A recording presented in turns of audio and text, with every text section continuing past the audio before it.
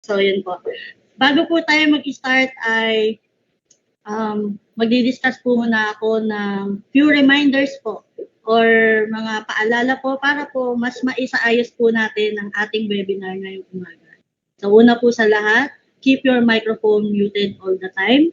So, may mga chat box function naman po tayo and comment section po sa Facebook para po sa inyong katanungan at mga concerns through FB Live. So, yun po, mamaya na po, meron po tayong designated na oras sa open forum para po ma-address po ng ating mga speakers ang inyong concerns at katanungan. So, meron po tayong moderators po para doon. So, napaka-importante po na huwag niyo pong kalimutan na ma-accomplish at ma-submit lahat po ng requirements na kailangan para po kayo ay makareceive po ng ating e-certificates. Una po sa lahat, yung evaluation forms. So, mahalaga po ito no, para ma-improve din po namin ang aming mga susunod pang webinar series and at the same time po, yung attendance sheet po. Pakikumpleto lamang po yung mga information po na kailangan kasi po minsan po meron pong nagpi-fill out po na kulang po yung email address. So hindi po namin maipadala yung inyong certificates. At sana po tama rin po yung pangalan. So ayun po. Huwag po natin kalimutan. Maya-maya lamang po na ipe-paste po namin yan sa chat box po at sa Facebook. So, yun po. Wait lang po natin yung ibang participants para maka-join.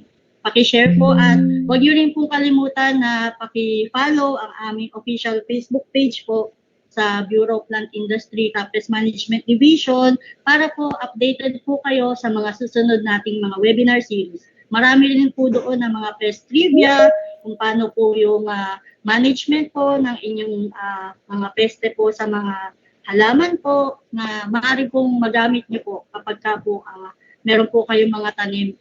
At pwede niyo rin po kami doon i-chat. So, yun po. Wait lang po natin yung iba. Ako nga po pala si Glay, ang webinar host po ngayong morning session po ng ating webinar. Thank you po. Magandang umaga.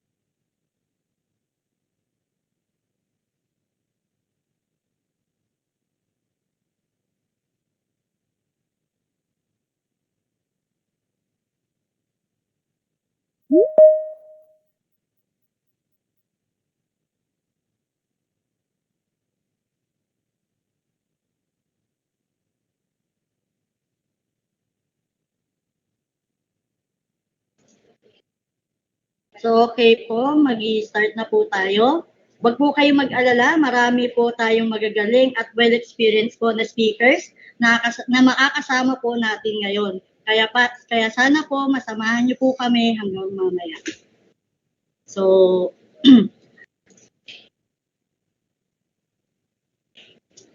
una po sa atin, ang una pong topic natin for today ay ang Introduction to Cassava Phytoplasma Disease and its Management. So, to formally introduce po yung ating speaker, she is a former director of the Philippine Root Crops Research and Training Center, PhilRoot Crops. Aside from her executive role at PhilRoot Crops, she is also teaching graduate and undergraduate students and doing research and extension activities. The Visayas State University professor has made a major contribution in the field of plant disease, and pest management in sweet potato and cassava. Her work in these areas, published in the book Plant Disease and Pest Management for Root Crops, led to her nomination in the 2017 National Presidential Lincoln Byron Award. To discuss about the introduction to Cassava Phytoplasma disease and its management, ladies and gentlemen, let's all welcome Dr. Erlinda Vasquez. Ma'am, nandiyan po ba kayo, ma'am?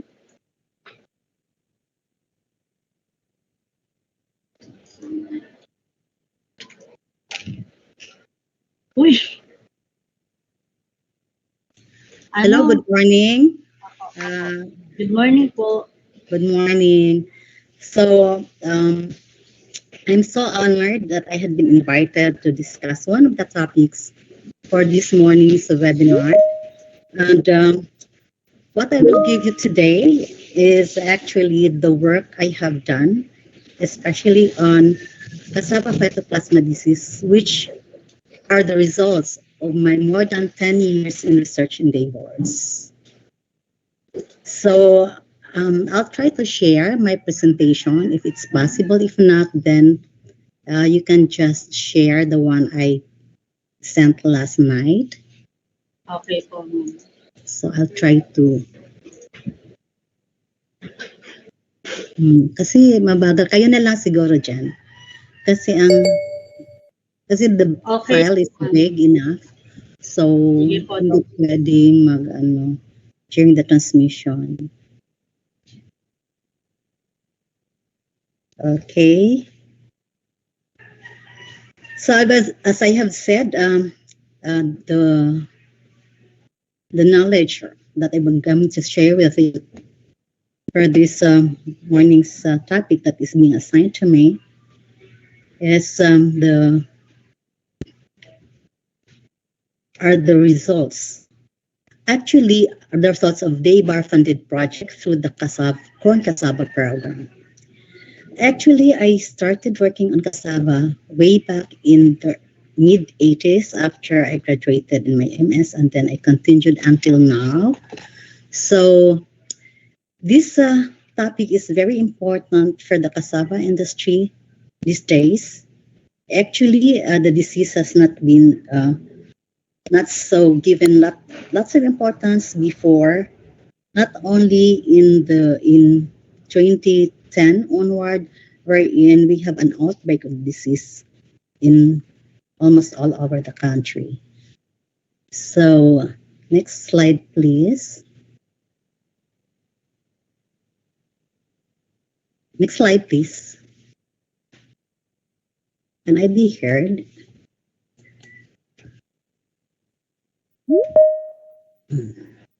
Ma'am, wait lang po. I-ano lang po Okay. namin, ma'am. Sorry po, thank Ito you. screen na lang siguro. Okay. Wait. Kasi we know that cassava is an important commodity in the country. It ranks fifth, and it is considered as alternate staple, not only in the industry but also for a number of what you could say a product from it. So we have 1,001 products just to talk about cassava as a whole. So in cassava production, we know that there are a lot of emerging pests and diseases, both in traditional and new improved varieties. And this problem came out due to climate change affecting the host plants. And also, it has a lot of bearing in terms of pathogenesis and epidemiology of the pathogens that cause the diseases, and also the population dynamics of arthropod pests. Now, before I'll give you the overview of cassava phytoplasma disease, I think it is also important for you to know what are the other arthropod pests and diseases in the country. We did a lot of surveys before, and before 2007, we had a number of arthropod pests and diseases already known, but During the 2007 until 2019, before the pandemic, we did also an intensive survey, and there are pests and diseases which were not recorded before and they are not present in the country. Some of which had long been affecting cassava long time ago, but their presence did not pose of economic importance. Now, for this morning, since we are be talking about cassava phytoplasma disease, I'll be talking more on the disease-causing pathogens. So, can you show the next slide, please? Um, okay, so we just skip on arthropod pests. So let's go to the disease-causing pathogens. Okay, now in disease-causing pathogens, there are two most important groups, although viruses are already threatening in other parts of the country. But based on our survey, we haven't not encountered yet. Although we found some symptoms, but when we look at it, it is not related actually to virus infection. When we did some studies on it. Now, for fungi, we have five that had been present, and this is present almost all over the country. And in terms of economic importance, only the banicrosis and anthracnose pose a serious threat right now. But for bacteria, it is the Cassava phytoplasma. Can you go back, please? It is the Cassava phytoplasma disease. Can you go back to the previous slide? Yeah, that are that is considered of a serious threat, especially in many of these commercial plantations. Now, the cassava phytoplasma can cause two kind of diseases. These are the cassava, which is broom, and the frog skin disease. Now, the cassava, which is broom, is prevalent all over the country, while the frog skin disease, I observe it in Zamboanga and some parts of Barm. I have not seen this part in other regions where we did the survey. Okay, let's go to the cassava, which is broom, which is caused by. Uh, can you go to the next slide, please? Okay, so the cassava phytoplasma disease. Actually, this is a specialized. That is caused by a specialized fastidious bacteria without cell wall, which is known as phytoplasma. Now, this particular disease is systemic in nature, and it will show symptomatic or asymptomatic expression. Now, if you can see the symptoms, it includes yellowing of the leaves, stunted growth of the plant, and proliferation of the shoots. But there are other symptoms which I will show you in the next slides. And this disease, I did not see this kind before, not until I returned the country in 2007. And this is the same disease I saw in Vietnam and in some parts of Thailand. Now, we did a lot of activities regarding phytoplasma disease, wherein DABAR funded most of our research endeavors. If cassava is infected with phytoplasma, especially Candidatus asteris, one of the early symptoms actually is a lighter purple pigmentation with stiff shoot, like this one, and it can be even mistaken as one of the deficiencies in potassium. And another one, which is chlorosis on the shoot part, this could also be mistaken as nitrogen deficiencies. Okay, next. Next, please.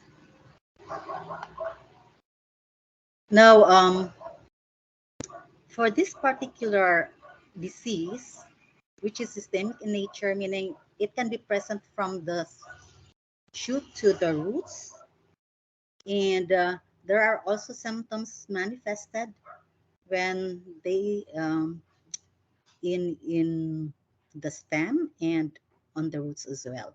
I haven't seen the slide. Okay, so in this slide, this is the one taken in Bukidnon way back in 2010 when we started that intensive survey. And there was also a time when there was this outbreak occurring, especially during the onset of the dry period. That was in 2015 until 2016. Okay.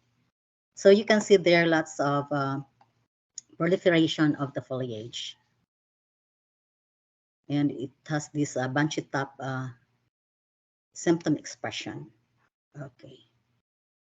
Let me see. Okay, this is the PDF file, isn't it? No? Hello, organizer. Okay, anyway, the other symptoms of phytoplasma infection, actually, there is this enlargement of the basal part. And this is very common on native varieties, like, for example, the golden yellow. And this yellowing and browning of the leaves too. And also, we have this production of thin stem. Normally, if it is healthy, you have only 2 to 3. But if it is infected, you have one that is looking normal, but the rest, especially here, you have 3 to 4 stem that is thin in nature. Now, you could also observe that the fibrous roots are more in infected plants, and there is also less production of the tuberous roots. And if you cut open if you cut the stem, you could see some bacterial oozing and also a pungent smell, a typical symptoms of any bacterial infection. Then you have here a picture showing you a cassava that looks healthy in terms of appearance of the leaves. But if you are going to compare this one, the the one on the left side, there is no root production. The other one on the right side, there is much. This is a 5-month-old cassava, and if you are not going to uproot it, you can even say that this with more stem could produce more roots, but in reality, you cannot even see one that is being enlarged. And this is a very typical symptom of cassava infected with phytoplasma. Okay, next. Next, please. Next, please. Okay.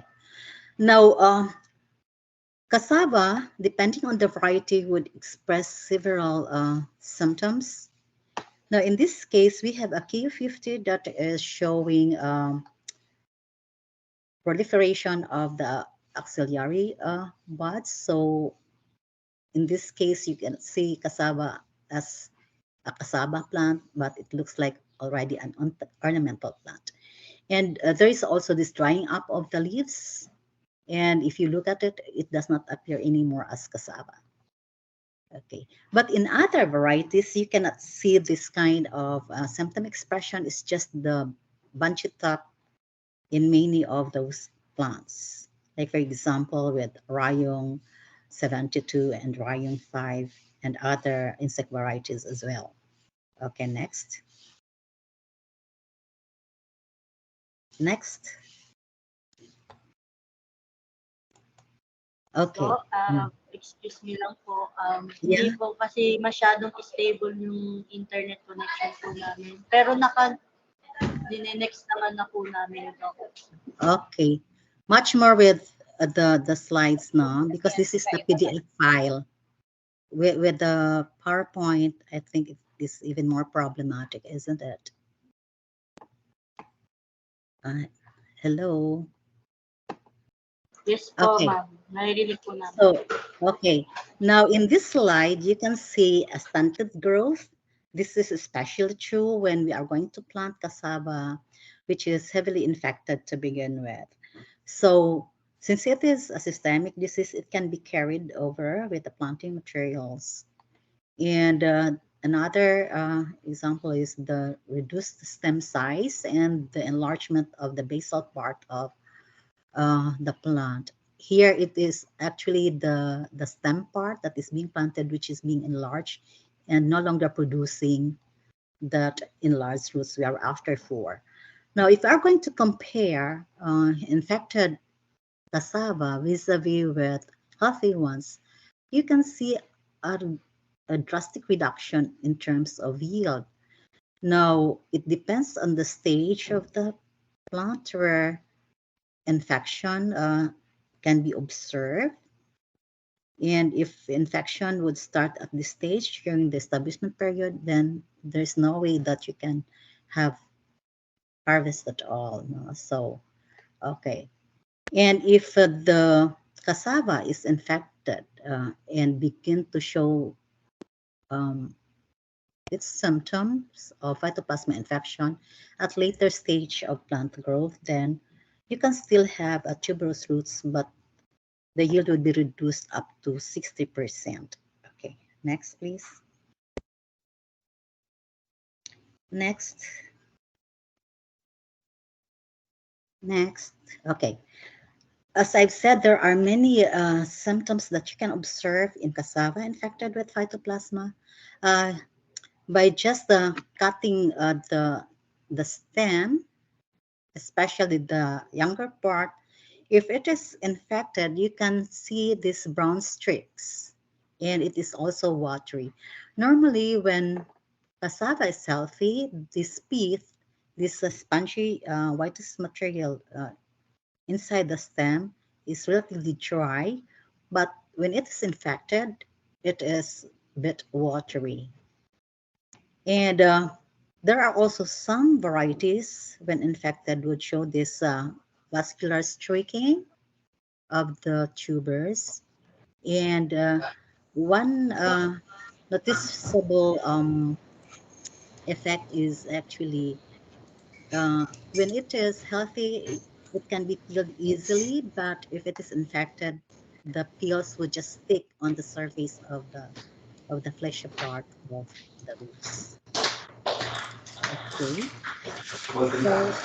so next, please. Next. So here, uh, if we're not so familiar with the disease, it's very hard to detect actually whether it is infected or not. As I've said, we can have yield loss up to 100% or lower than it, 40 to 60% if the disease plants would show their typical symptoms 5 months onward. Now, aside from yield loss that we can get when our cassava is infected with phytoplasma, we will have low quality of infected tuberous roots. Now, the tubers will become watery, so that means that the dry matter is reduced. And aside from that, the starch content is also being reduced. It is very important, both parameters, the dry matter and starch content. Dry matter is important for the production of cassava that are intended for chips, for the feed industry, and starch uh, when we are supplying the starch millers. Starch is very important in many products. Starch have 1,001 uses actually. Now, when our cassava tubers have these brown streaks, it's no longer fit for human consumption. While you can still process it as feeds, but these infected materials would actually have other toxic compounds aside from its CN. Now, when cassava is infected with phytoplasma, there is an elevated HCN. This is an inherent toxic compound in cassava, and it can also increase the amount of polyphenols, especially the coumarins. And coumarins are also equally toxic as HCN. And it is one of the factors that make cassava taste bitter. Now, in addition to this two important effect, another one is the loss of quality planting materials because you can no longer use them if it is infected. But when there's scarcity of planting materials, we can do some screening for a lesser infection level, but it should be treated. Okay, next.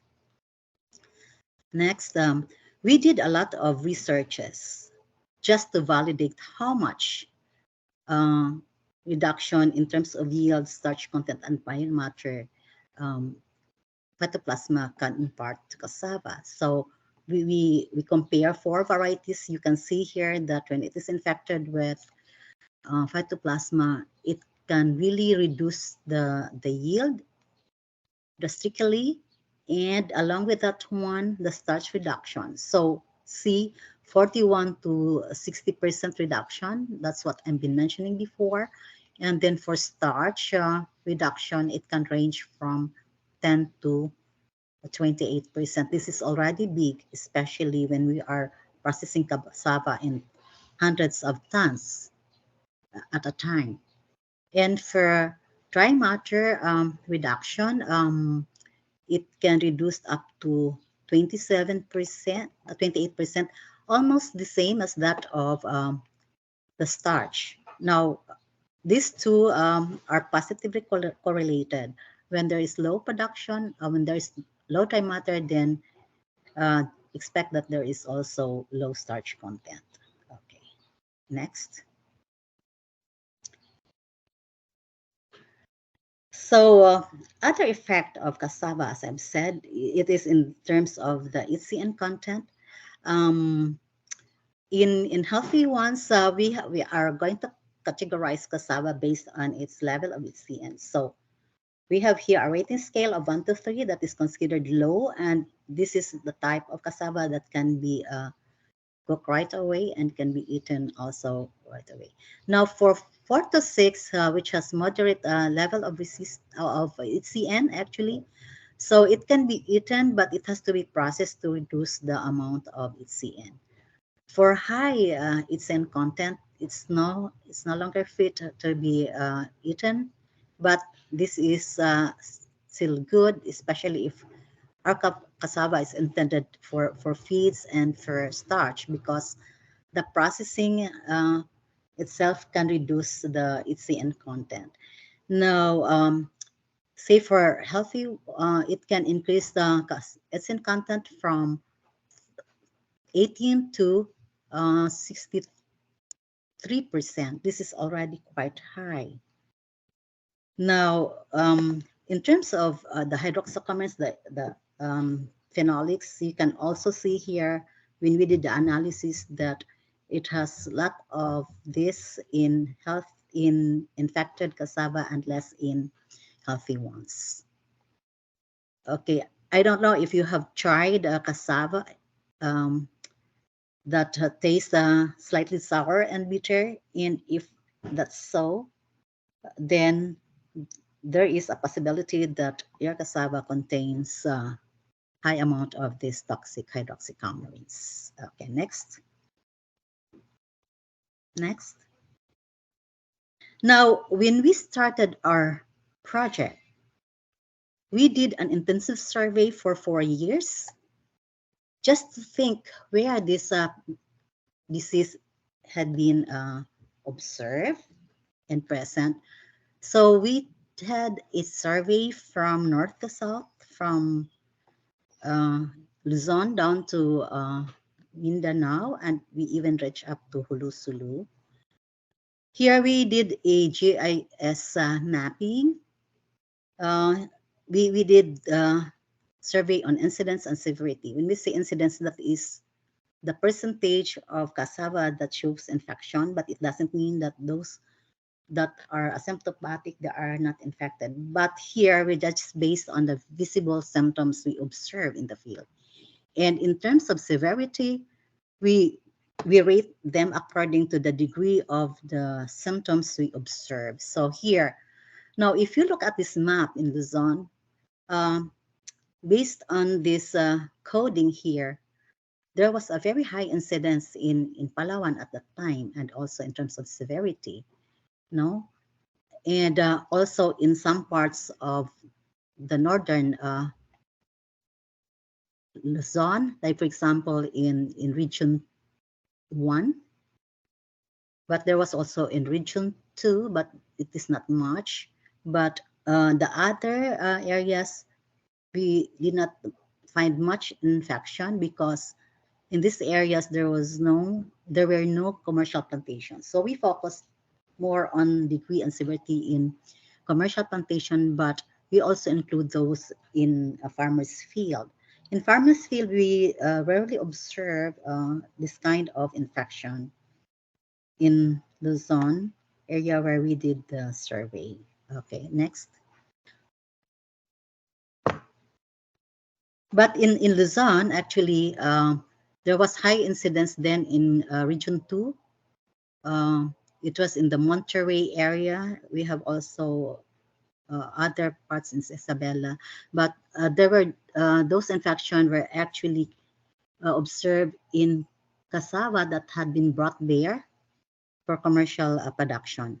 Now, in case of the Visayas area, we also had a number of surveys done. So literally, all regions in the Visayas had phytoplasma infection. There was a high incidence and severity of infection in Region 8 because there at that time there were importations and there were introductions of cassava coming from other areas which had been infected because those were the start of commercial plantations of cassava for the feed industry.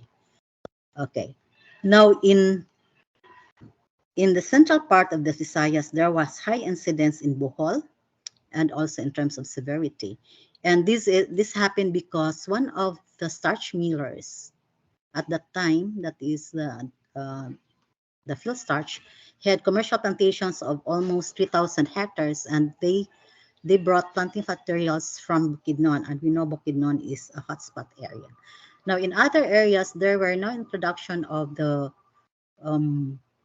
cassava coming from Bukidnon, but it was a transfer from, say, from central Visayas to other parts of this. I mean, from central Visayas going to region 6, no? So it was just not intentional then because the planting materials brought there were asymptomatic in nature. Okay, next. Next. Going to the Mindanao survey, you could see here that Region 10, wherein Bukidnon is one of the provinces there, almost all the Bukidnon areas are heavily infected with phytoplasma. And this is due to the fact that Bukidnon is the highest cassava producing area in terms of commercial scale production in the region.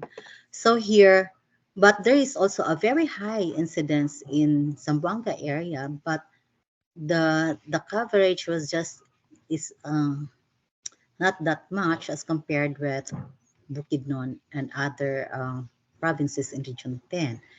In other parts of Mindanao, there were less infection, not unless those planting materials came from this area here. Since at that time there was no restriction of movement yet, and there was a heavy production of cassava due to the high demand for feeds and also for starch. Okay, next. Next. please.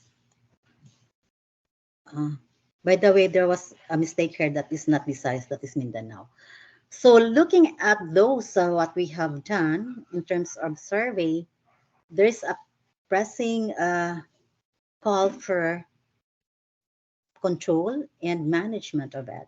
So we did a number of studies then just to make sure that the disease will not progress and it will not cause a lot of havoc in terms of cassava production.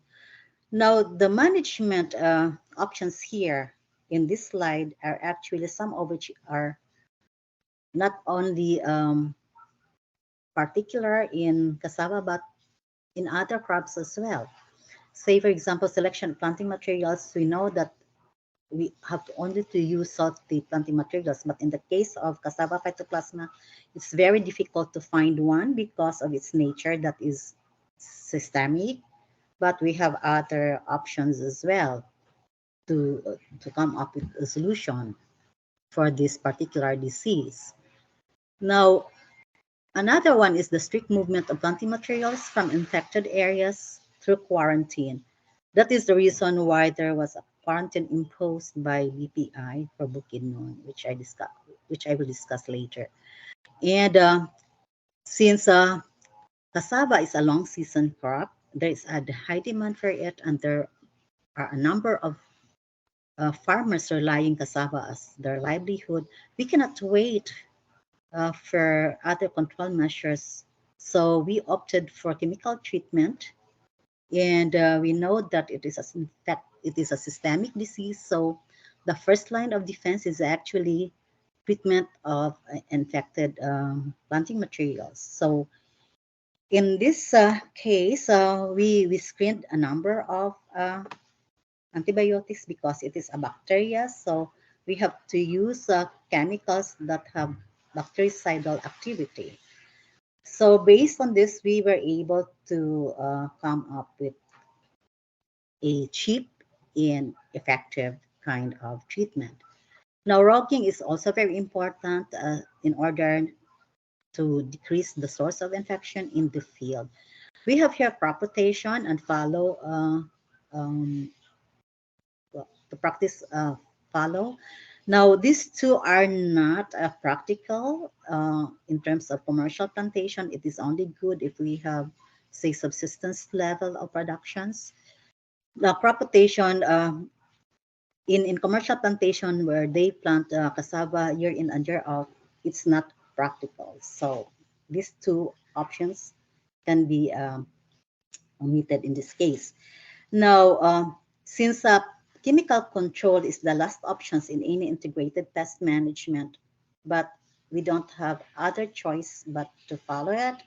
So so we also have to come up with other solutions in the integrated pest management using host plant resistance. We did screening of the 48 insect registered varieties for phytoplasma resistance.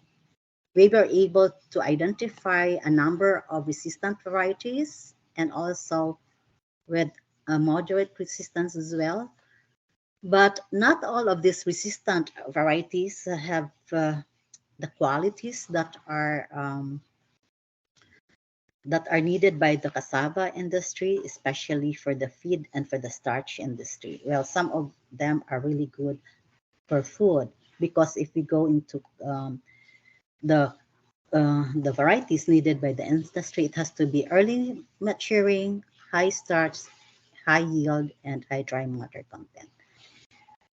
Okay, so but some of which can be used in the breeding program. There are also a number of them which are already been adopted by commercial plantations in the country. Okay, next. So while while we are in the while our need for planting materials is so high, but it is very hazardous to move planting materials in area where there is high infection to areas where there is no infection at all. So in this case, based on our study, which I supplied those information to the Bureau of Plant Industry, I think it was the basis why there was this the ABP special quarantine order, um, number one, series of 2015, wherein Bukidnon was placed under quarantine because Bukidnon is the area which supply planting materials in large scale. So there are players in cassava production where they got planting materials from Bukidnon. So for example, from Bukidnon to Bohol, from Bukidnon to Pangasinan, and to Leyte and other parts of the country. So until now, I don't know if I hear that it has not been lifted yet. I went to Bukidnon after the pandemic was over, so I could still observe a lot of heavy infection of phytoplasma in many parts of Bukidnon. There was even an incident wherein a big company, a big plantation in Mindanao, I will not just say the name, bought planting materials there in truckloads, and when they planted it in their fields, a heavy infection was observed, and many farmers there lost. They were not able to get even the break even of their investment. Okay, next. Next, please. So I mentioned the pre-planting treatment of cassava using bactericide. So here we screened a number of antibiotics then just to determine and identify which of those antibiotics that are applicable for pre-planting treatment of cassava. And based on our studies, we were able to identify streptomycin that is most effective, and we need just a small amount of it for pre-planting treatment. And the treatment is not comparable with fungicide and insecticides, wherein we are just going to dip the planting materials for a few minutes and then that's it. It's okay. Now, it is good if the disease is not systemic in nature, but in the case of phytoplasma, wherein it is systemic, just by dipping alone will not work. Now, it has to be soaked for 4 to 6 hours, depending on the variety. And this is the time wherein the antibiotic solution can enter inside the planting materials. And there were those that tried our technology, but they said it is not effective. I think the protocol was not followed properly because if the bactericide solution will not reach at midpoint, or they will meet both ways in the planting materials in both ends, from both ends, then the technology will definitely not work because the bacteria inside are still alive, so they can continue multiplying and to the point that they can cause expression of the symptoms. So with this kind of control measures, we tried so many times, not only once, twice. We did it for for 3 times just to make sure that what we will be recommending is really that good. So when we did treatment, we were able to increase the yield and starch content, and also the dry matter. The the amount of reduction when it is infected is actually almost the same as the number of increase of those harvest parameters when the planting materials were treated before planting. Okay, next. Now, as regards to chemical control, I will not say that it is the best. It is still a palliative kind of treatment, meaning temporary, not until we will be able to find a very good solution in lieu of chemical treatment. There are farmers that are adopting our technology. This is based on their use, not only once or twice. And I got this figure when I did an interview of those progressive farmers, and they gave me these figures: 40 to 60 tons per hectare, 40 to 45 tons per hectare, the 40 to 60 in Pampanga, and 40 to 45 tons in Davao. In Davao, it is Lacan 1. In Pampanga, that is, I think, other than Lacan, there's also that variety, and they call it Lacan White, which is not actually Lacan, it is Kapulutan.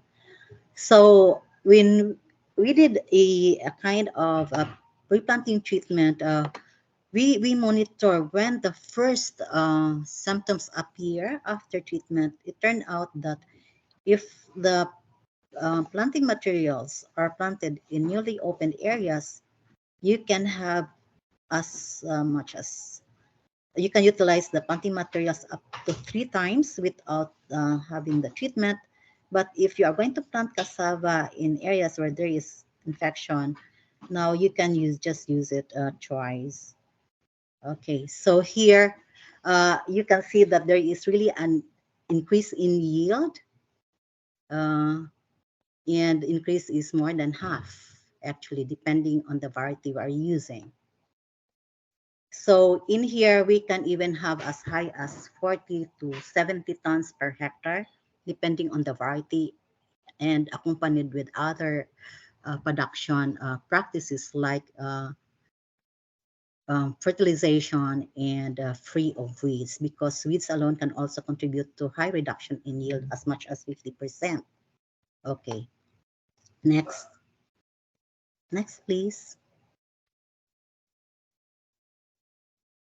So when we did the screening of the varieties, it's really good because for those 48 insect-registered varieties, we identified a number of them, and I'm going to show you which of these resistant varieties we have uh, in the center and other parts of the country where they also plant some insect-registered varieties, and not knowingly that they are also resistant, so to speak.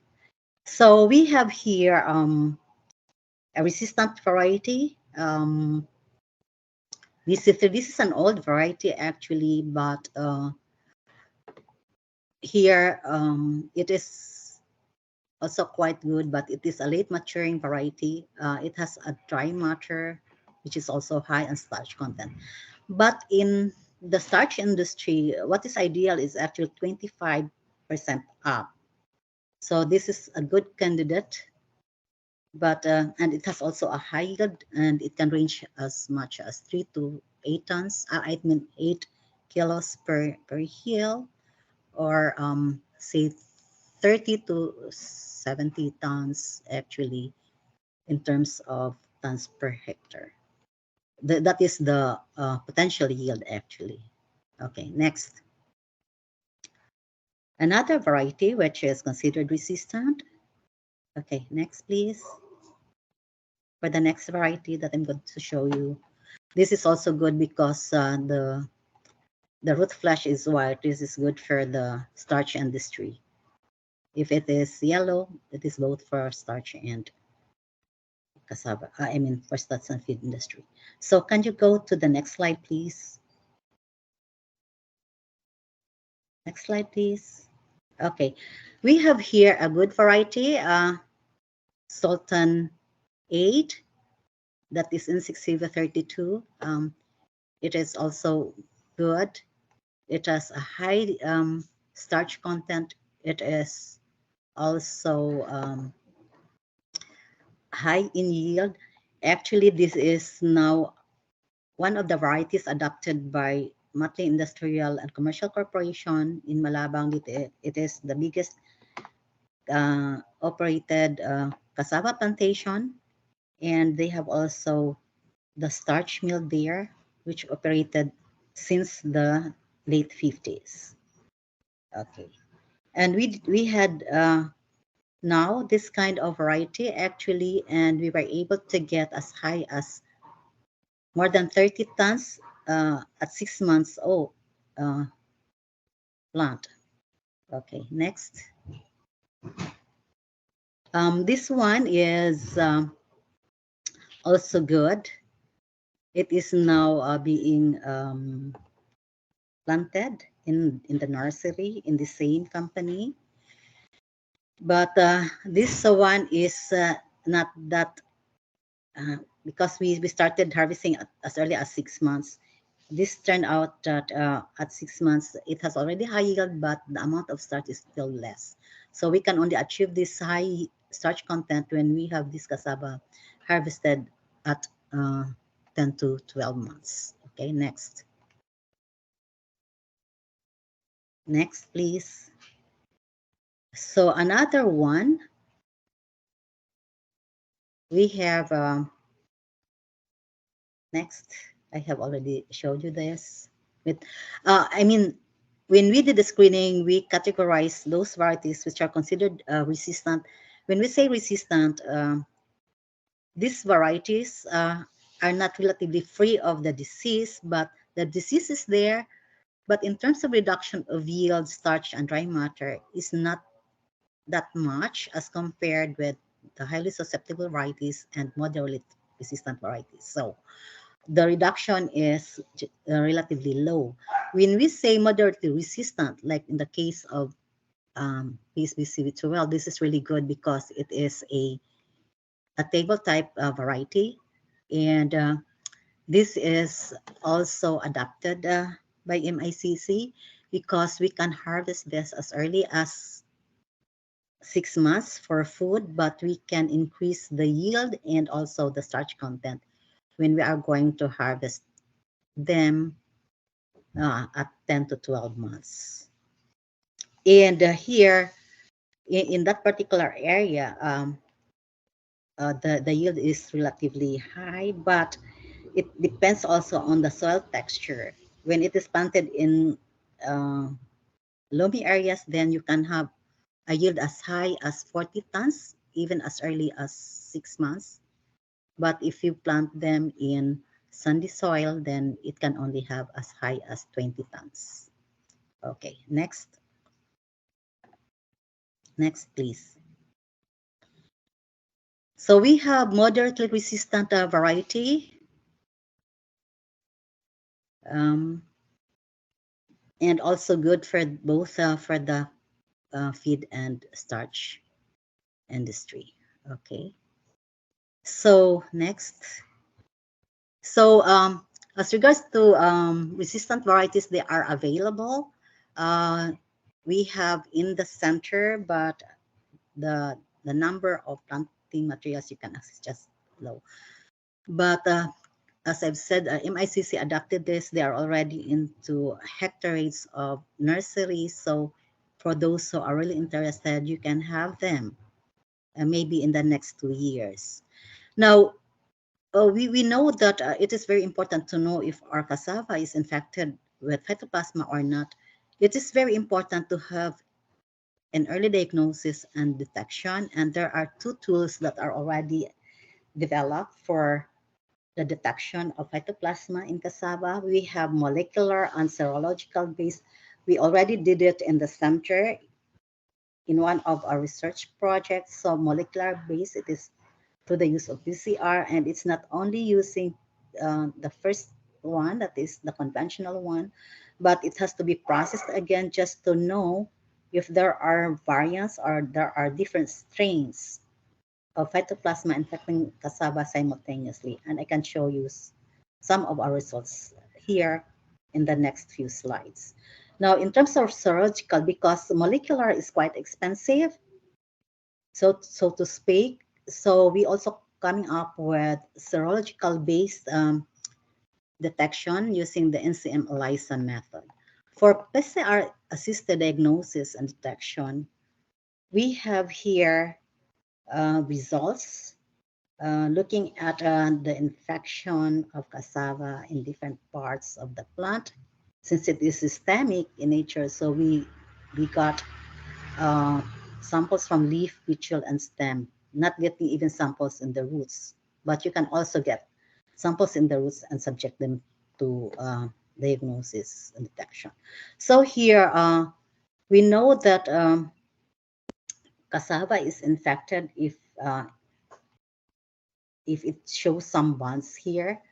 So you can see some faint bands here on the different plant parts we sampled, but you can clearly see them once we process them again using the RFLP, which is shown in the next slide. So here you see that there are even a complex of phytoplasma infecting cassava at one time. So next. So here in the PCR analysis, look here, we got samples in different parts of the country and we know that they are infected. But according to the bands you see here, the profile differs from each other. So we have to process them again just to see which kind of strain is present in one area and in another area as well. So next please.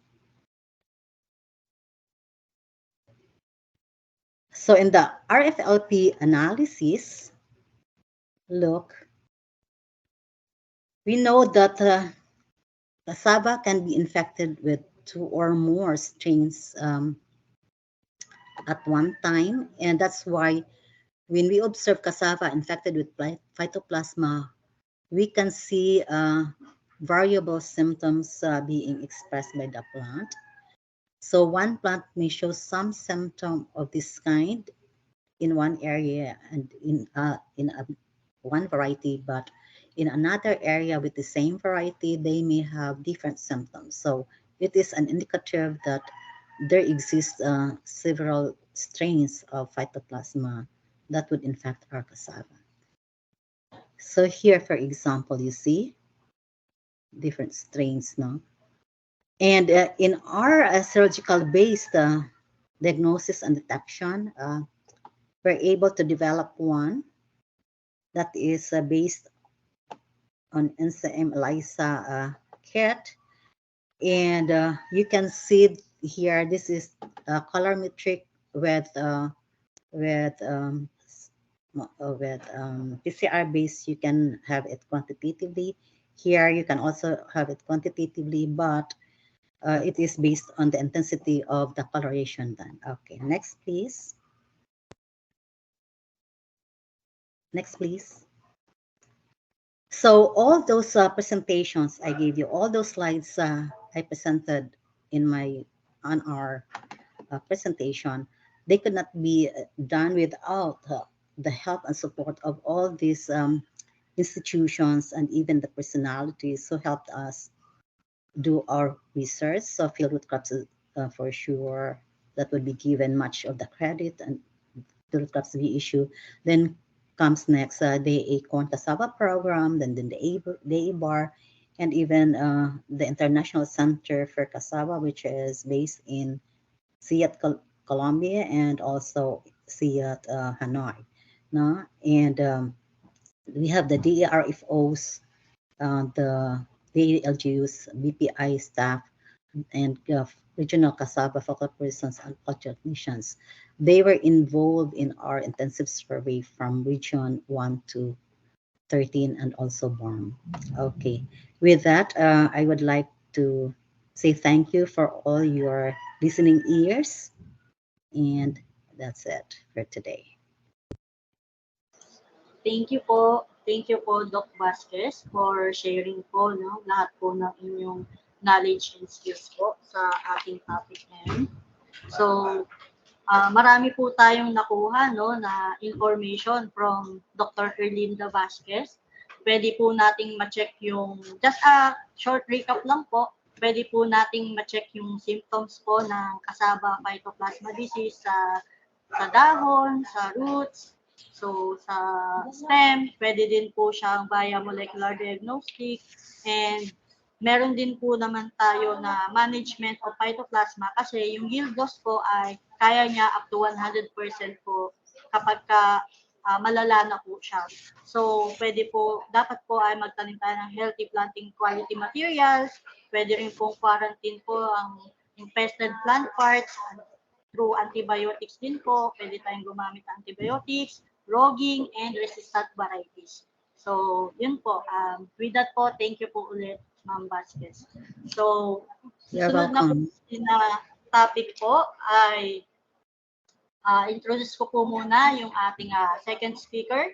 So, yung sunod po nating na speaker ay nag-graduate po siya sa Pangasinan State University, San Carlos City Campus. Ang course niya po ay Bachelor of Science in Agriculture, major in Crop Science, and he passed the licensure examination for agriculturist last 2012.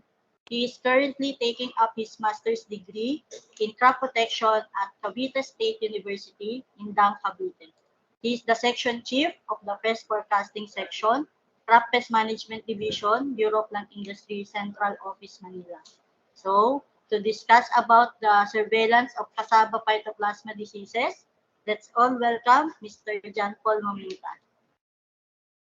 Sir? Ayan, good morning. Salamat, Glay. Clear ba yung audio ko? Yes, sir. Yes, sir. Clear po. Sige, share ko lang yung aking slides.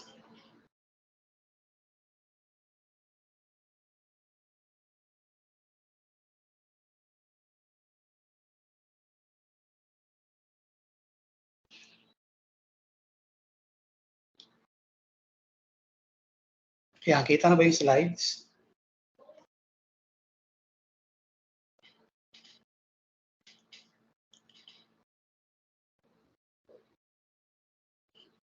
Kita yung slides ko, Glay? Wala pa po, sir.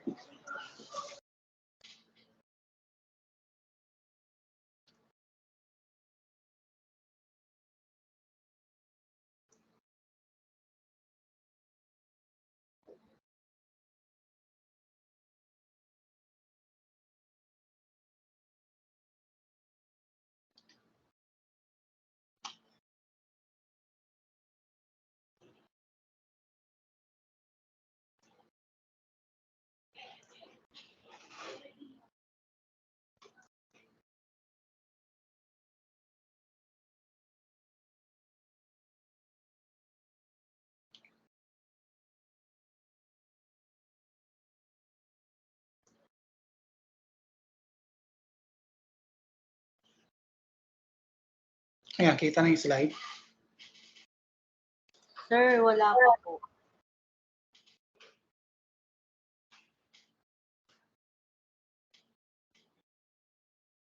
Hindi pa po nakikita yung slide ng Sir JP. Pa-approve ako ng share ng screen. Hindi na-accept.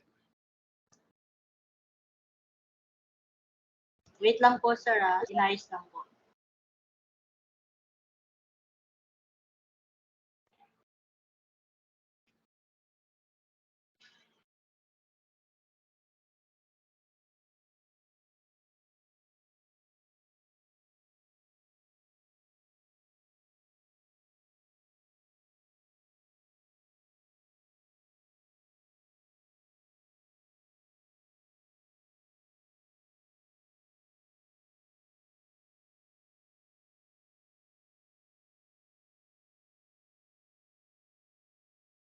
Okay, so while waiting po, reminders lamang po para sa ating mga registrants and viewers. Huwag niyo pong kalimutan na mag-fill out po ng attendance sheet. No po? Pakiantay lamang po. Pero pwede na rin po tayong mag-evaluate po kay Doc Vasquez po ngayon. So nasa chat box po yung evaluation form po para po makakuha rin po kayo ng e-certificates. Kasi requirement po siya. So paki-ensure lang po yung inyo pong mga email address na gagamitin sa aming pagsasend po ng inyong certificates ay kompleto po. Kahit po kasi tuldok lang, hindi po matatanggap hindi nyo po matatanggap if kahit tuldok lang may mali po sa inyong email address po. So keep on sharing po ng ating live. Baka po meron po kayong kakilala, kamag-anak, na may mga kasabahan, para po mas marami pa po tayong maabot, no po, marami pa pong matulungan ang ating webinar. So, wag niyo na rin pong kalimutan na paki-like po and subscribe po, paki-follow yung aming Facebook page, Bureau of Land Industry, Crop Pest Management Division for more information po ng pest and diseases management, no? Iba't ibang crops po yung makikita niyo po doon. Meron po tayo mga pest trivias, pest awareness materials, para po sa inyong information. Thank you.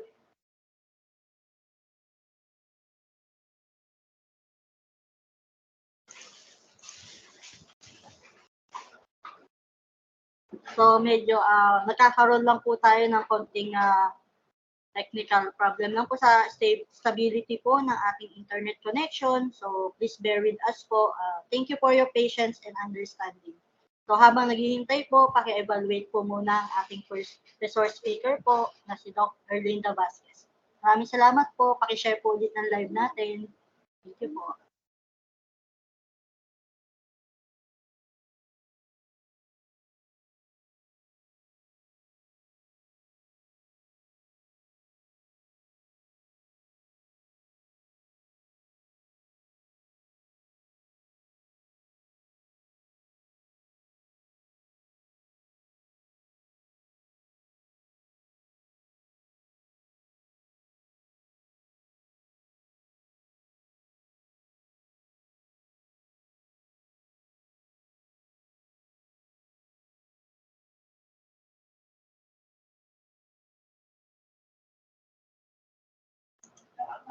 So again po, just a short recap po para po sa mga bagong pasok. Okay, ayan na po. Nakikita na po ba yung screen ni slides ni Sir JP po? Malinaw naman po.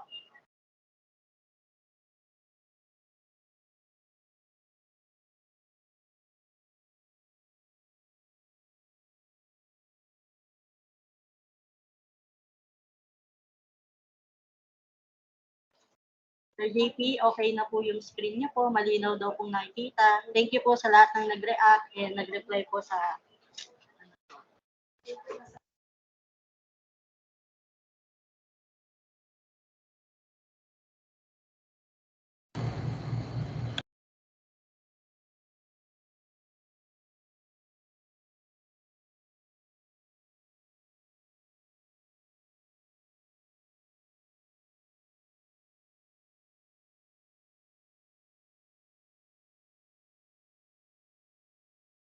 Hindi pa okay sa akin.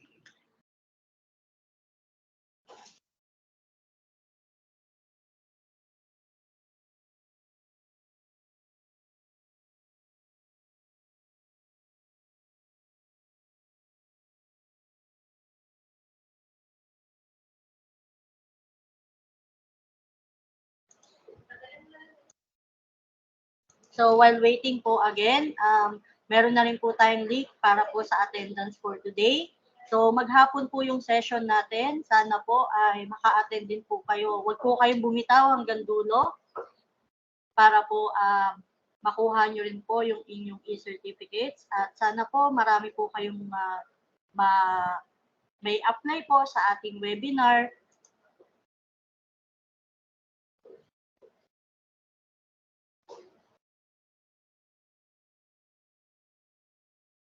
So, pati po yung sa evaluation form po ni Doc Vasquez, huwag po natin kalimutan. Paki-ensure lang po na tama po yung email address na ilalagay po natin. At ngayong araw po tayo mag-attendance sheet, no? Kasi minsan po nakaka-receive po kami ng 1 month ago na po. So, hindi na po namin yun tatanggapin.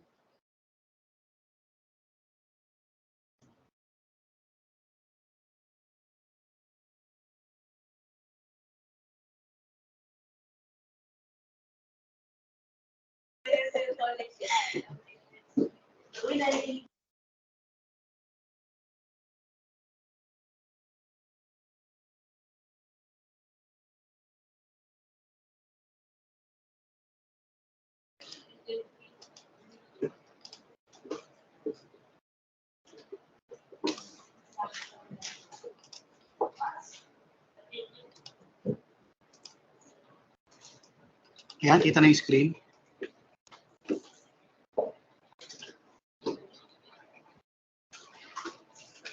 Yes po, sir. Pero yung pinaka-ano nyo po sana, pinaka-presentation. Okay, nag-line, naririnig ako.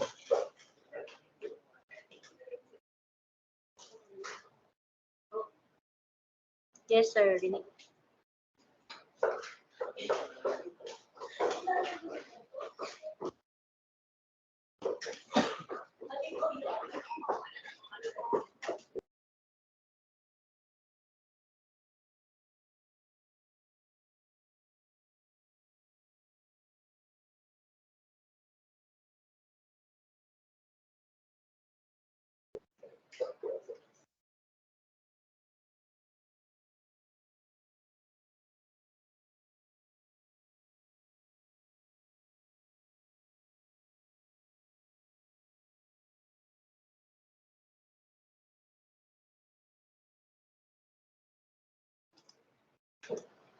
Hello?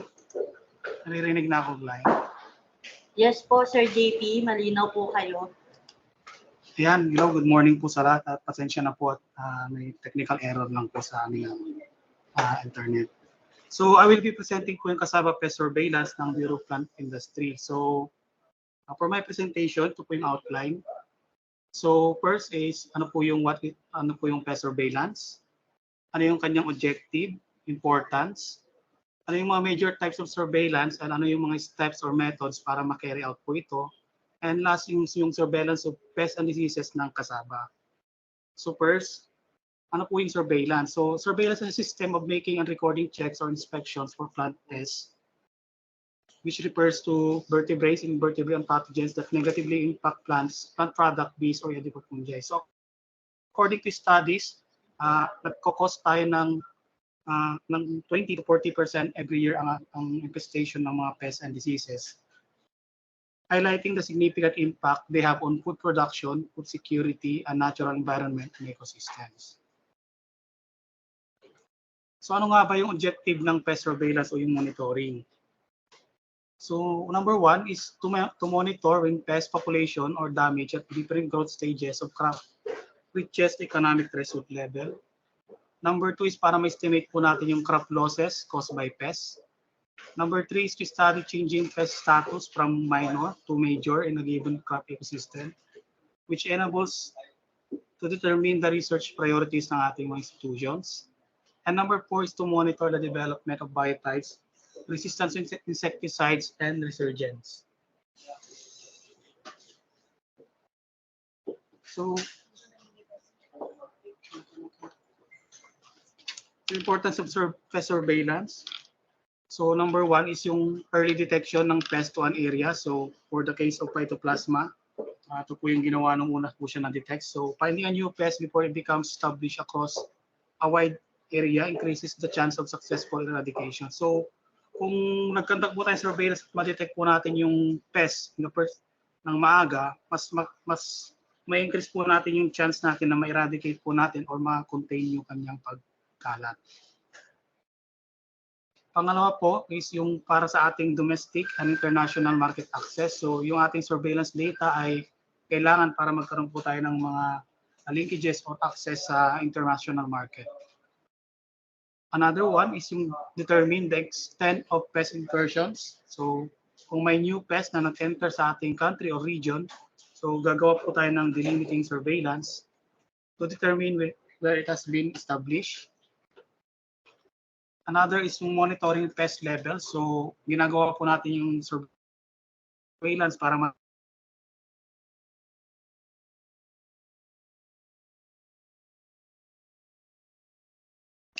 Sir, excuse me, Sir JP, nawala po kayo. Hindi po namin kayo marinig.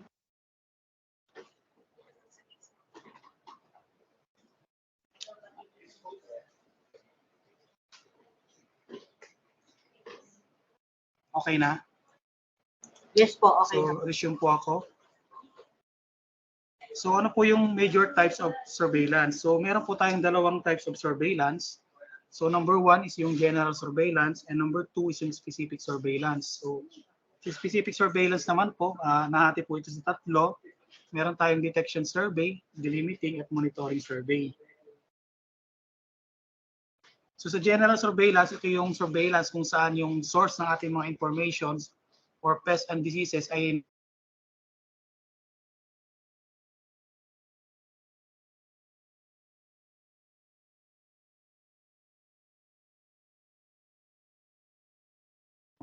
yun po yung ating general surveillance. Yung atin naman pong specific surveillance na nahati po sa tatlo ay number 1, yung detection survey. Ito po yung kinakandak po natin in an area para ma-determine po natin yung isang pest or disease ay present. Another one is yung delimiting survey. So kinakandak po natin to establish the boundaries of an area considered to be infested by or free from a pest. And pangatlo po is yung monitoring survey. So ito po yung mga ongoing survey para ma-verify po natin yung characteristic ng isang pest population kung ito po ay tumataas or bumababa. So sa types of surveillance, so meron tayong mga dapat i-consider na elements para ma-design po natin yung ating surveillance program. So kailangan include natin lagi po dyan yung purpose, yung scope, target, timing, area or site selection, statistical design, data collection, biosecurity and sanitation, and samples. So in carrying out yung surveillance system, ito yung mga steps na kailangan natin. So number 1, kailangan talaga natin magkaroon ng standard operating procedures para makandak po natin yung surveillance natin in a correctly and always in the same manner. So dapat yung SOP natin ay available at the place where the work is being done. So SOP should include at least the information identified as a minimum requirement. So ang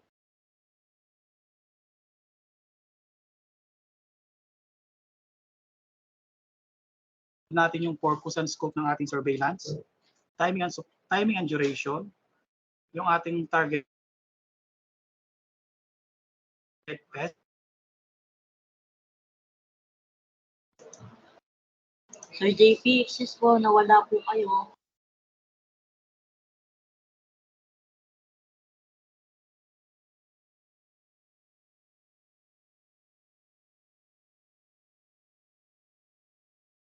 Wala pa din po, sir. Okay na? Ayan, okay na po. Ayan. So ito po yung mga necessary sa pag-carry out ng surveillance system, target areas, survey duration, site selection, statistical basis, sample collection, and yung detailed survey methodology yung ating procedures. Biosecurity and sanitation considerations, sample handling and laboratory submission, yung necessary equipment and supplies, and yung ating yung reporting. So ito naman po yung surveillance procedure na ginagawa po ng BPI Crop Pest Management Division sa Pest and Diseases of Cassava. So right now, mayroon po kami ongoing project ng Cassava under BAR. So ito po yung aming surveillance na procedure na sinusunod. So ang objective po ng aming surveillance procedure is una is to establish yung presence or absence of pests in the selected regions. Pangalawa is yung ma-determine yung incidence of pests in selected cassava producing areas.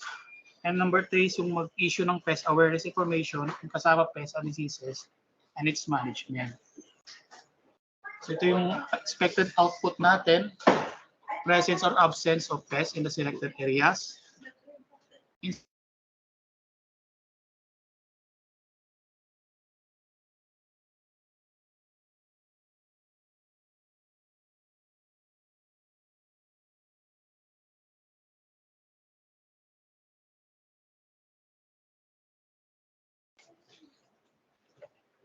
Okay, nag-live? Ito naka-stop. So ito po yung mga expected outputs, presence or absence of pests in the selected areas, incidence of cassava pests and diseases in each area monitored, pest distribution, maps of cassava pests and diseases in the area monitored, issuance of information materials regarding cassava pests and diseases and their management. So ito po yung aming procedure. So pagpili ng area, so since national level po yung aming surveillance, so all major cassava growing areas are included in the survey. For the sampling site selection, 2 major cassava growing provinces will be monitored in each selected region. And 3 major growing municipalities will be sampled in each selected province. And in each municipalities, 9 farms will be assessed for the conduct of surveillance of pests and diseases. So ito po yung illustration po ng pag-select po namin ng areas. So a total of 54 sampling sites per regions was established using this procedure. So for ating sample size and method, so sa Cassava, we do survey using transects is composed of 10 consecutive plants. So this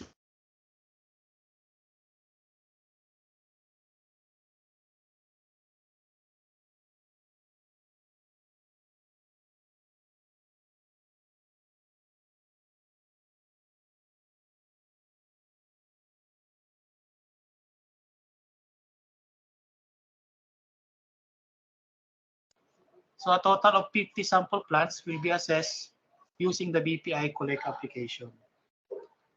So ito po yung illustration po ng 5 transect ng pag-survey po ng ating pest and disease of cassava. And for the timing of survey po, we do the monitoring twice a month, starting from 2 months up to 10 months old cassava farm. And data to be collected during our monitoring is yung farm profile, field size, location of sampling farm, which is geotag, variety and age of crop, cropping history, weather data, and etc. And another data to be collected ay yung ating pest and disease incidents of cassava. So in doing surveillance sa field, we use this guide para po ma-assess po natin yung degree of infestation ng specific pest and disease of cassava. So I have here yung red spider mites. So kung makikita niyo po sa ating illustration, we have 13579 na may indicative colors, which is 1 yung green, no infestation, blue, light infestation, yung yellow, 5 is moderate infestation, 7 is yung orange for severe, and 9 for very severe infestation. So we have a damage rating scale for red spider mites, pink mealybug, white flies, insect, for insect pests and diseases.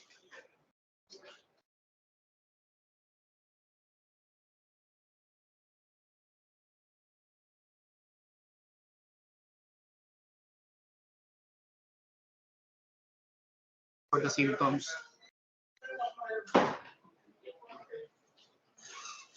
Cassava brown leaf spot, bacterial blight, and cassava anthracnose disease. So nabanggit ko po kanina, sa Bureau Plant Industry, we're using BPI Collect app, which is a customized Android application installed sa ating digital data capturing device o smartphone to gather pest data. So instead of using pen and paper, so mobile app na po yung ginagamit natin na naka-install sa ating mga cellphone. So yung aming flow of report using this mobile application is from the ODK app.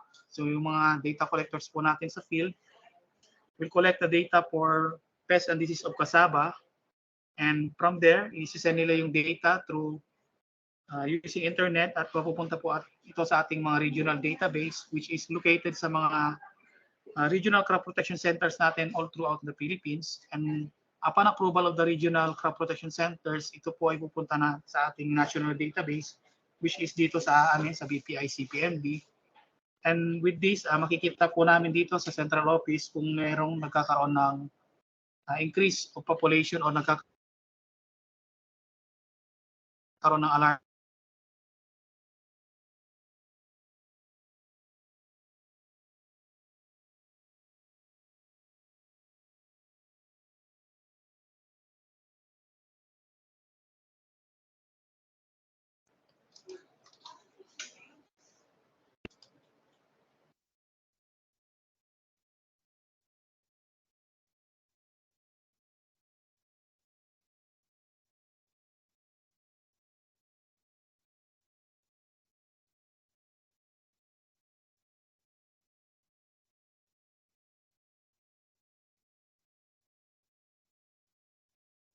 Thank you po, Sir JP, sa inyong comprehensive presentation po tungkol po sa paano po ba yung surveillance sa protocol po dito sa atin sa Cassava Phytoplasma disease. So, meron po palang iba't ibang klase, no? Iba't ibang type ng pest surveillance. So, merong specific, may general, and dun sa specific, meron pong detection, surveillance, delimiting, and monitoring. So, meron din po tayong sinusunod na SOPs, no? Para po ma-carried out po yung operations correctly. So, may step po yun na sinusunod. So, lahat po ng major cassava growing areas, kasama po dun sa survey namin sa BPI-CPMD, and smartphone na po yung ginagamit, no? Meron na po tayong na-develop na mobile app para po hindi na po tayo gagamit ng pen and paper po. So, isa po yan sa mga technology po na na-develop po through the project. So, thank you po, sir. So, ngayon po, magpo-proceed na po tayo sa ating open forum para po sa question and answer portion po sa ating first two speakers po, kay Dr. Erlinda Vasquez and kay Mr. John Paul Maminta po. So, paki-chat lang po yung inyong mga questions sa comment section po ng Facebook Live at sa ating sa Microsoft Teams. Dito po sa upper portion po, nakalagay po chat, ano po yung mga tanong nyo. Paki-key in po yung mga tanong nyo at babasahin po ito ng ating mga moderators para ma-raise po natin sa kanila. So, may tanong na po ba sa Facebook? At sa Microsoft Teams? O masyado po tayong na-bombarded ng information? May tanong ba? Wala na.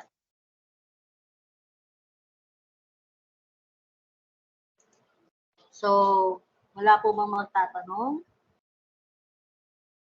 Habang nandito pa po sila kasi very busy po talaga yun sila Doc Vasquez and we're very fortunate na nandito po sila sa atin ngayon. Kaya po habang may tanong po kayo ay feel free po to ask habang nandito po sila, kasama natin sila ngayon.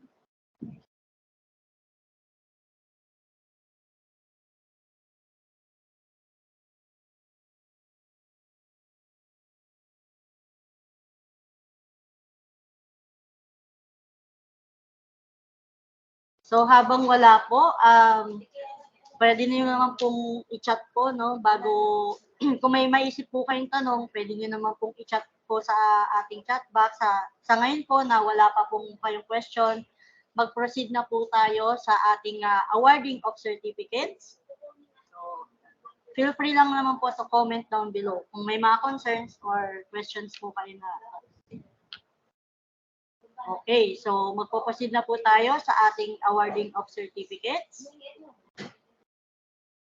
Para po sa ating first two speakers.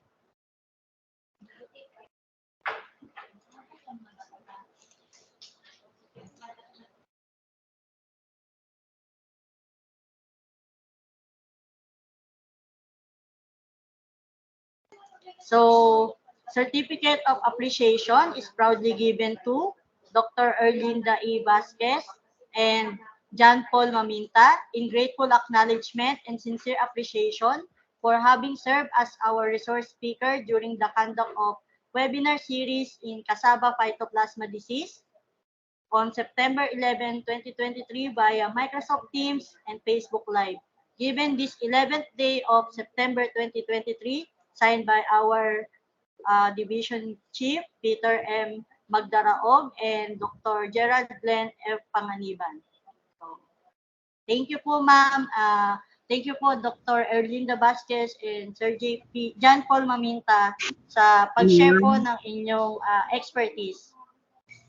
Thank you po sa pag-join po sa ating webinar at hopefully marami po natutunan ang ating mga participants. Maraming salamat po sa opportunity po na makasama namin kayo. Ma'am, paki-rectify lang po sa certificate. Yes po. Oo. Yung middle initial, pagalitan ako sa nanay ko. Ay, okay po. Sorry po, Doc. Sorry po. Sige po. Wale, ano pa naman po ito, ma'am? Yeah. We'll send the you draft. the final. Oo. Thank you po. Yeah. Thank you po for your You're correction. welcome. Sorry po. It's all right. Thank you, ma'am. Opo. Okay. Can I leave now? Okay po, Doc. Okay po. Thank you po.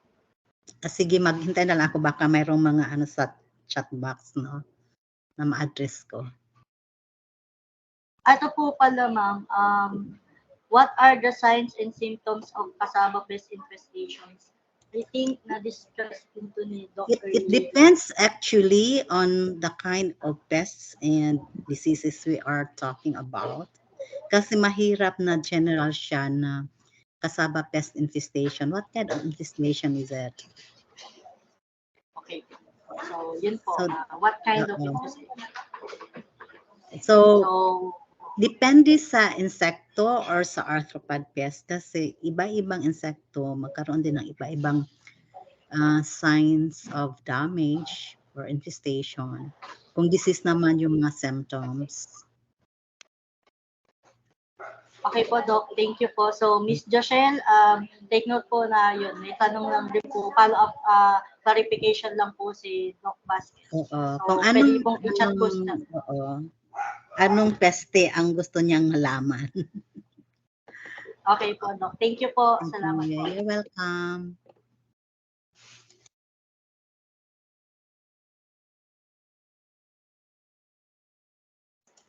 Okay po, magpe-proceed na po tayo no, sa ating third speaker of the day.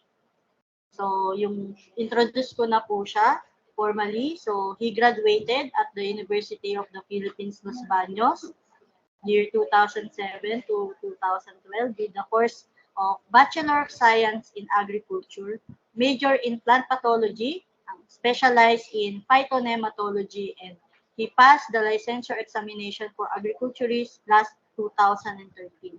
Currently, he is the section chief of the Plant Health and Pest Status Section, Crop Pest Management Division, Bureau of Plant Industry, Central Office, Manila. So to discuss us about the update on the distribution of cassava phytoplasma diseases in the Philippines, ladies and gentlemen, let's all welcome Mr. Mar J. De Guzman. Ayun, good morning po sa lahat. So, kita na po ba yung presentation slide po? Yes po, sir. Ayan, thank you, Guy. So, here po is to present the updates on the distribution of the phytoplasma disease in the Philippines. So, here are the presentation outline. First is the spread of the cassava phytoplasma disease in the Philippines. And second, the cassava phytoplasma disease situation. Here to present first the cassava phytoplasma disease area affected in hectares and the disease incidence. This is from the cassava project of the BPI-CPMD, and the third presentation is the 2023 cassava phytoplasma disease monitoring and validation of cassava growing areas in CAR and Region 2. Ito po yung pinaka-current na incidence and na-conduct po naming monitoring and validation doon nga po sa nasabing areas, which is the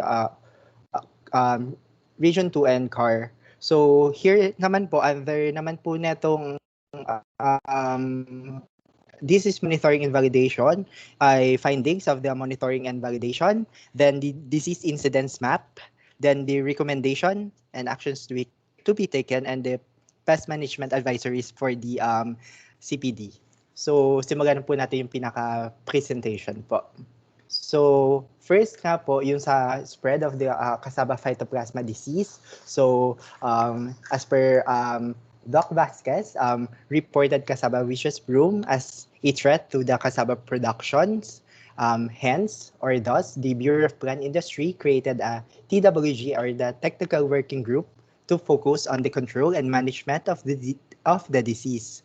So yun nga po, because of this, our partner, which is the plant quarantine division of the Bureau of Plant Industry, created a memorandum banning the movement of the infected cassava planting materials from Bukidnon, para nga po hindi or ma-lessen nga po yung pagkalat. So also, BPI conducted a series of technical briefing, disease awareness, disease validation, and national trainings regarding the CPD identification, monitoring, disease indexing, and management. This is participated by all the Department of Agriculture, regional field offices, being led by the crop pest management centers, our collaborative partners in our regions. And from this series of trainings, our field officers are now capable of identifying the aforementioned disease and started conducting monitoring in their respective regions.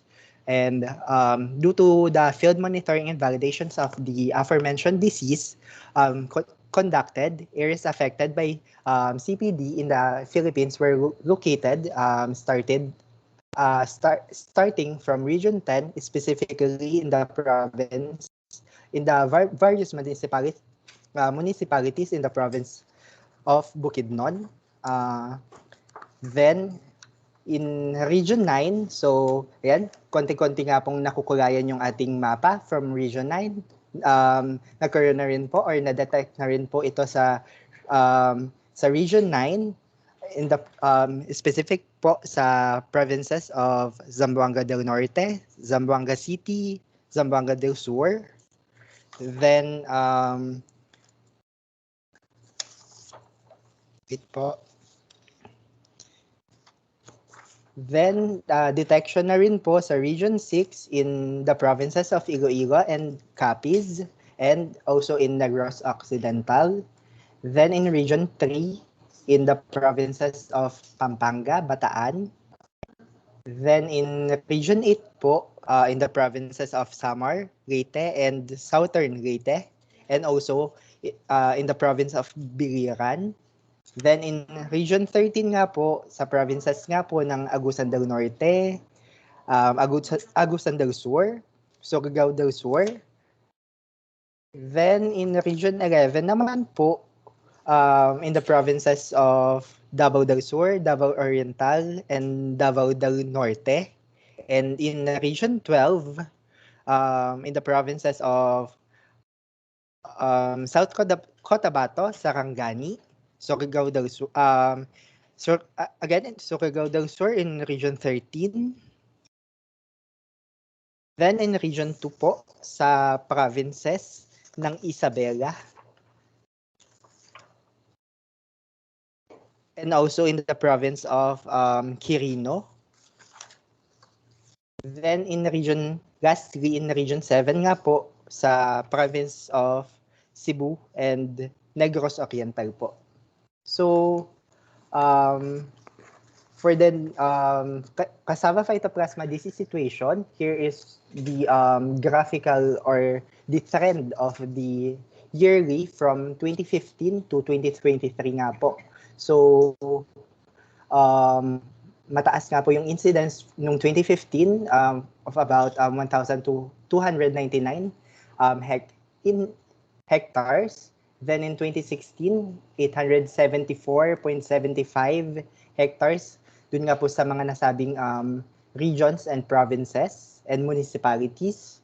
Then in 2018, dun na po nag-decline yung ating disease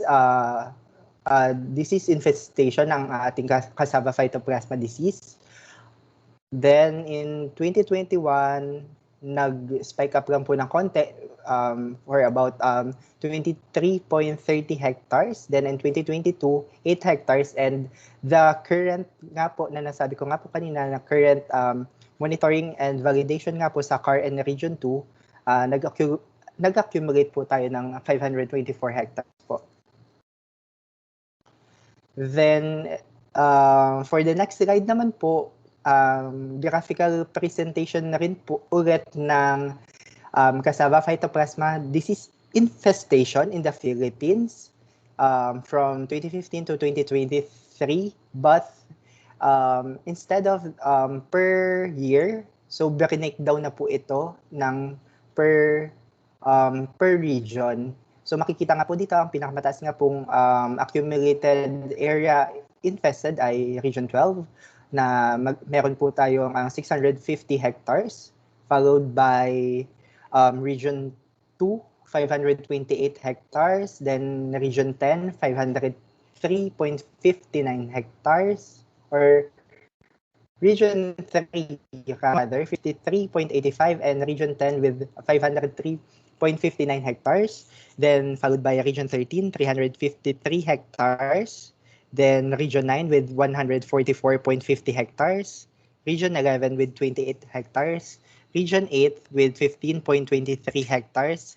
CAR with 3.25 hectares, and Region 6 ay 6.66 hectares. So kung natandaan nyo nga po, parang accumulated po dun sa pinaka-recent is 500 plus hectares. Kasi yun nga po, hindi po dito kasama yung accumulated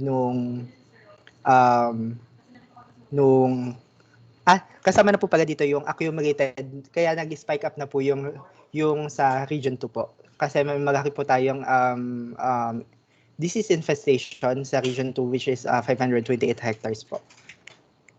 So ito naman po yung ating yearly incidence of the phytoplasma.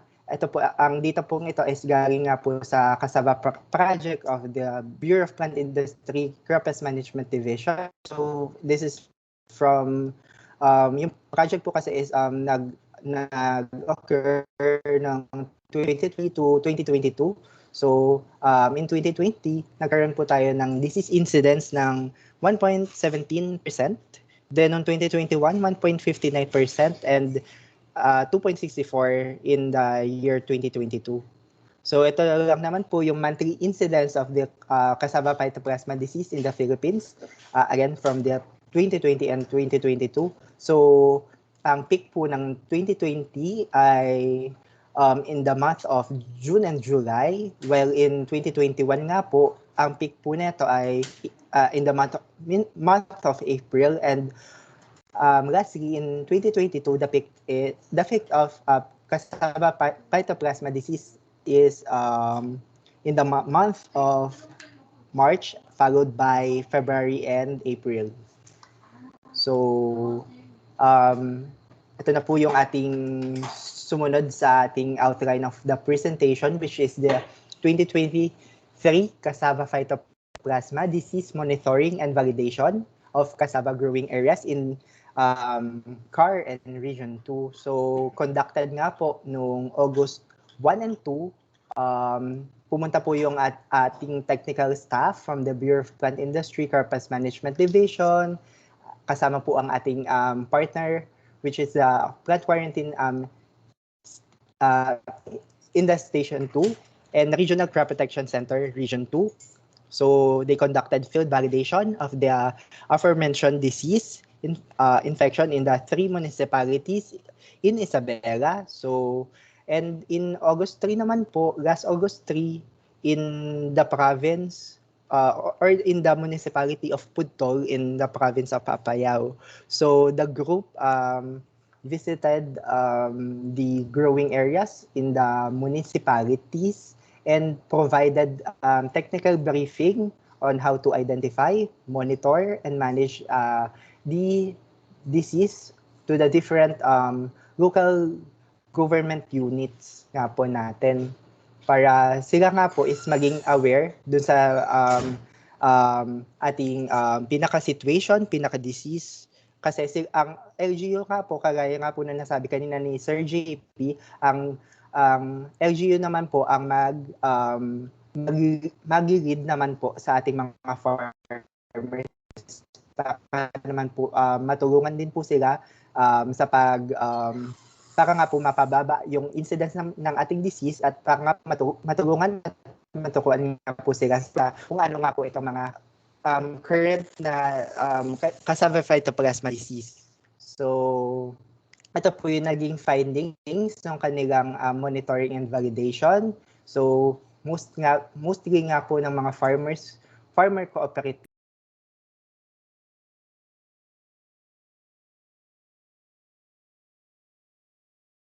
planting treatment of the cassava planting materials. Then, second naman po dito is most of the current infections of the CPD infested on the third generation or cycle of using the same planting materials in their own field. So, some of the farmers are selling their cassava stalks as planting materials to the other municipalities. So, nasabi ko nga po kanina na medyo dapat dito po tayo maging maingat sa paglalabas, lalo na po yung pagbebenta po ng ating cassava stocks or planting materials kasi ito po yung makakapag-cause ng pagtaas pa po lalo ng ating sakit na sa cassava nga po. Dahil nga po sa pag-exchange natin ng cassava planting material, so nagkakaroon na po tayo ng lumalabas na po or hindi na po na-validate, even though na-validate naman po ng ating quarantine, pero syempre kung tao sa tao na po yung hindi magko-cooperate, dito na po magsisimulang tumaas po yung ating incidence po ng ating disease, which is the Cassava Phytoplasma disease nga po. So ang mga cassava varieties na kanilang monitor na mostly infected by the CPD ay Rayong 5, Rayong 72, and KU50 po sa Region 2 and CAR po. And infection of the CPD were detected in the province of Quirino and Isabela in Region 2 and Apayao in the province of or in the region of Cordillera of CAR po. So a total of 524 hectares are affected by the disease in Region 2 and CAR from May 25 to August 3, 2023 po. So, ito naman po yung breakdown lang po ng pinaka-table. Sabi ko nga po kanina, 3% affected in the municipality of Pudol in the province of Apayao.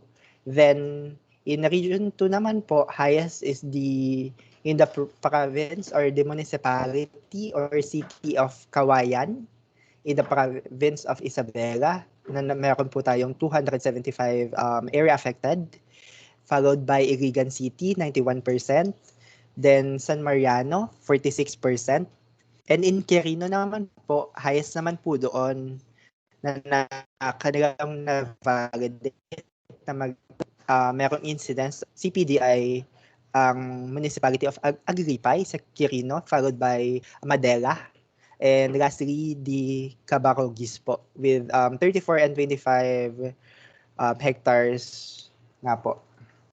So ito lang naman po yung disease incidence map in the province of CAR, and disease or Cassava Phytoplasma disease incidence map in the Region 2 po. So ito po yung mga naging recommendations and actions to be taken, as well as the pest management or disease management advisory for the Cassava Phytoplasma disease. So first of the recommendation is the issuance of the pest advisory regarding of the said disease to all the RFOs and other concerned agencies. And the second is to the conduct of the technical briefing. Ganun na rin po yung awareness campaigns na rin po para nga po sa identification, monitoring, and management of the CPD. And also, very important rin po yung pag-conduct ng training on the proper pre-planting treatment and procedure of the cassava planting materials.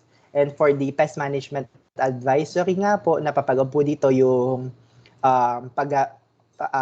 selection and paggamit po ng healthy and registered planting materials. So nandito naman po yung mga kasamahan po natin from the National Seed Quality Control Services Division of the Bureau of Plant Industry. Mamaya po magtotalk po si Ma'am Ao de Guzman and si Miss Diana Tabudrok para nga po present po sa ating itong mga regarding dito po sa ating registered planting materials. Then second is to source out planting materials in the areas free from the disease to the accredited cassava nurseries. So, ayun nga po, nasabi ko nga po kanina na magkakaroon nga po ng talk nga po yung ating kasamahan later.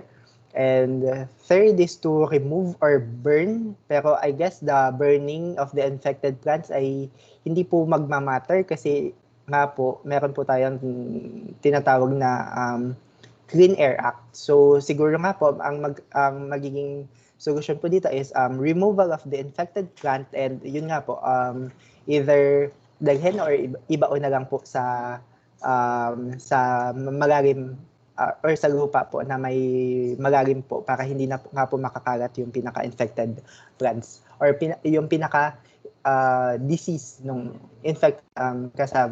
cassavas po natin. So fourth is the avoidance of the avoid planting cassava in the same areas where severe infection was observed. And of course, yung practice po natin yung proper or practice nga po natin yung pag-crop-rotate po natin. So, pili lang po tayo ng mga planting methods or mga crops po na hindi naman po related sa ating cassava para at least maiwasan po natin yung kasi kung kunyari ka-family lang po din ng cassava, yun nga po, pwedeng magkaroon po or mag-cause po ng another contamination or cross-contamination or syempre within the family of the cassava. So fifth or the next one is to apply the recommended fertilizer recommended by the FPA to boost the resistance to or against the pests and diseases. And lastly is the awareness campaign on the identification, monitoring, and management of disease. The awareness campaign is very important nga po para at least katulad nga po na itong ganitong mga webinar, mas maganda po na ma-attendan natin at thankful po din sa ating Bureau of Plant Industry na nakakapag-conduct po nito kasi thankful na rin po na nagkaroon po tayo ng ganitong webinar para mas madali po nating mas madaling po natin maparating yung awareness campaign, yung education po para sa ating mga farmers and mga individuals po para maging aware po sila sa identification and sa as well as sa pag-manage po ng ating disease. So I guess yun na po yung last sa slide po. So medyo naghang po ba? Hello po. Hindi po kayo naghang, Sir Mar. Okay na okay po. Thank you. So ito na po yung pinaka-last po. Yun nga po, salamat po sa pakikinig. So ito na po yung aming contact details. You can proceed po or pumunta po sa aming office po sa San Andres, Malate. And ito po nandito na rin po yung mga contact details and emails as well as the Facebook page na kanina po pong na nasasabi na rin po ng ating moderator na si Miss Glyza. So, ayun po. Salamat po. Thank you po.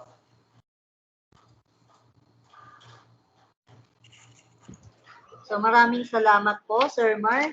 Thank you po sa pagbibigay sa amin ng updates kung gano'n na po yung spread ng Cassava Phytoplasma disease dito sa Pilipinas, as well as yung yung result po ng inyong field monitoring and data validation at kung kailan po yung nagpitik yung Cassava Phytoplasma disease. So meron po sa month ng February, depende po sa taon mapapansin po natin doon sa graphical visual presentation na pinesend po ni Sir Mar. Pwede pong February, March, April, May, June, depende po talaga. Siguro isa rin po dahilan is yung climate change po na nararanasan po sa atin. And yung Region 12 po, yung pinakamataas na note po ni Sir Mar na area infested po ng Cassava Phytoplasma disease. Meron po siyang 650 hectares. And mapapansin ko po na base rin po sa kanyang presentation, kalat na po talaga itong Cassava Phytoplasma disease. So, salamat din po, Sir Mar, ni-refresh niyo po kami. Although nakita na rin sa presentation ni Doc Vasquez, ay na-emphasize po na may iba't ibang klase ng management para po sa sakit na ito. So again, thank you po sa pag-share po ng inyong knowledge and expertise. So now, let's proceed po no sa ating fourth speaker of the day. So para po ma-introduce siya properly, share niya po ang kanyang experiences sa management of Cassava Phytoplasma disease sa Region 2. So ang susunod po natin na speaker ay walang iba kundi ang very humble and hardworking na Regional Crop Protection Center Chief ng Region 2, si Ma'am Minda Flor. Let's all welcome Ms. Minda Flor Aquino. Ma'am, good morning po. Yes, good morning. And sa mga nanonood, nakikinig ngayon sa atin, magandang umaga po sa ating lahat. So, today I will be sharing to you yung experiences namin or yung situation dito sa Region 2 about sa CPD.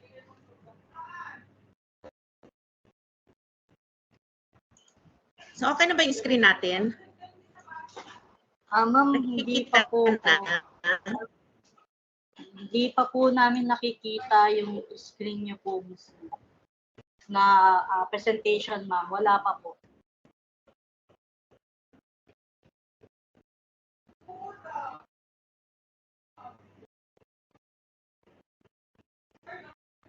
Ayan, okay na?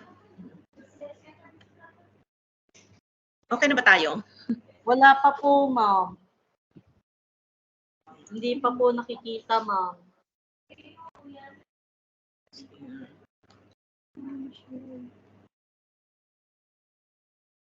Ma'am, pwede pong isend niyo po sa amin. Pakisend po sa amin yung presentation niyo para kami na lang po yung mag-share kung may nakaka-problem po kayo dyan, ma'am. Ayan, okay na. Wala pa rin. Pwede mo i-share. Sinay ko na po. Ay, sa kanila. Ayan. Okay.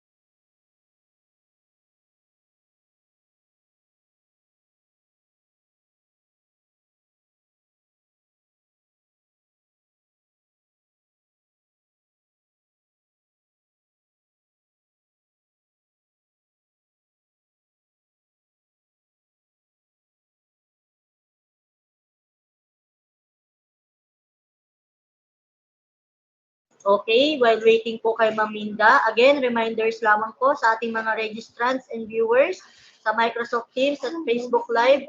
Please don't forget po na mag-fill out po ng attendance sheet and evaluation forms po na nakapin sa ating comment section sa Facebook at nasa chat box po ng Microsoft Teams.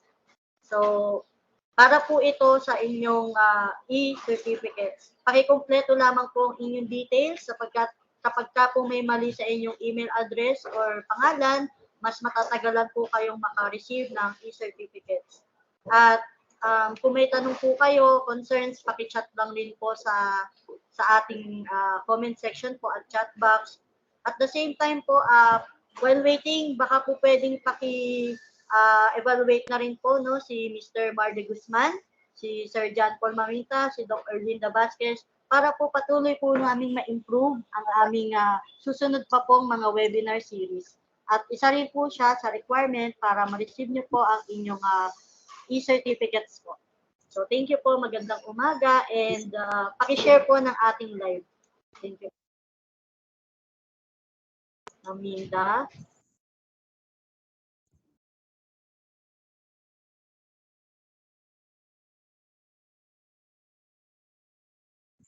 So baka po may kakilala po kayo na may kasabahan. Yes, Ano po, trinatry namin i-share, tsaka i-send sa inyo din. okay po, Ayan. ma'am. Sige lang po. Okay po, ma'am. Okay po. So, thank you po Doc Erlinda Vasquez na patuloy po siyang sumasagot sa mga katanungan po ng ating participants.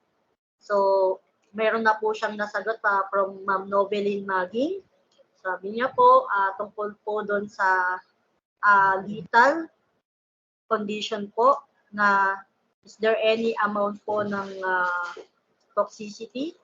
So, sabi niya, ang tanong po ni Ma'am Noveline ay, may I know if lethal yung increased toxic hydroxycoumarine content ng cassava? Thank you. And nasagot po agad ni Doc Vasquez. So, the amount of hydroxycoumarine not reached yet the lethal concentration, but the effect may be chronic. Use infection for diseases and infestation for arthropod pest. So, thank you very much po, Doc, for immediate response po. Real time din pong nakatutok si Doc Vasquez sa ating live. And meron din pong nagtanong na, is there any relationship about the distribution of phytoplasma on the climatic conditions experienced by each region for 2015 to 2023? So, nasagot din po ni Doc Erlinda Vasquez. Yes, there is. For example, in 2015 to 2016, it was the time that we had El Nino. Intense expression of phytoplasma can be observed after a long dry period. During rainy days, infected plants appear asymptomatic. Thank you po, Doc. So again, pag may concerns po kayo, paki-chat lamang po sa ating chat box and comment section. Please keep on sharing po ng ating live para mas marami pa po tayong maabot at matulungan na participants. Thank you po. Miss Glay, nakita niyo na yung presentation ko sa email?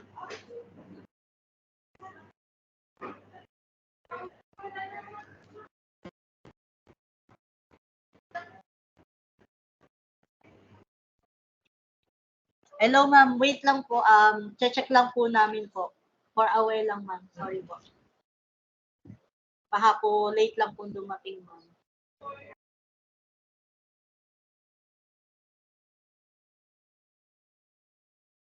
Try din namin i-share ulit dito sa screen. Yes po ma'am. Sige po. Thank you po. So kung may katanungan po kayo, tanong lang din po kayo, mag-chat lang po kayo.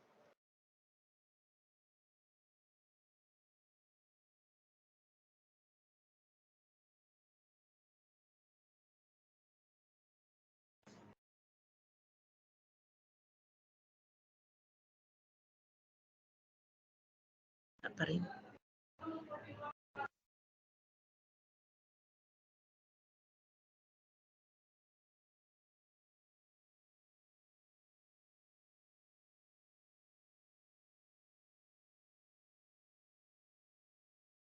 Ma'am Minda, ang email po namin na dito nyo po, baka po pwedeng dito nyo po isend yung presentation nyo po. Nasa chat box po, ma'am.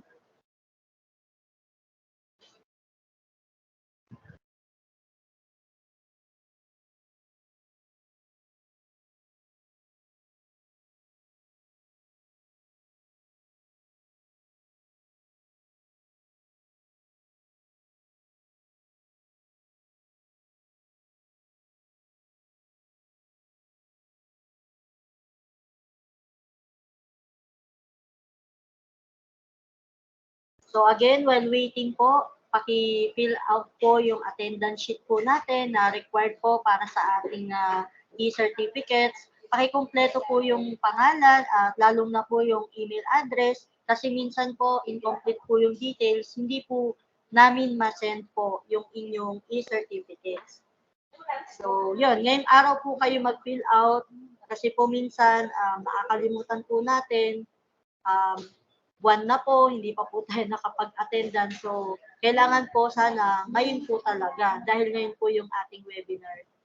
So, sana po hanggang hapon po makasama po namin kayo. Huwag po kayong bumitaw kasi mas marami pa pong mahalagang discussion mamaya and experts. Huwag po natin kalimutan na yung sinabi po ni Mar na talagang meron po tayong accredited nursery sa Cassava para po maiwasan po na yung planting materials po kasi very critical po yun. Para po maiwasan natin na yung pagkalat ng Cassava Phytoplasma disease, makasure po tayo doon sa accredited Cassava nurseries.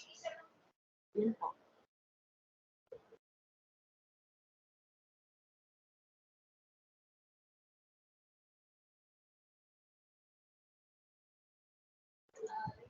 Wait lang po natin yung presentation ni Ma'am Linda. And again, maraming salamat po sa pag-attend niyo po dito sa ating webinar sa Microsoft Teams at Facebook. Miss Gly, na-send na? Nakita nyo na? Sige po, ma'am. Sige po. Andun na sa Okay chat na po, box. ma'am. Oo. Okay na po. Thank you, ma'am. Okay. Wait lang, okay.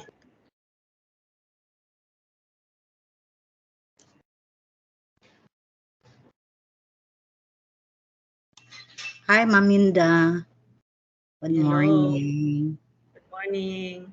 Kumusta po kayo? Okay lang. Actually, nandito kami sa Mancom meeting. Kaya medyo Yun nga problema sa internet connectivity. Yun nga, mahirap mag-download, mag-share, hindi maging successful.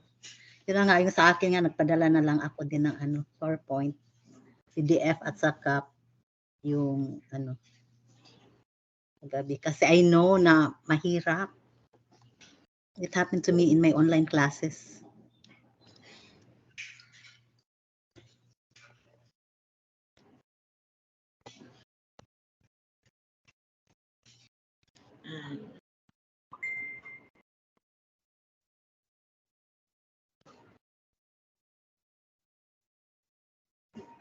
Doc Dichi, pasyal ka dito. Sige, puntahan kita.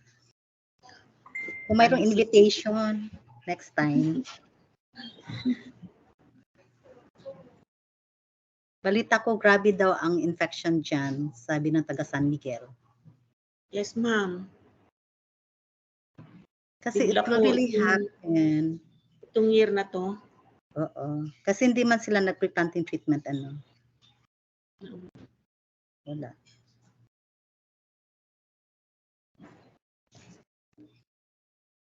The next 2 years, mayroon ng makakuha na kayo ng mga clean planting materials, high yielding, early maturing, high starch sa MICC. Accredited na sila, ma-accredit na sila.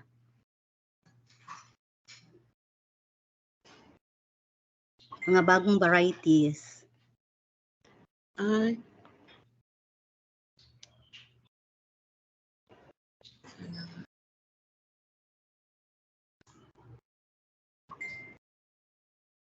Sana kasi yung mga varieties na mention ko, yun din dinadala ko dyan sa DVRC.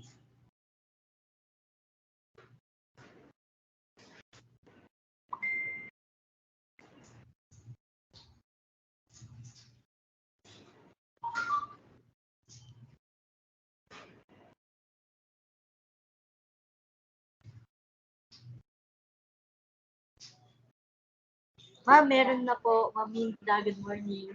Okay na po yung niyo po. Okay na po yung slide niyo po. Naka-present na po, ma'am. Kaya na ang mag-share, Miss Gly. Kasi parang... Okay po, ma'am. Hindi ata kaya Sige ng po, namin. Nakadata Okay lang kasi po. kami.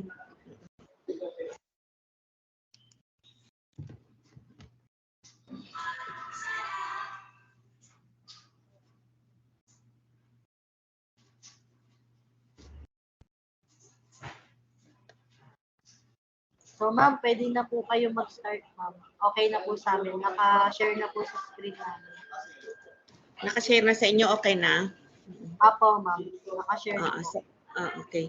So, kayo na bahalang Apo, okay. apo, ma'am. Okay. So, again, good morning to everyone, sa lahat ng ating mga listeners at saka sa mga nanonood ngayon. Let me start my presentation with the cassava industry situation dito sa aming region. And Dito sa video na ito, makikita natin yung aming production at saka sa area harvested in hectares dito. Then don't get confused na ito ay pataas. Ano? Actually, pababa ito kung mag-start tayo ng 2016, 2017, 2018, 2019, 20 and 2021, mapapansin natin na talagang pababa yung production ng Region 2. So ito ay dahil sa maraming factors like yung kumonti yung area na natamnan, tsaka yung nagkaroon ng problema noon sa presyo ng kasaba. But yung ating target actually up to 2028 is to increase yung production. No? Even yung area harvested natin at saka yung yield, target yield, kailangan ma-increase natin ito by 2028. And yung ating objectives sa Region 2 is to increase production at least 1% annually from 2022 to 2028. And hopefully ma-achieve natin ito despite the occurrence ng CPD. Then yung increased average yield per hectare from 14.54 metric tons in 2022 to at least 15.06 metric tons per hectare by 2028. And through enhancing farm mechanization, also to increase production and provision of post-harvest facilities to reduce losses and improve quality. So, as to production support services, makikita natin dito under PAPs na meron tayong distribution ng cassava seed pieces, no? And with the budget allocation of 975,000 pesos, and sa SX program natin, meron tayong target on cassava production training, and ito includes talaga ng POT, lahat na ng POT with hands-on application ng ating TapioGuard dito sa cassava production training. And of course, yung production ng ating IEC materials with this budget of 290,000. So makikita natin na yung bulk ng budget actually for Region 2 is napunta sa AMFS, yung Agricultural Machineries, Equipment and Facility Support Services na amounting to 17,600,000 due to the distribution of tractor, the granulator, yung ating target on bubble dryer, so solar bubble dryer, and yung water treatment system facilities. So, yan. And sad to say, yung ating pest management is nakapaloob dito sa cassava production training. However, full support naman yung ating mga focal person pagka meron tayong problema on pests. And as to CPD occurrence, as reported by Ma'am Dichi kanina, nakita din natin dito na through survey and assessment, nag-start yung occurrence natin ng 2015, pero mas meron tayong nakita recorded sa Isabela and Quirino. In Cagayan is walang symptoms na nakita, and sa Nueva Vizcaya meron tayong suspected symptoms. And variety planted during the time of 2015-2016 up to 2018 is yung KU50 natin at saka golden yellow. And as to infection, nakikita natin na with this variety, meron ng slight infection during that year. And pagdating ng 2017 to 2018, meron tayong slight to moderate. And 2019 to 20, ito yung nakita natin na yung meron na tayong percent infection kasi dahil ito sa project natin or research funded by the ABAR on the assessment of arthropod pests in cassava. So meron tayong recorded na at least 5%. And as the years go by, nakikita natin ito ay nag-i-increase. Up to now nga yung 2023 natin, yung 22 to 50% is, this is just an average doon sa area na na-validate namin. Kasi kung makikita natin dito na ang reported by the Tapioca Association is umabot, with San Miguel is umabot ng 10,000 hectares including some part of Kalinga. And nakita natin dito na yung variety is Rayong 72, yung Rayong 5, even Golden Yellow, and KU50. So pataas ng pataas yung infection dito. So nakita natin. And yung nakaya namin na-validate for this year 2023 is 600 plus hectares. So yon. So nakita namin mataas ang infection dito sa Isabela at saka sa Quirino. And yung mga actions taken namin or event plans continuous is yung paggagawa ng continuous monitoring and validation. And yung monitoring is talagang vigilant kasi mostly ng mga cassava plantation namin dito sa Region 2 is nandoon sa mga bundok or mga hilly areas. And ito tuloy-tuloy naman yung pag-conduct ng techno-demo and field days. Actually, this is in collaboration also with the private company, specifically the SMC, na sila mismo nagkakandak din sila ng field day and nag-a-attend kami. And giving technical briefings on the, especially on the diagnosis of and symptoms of CPD. Dito yon. And we also conduct technical briefings for AWs, farmers, and other stakeholders. So yung stakeholders na ito, actually initiative ito ng SMC group na nag-request sila for training sa lahat ng kanilang mga extension workers on the diagnosis of CPD and management. So yun yung napakagandang partnership natin with the private companies na sila mismo yung nagkukusa na nagpapakandak ng training. And isa pang magandang naging activity dito is yung establishment and maintenance ng nucleus farms for the reproduction of N6, CB35 and 40. This is actually initiated by SMC Group and by our research stations for the mass production of these varieties. So another is the initiatives of assemblers to procure tapioguard for their growers. So napakagandang activity ito kasi sila na mismo ine-educate nila yung kanilang mga growers. And yung gaya ng sabi ko kanina na supportive yung ating mga focal persons on corn program is nagbigay sila ng pag-procure natin ng tapioguard amounting to 1M. And this tapioguard will be distributed, not only distributed, kailangang i-demonstrate natin sa kanila yung proper na paggamit ng tapioguard.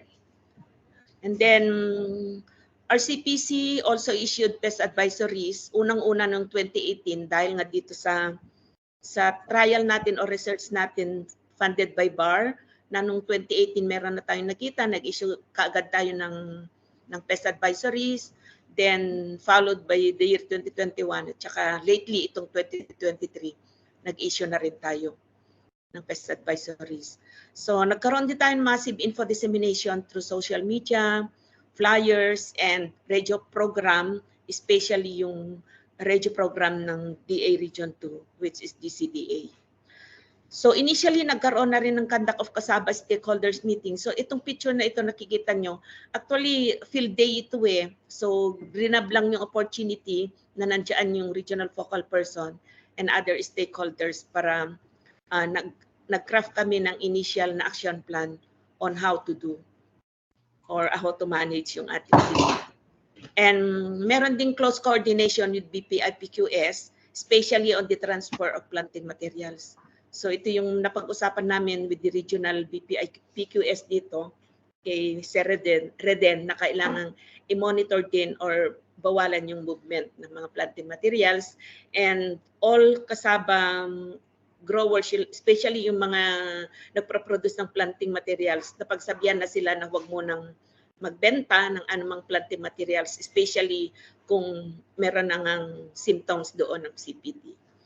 And of course, yung pag-conduct ng research, tuloy-tuloy ito sa amin. Meron kaming proposal submitted to the ABAR for possible funding. So tuloy-tuloy po yung pag-conduct natin ng research. And I think that's the last slide.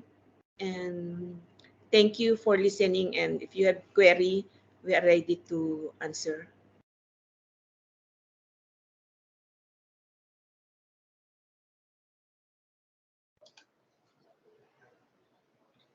Thank you, Ma'am Linda.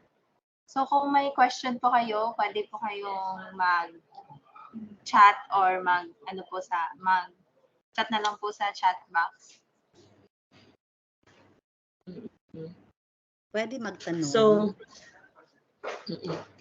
actually sabi ni Ma'am Ma'am Dichi, yung CB daw, so CB35 and 40 are good varieties, but unfortunately nga daw, highly susceptible din sa CPD.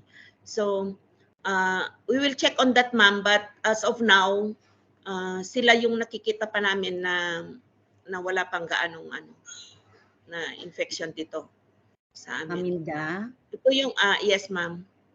pakisabi na lang sa San Miguel because these are good varieties. So sa kanilang nursery production, i-ano na lang, i-emphasize mo na lang sa kanila na pre-planting treatment. Kasi maganda siya. Pre-planting treatment for these two varieties. Yes, Doc. Okay, Doc. So, thank you. Doc, itanong ko din lang kung Mm. okay pa rin na gamitin natin yung TapioGuard as Yeah. for treatment natin. Kasi at the moment, wala pa tayong other alternative control measures na as effective as pre-planting treatment. Kasi we have resistant varieties, but it doesn't mean na yung mga resistant varieties natin are free of the disease.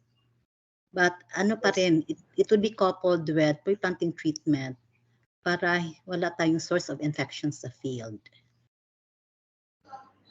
Yes, Doc. So as far as yung mga nare-reach namin, talagang yun ang advice na kailangang i-treat, tsaka piliin talaga yung planting materials.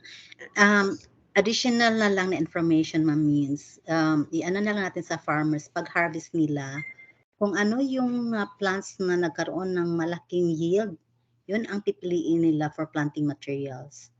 Kasi kung may infection yun, kukunti lang ang nasa loob ng planting materials. Okay, so, Doc. Okay. Sige, thank you. Okay, thank you, Doc. So, meron din tanong si Sir Severino Ari. As lang po, ma'am, if meron na pong alternative pest control na po kayo manelapat upang ma-minimize ang damage. Salamat po, ma'am. As of now, yung treatment talaga ng planting materials, yun yung talagang kinakampaign natin. And yung nakita namin kasi na pag lumampas ng 1 year yung ating kasaba, the more na nagmamanifest yung CPD. So, kailangan i-harvest yun at least man lang hanggang 10 months old. Tsaka, ang naging observation natin dito is mami-minimize ang damage if nagfe-fertilize ang farmer. So, dito kasi sa Region 2, nakita namin na talagang bibihira yung nagfe-fertilize at kung meron man, yung hindi sinusunod yung akmang fertilizer recommendation. So, yun tinitignan natin ngayon. Kasi nagbe-base tayo doon sa techno-demo natin, na yung mga techno-demo natin, despite na may CPD, kokonti lang yung infection rate, at saka yung mataas pa rin yung harvest. So, compare natin doon sa farmer's practice na walang fertilizer, ganun, talagang mataas yung loss sa CPD. So, yun. And sanitation, kasi maraming ding farmers na pag itinanim yung kasaba, parang pinapabayaan na lang, ganun. Pero based sa demo na nalilinisan, mas mataas pa rin yung yield compared dun sa mga farmers practice. So, yun lang po. So, okay po. Thank you so much po, Ma'am Linda Flor, for sharing po yung inyong knowledge and expertise, lalo po yung experiences po sa Region 2, kung paano nyo po hinahandle ang ating Cassava Phytoplasma disease. So, proceed po tayo sa ating open forum. Sa ating mga participants, pwede pong paki-chat na po ang inyong mga katanungan or concerns sa Microsoft Teams at Facebook Live. So, yun. For the meantime Miss po, yes, ma'am. Pwede pag ako mag-end, may sunod na question si Sir Ari. Mayroon po bang variety na 3 months lang po? Siguro si Doc Dichi pwedeng sumagot dito. Yes po. Okay, wala po, sir, pero mayroon tayong mga early maturing varieties that we can harvest as early as 4 months para lang pagkain. But if it will be intended for feeds or sa starch, hindi pwede. So for example, kasi ano kami din ng experiment, sampling 4 months, 5 months, 6 months. Yung mga early maturing variety natin, like for example, golden yellow, you can have already a yield na yung tuberous yield pwede nang, tuberous roots I mean, na pwede nang ma-harvest at 4 months. Pero mas masarap siya kung 5 months at saka 6 months. Then for obtaining high starch or high dry matter, it can be harvested 8 months. Kasi kung lalampas na dyan, ang tendency, ano siya, hindi masyadong mataas na ang increment ng yield at saka sa starch content. So sayang din yung time at saka yung absorb ng nutrients sa tanim from the soil. So wala po sir ha na 3 months, mayroong 5 months. Okay. Pero sa mga insect-registered varieties, yung lakan 3 pwede rin yun. Okay, that's all. Okay po, ma'am. Thank you po. Meron pa po ba kayong tanong? So, paki-chat na lang po sa ating chat box and comment sections. At sa mga gusto po ng presentation, copy ni Dr. Linda Vasquez. So, very generous po si ma'am na paki-email lang daw po siya sa kanyang email ad na nasa chat box din po natin, dichi47@gmail.com. Thank you so much po, ma'am Dr. Linda Vasquez, for sharing your presentation. So, may tanong po kayo kay Ma'am Minda at kay Sir Mar. Paki-comment na lang po. And thank you po Ma'am Minda Flor para po sa inyong presentation. Marami po kami natutunan kung ano po yung ginagawa nyo po, mga hakbang sa inyong region. Sobra po yung suporta nyo po. Napakaganda po ng inyong mga support system po no, sa ating mga farmers, AEWs na talagang natututukan po sila. Again, thank you po, ma'am. So, kung wala na pong tanong, so habang wala pa pong tanong, mag-proceed na po tayo no sa ating awarding of certificates. So, please paki-ano po ng slide.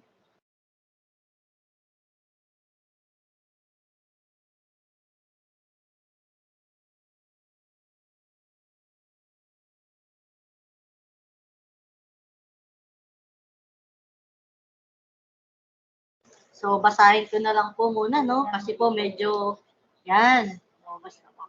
So, the Certificate of Appreciation is proudly given to Mar J. De Guzman and Minda Flor Aquino in grateful acknowledgement and sincere appreciation for having served as our resource speaker during the conduct of webinar series Cassava Phytoplasma Disease on September 11, 2023 via Microsoft Teams and Facebook Live.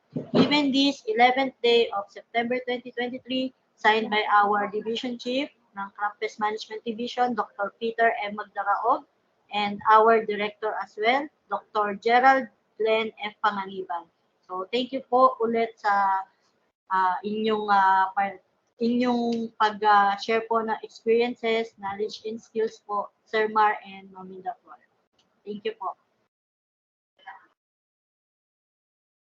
So, alam po namin na napaka-busy nyo, pero nag-make time po talaga. So, Mar, diyan ka ba, Mar? Sir Mar? Meron pong pahabol na tanong? Excuse Sir me Mar, lang, nasa listening si Mar. Ay, okay, sorry. So, later na lang po sasagutin ni Sir Mar yung tanong niyo po. Sir Severino R. Nasa meeting lang po si Sir Mar. So again, thank you po Ma'am Minda sa inyo pong pag-share po ng inyong knowledge and experiences po sa region ko. So, yan na po nagtatapos ang ating morning session. Pero bago po kayo mag-leave, pwede po bang mag-group photo muna po tayo? Pwede po tayo mag-group photo. Paki-on po ng mga camera. Daryl, pwede pang paki-screenshot ka. So, paki-on po yung camera po natin, tayo mga participant. please, para po sa proper documentation po. Thank you. And nanonood din po si Sir Salahuddin ng BARM. So, nakarating po tayo sa BARM. Mafar BARM.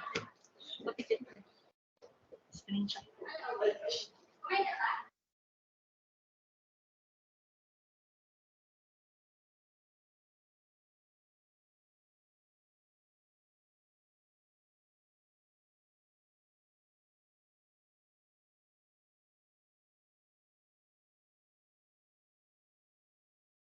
Okay, naka-on na po ba lahat? 1, 2, 3, smile! Sino pong gusto ng jump shot?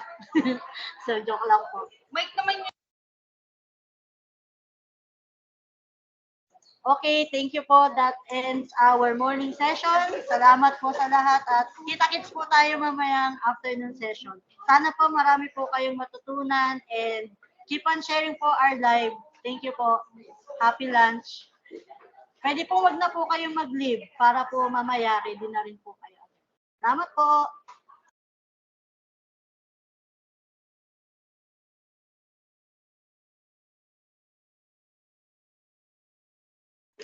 For our afternoon session po, mag-start po yun ng 1 p.m. Thank you po.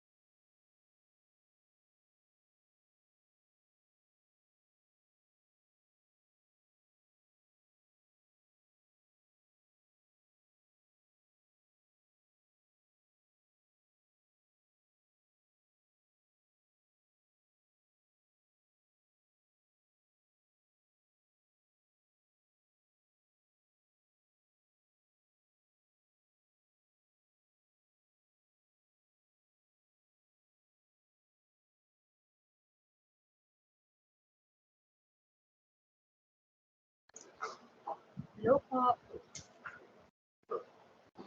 Good afternoon po to everyone.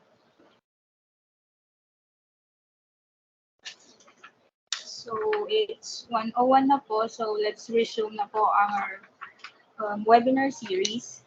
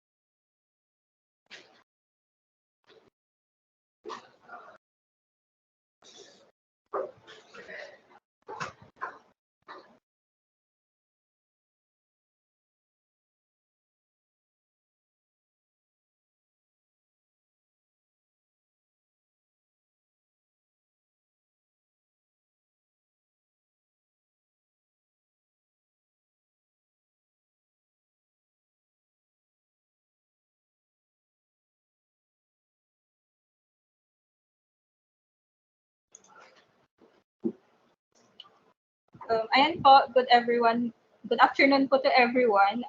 Welcome back to the afternoon session of another episode of our webinar series hosted by the Bureau of Plant Industry. Of course, we are still live on Facebook and we also have others joining us here through Microsoft Teams. Ako po ang inyong lingkod, Apple J. Clemente from Bureau of Plant Industry, ang inyong webinar host for this afternoon. So I hope ready na po ang lahat. But before anything else, reminders lamang po para sa mga registrants and viewers to please don't forget to fill out the attendance sheet and evaluation forms pinned sa comment section po ng ating Facebook page at nasa chat box din po sa Microsoft Teams para sa inyong mga e-certificates.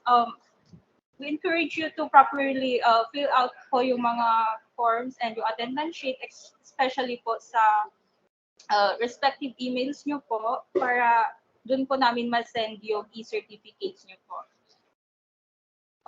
Okay, so now let's continue the afternoon session and proceed to our fifth speaker for the day. He graduated from the University of the Philippines, Los Baños with a course of Bachelor of Science in Agriculture, major in plant pathology, specializing in plant virology.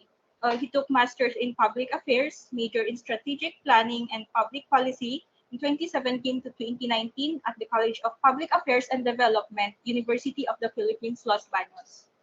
So he is currently doing his PhD on Bioagricultural Science in Plant Pathology, transnational doctoral programs for leading professionals in Asian countries at Nagoya University Asian Satellite Campuses Institute, UPLB. He also ranked 4th place in the agriculturist licensure examination in 2015. Now, he is a senior agriculturist at the National Quarantine Services Division, Central Post Entry Quarantine Station at Laguna. To discuss about the molecular diagnostic technique for phytoplasma detection, ladies and gentlemen, let's all welcome Mr. Darwin Landicho. Sir? Hi, hello sa inyong lahat. Good afternoon. Naririnig po ba? Clear po yung audio? Narinig po, sir. Good afternoon po. Okay. So, maraming salamat po, Ma'am EJ, for the introduction. So, start ko na po yung screen sharing natin. So, nakikita po ba yung screen? Yes, sir. Nakikita po. Okay. So magandang hapon po ulit sa ating lahat. So I hope maganda po yung naging tanghalian po natin yung araw. So ang request ko lang po dahil medyo kakatapos lang po natin ng magtanghalian ay tayo po ay mag-unat-unat ng kaunti at alam ko po medyo nakakaantok po ang mga oras na ito sa ating lahat. So I hope mapanatili ko po ang inyong attention at ang inyong pakikinig po at sana matuto po tayo dito sa ating topic ngayon. So ang i-discuss ko po sa inyo ay itong ating topic na na-assign po sa akin, yung molecular diagnostic techniques for phytoplasma detection.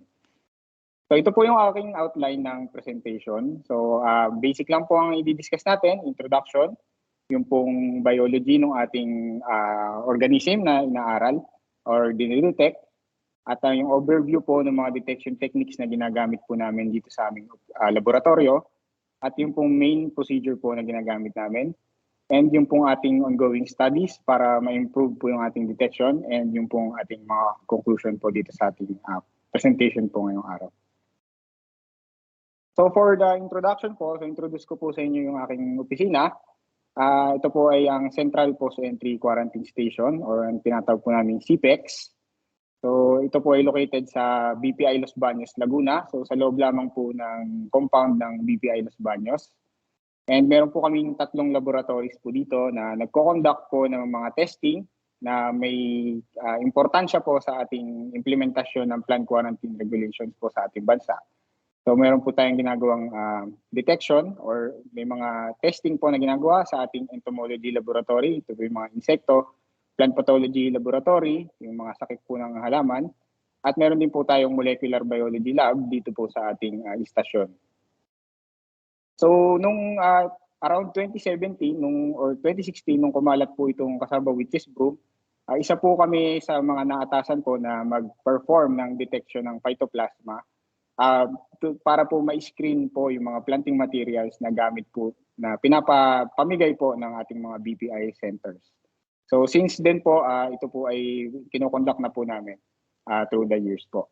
So ito po yung picture po ng aming opisina dito po sa Los Baños, at ito po yung aming laboratorio or yung entrance po ng aming laboratorio. So ang topic po natin ay yung Cassava Phytoplasma disease or tinatawag din po siyang Cassava which is Broom disease or CWB. So as discussed po kanina ng ating mga eksperto, ito po ay isa sa mga importanteng sakit ng kasaba na na-record naman na po sa Pilipinas noong pang 2012. Pero ito po ay nagsimula pong kumalat noong 2015. So currently, ito po ay pinaniniwala ang associated or sanhi ng phytoplasma, yung kaya na-discuss po kanina ng ating mga eksperto. So ano po ba yung phytoplasma? So konting review. So ang phytoplasma po ay isang klase ng bakterya na hindi po natin nakukulture o hindi po natin nag-grow sa ating laboratory. So ito po ay wala rin pong cell wall, kaya kung makikita niyo po, hindi po definite ang shape or wala pong hugis o nag-iiba-iba ang hugis po ng phytoplasma. So nagko-colonize po ito sa phloem or doon po sa dinadaanan po ng nutrients ng halaman. At na-transmit din po or ipapamahagi ng insect vectors. Nalilipat gamit po ng mga insekto. So yung na-discuss din nga po kanina, so ito po yung ilan po sa mga sintomas ng CWB. So una po yung leaf yellowing, naninilaw po yung dahon at nagkakaroon po ng pagkabulok po ng mga dahon sa pagka po advanced na yung infection. And then meron po itong signature po na symptom which is the excessive shoot proliferation or ito po yung tinatawag natin na witch's broom. As kung makikita niyo po dito sa image po na nasa kanan. And then yung pong isa rin pong sintomas, yung vascular necrosis or nagkakaroon po ng brown coloration yung ating vascular tissues or yung dinadaanan po ng nutrients ng tubig ng halaman. At yung pong reduction po ng root volume at ng ating starch quality. So ito po yung malaking impact ng CWB sa ating mga magsasaka. So ang una pong tatanungin natin, bakit po ba natin kailangan mag-detect ng phytoplasma? So una, gaya nga po ng nabanggit ko, phytoplasma still cannot be cultured. So we need molecular techniques to study phytoplasma biology. And then detection and classification of phytoplasma relies on the DNA sequence. So dahil nga po mahirap po siya i-culture, kailangan po natin i-aralin yung kanyang DNA para po ma-detect po siya at ma-classify po natin sa iba-ibang grupo or iba-ibang species. So pinaka-importante po sa amin sa plant quarantine, ito po ay isang phytosanitary risk dahil ang phytoplasma po ay pwede pong kumalat based po or sa pamaraan po ng pagkalat po ng infected na planting materials at insect vectors. So we need a sensitive detection method po for the phytoplasma since yung phytoplasma po ay mababa po ang concentration niya sa ating mga infected tissue at pwede po siya unevenly distributed sa buong halaman. So isa rin po itong importanteng tool o isa po sa mga paraan na ginagawa po natin to contribute po sa disease management efforts na ginagawa po ng ating pamahalaan at ating mga relevant stakeholders.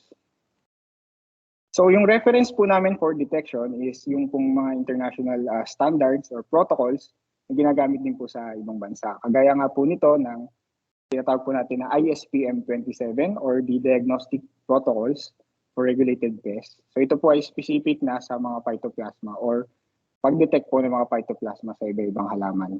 Kasama po dyan ang cassava. Yun. And then yung ating pong EPPO or European and Mediterranean Plant Protection Organization, meron din po tayong pinagbabasihan na protocol kung saan ito rin po ay para sa generic detection of phytoplasma. So ito lamang po yung ilan sa mga reference po na ginagamit ng ating laboratory para ma-detect po natin yung mga phytoplasma sa iba-ibang halaman at maging po sa cassava. So ano po ba yung mga detection methods na ginagamit usually for phytoplasma? So first, we can use microscopy. So ito yung po yung tinatawag na fluorescence or electron microscopy.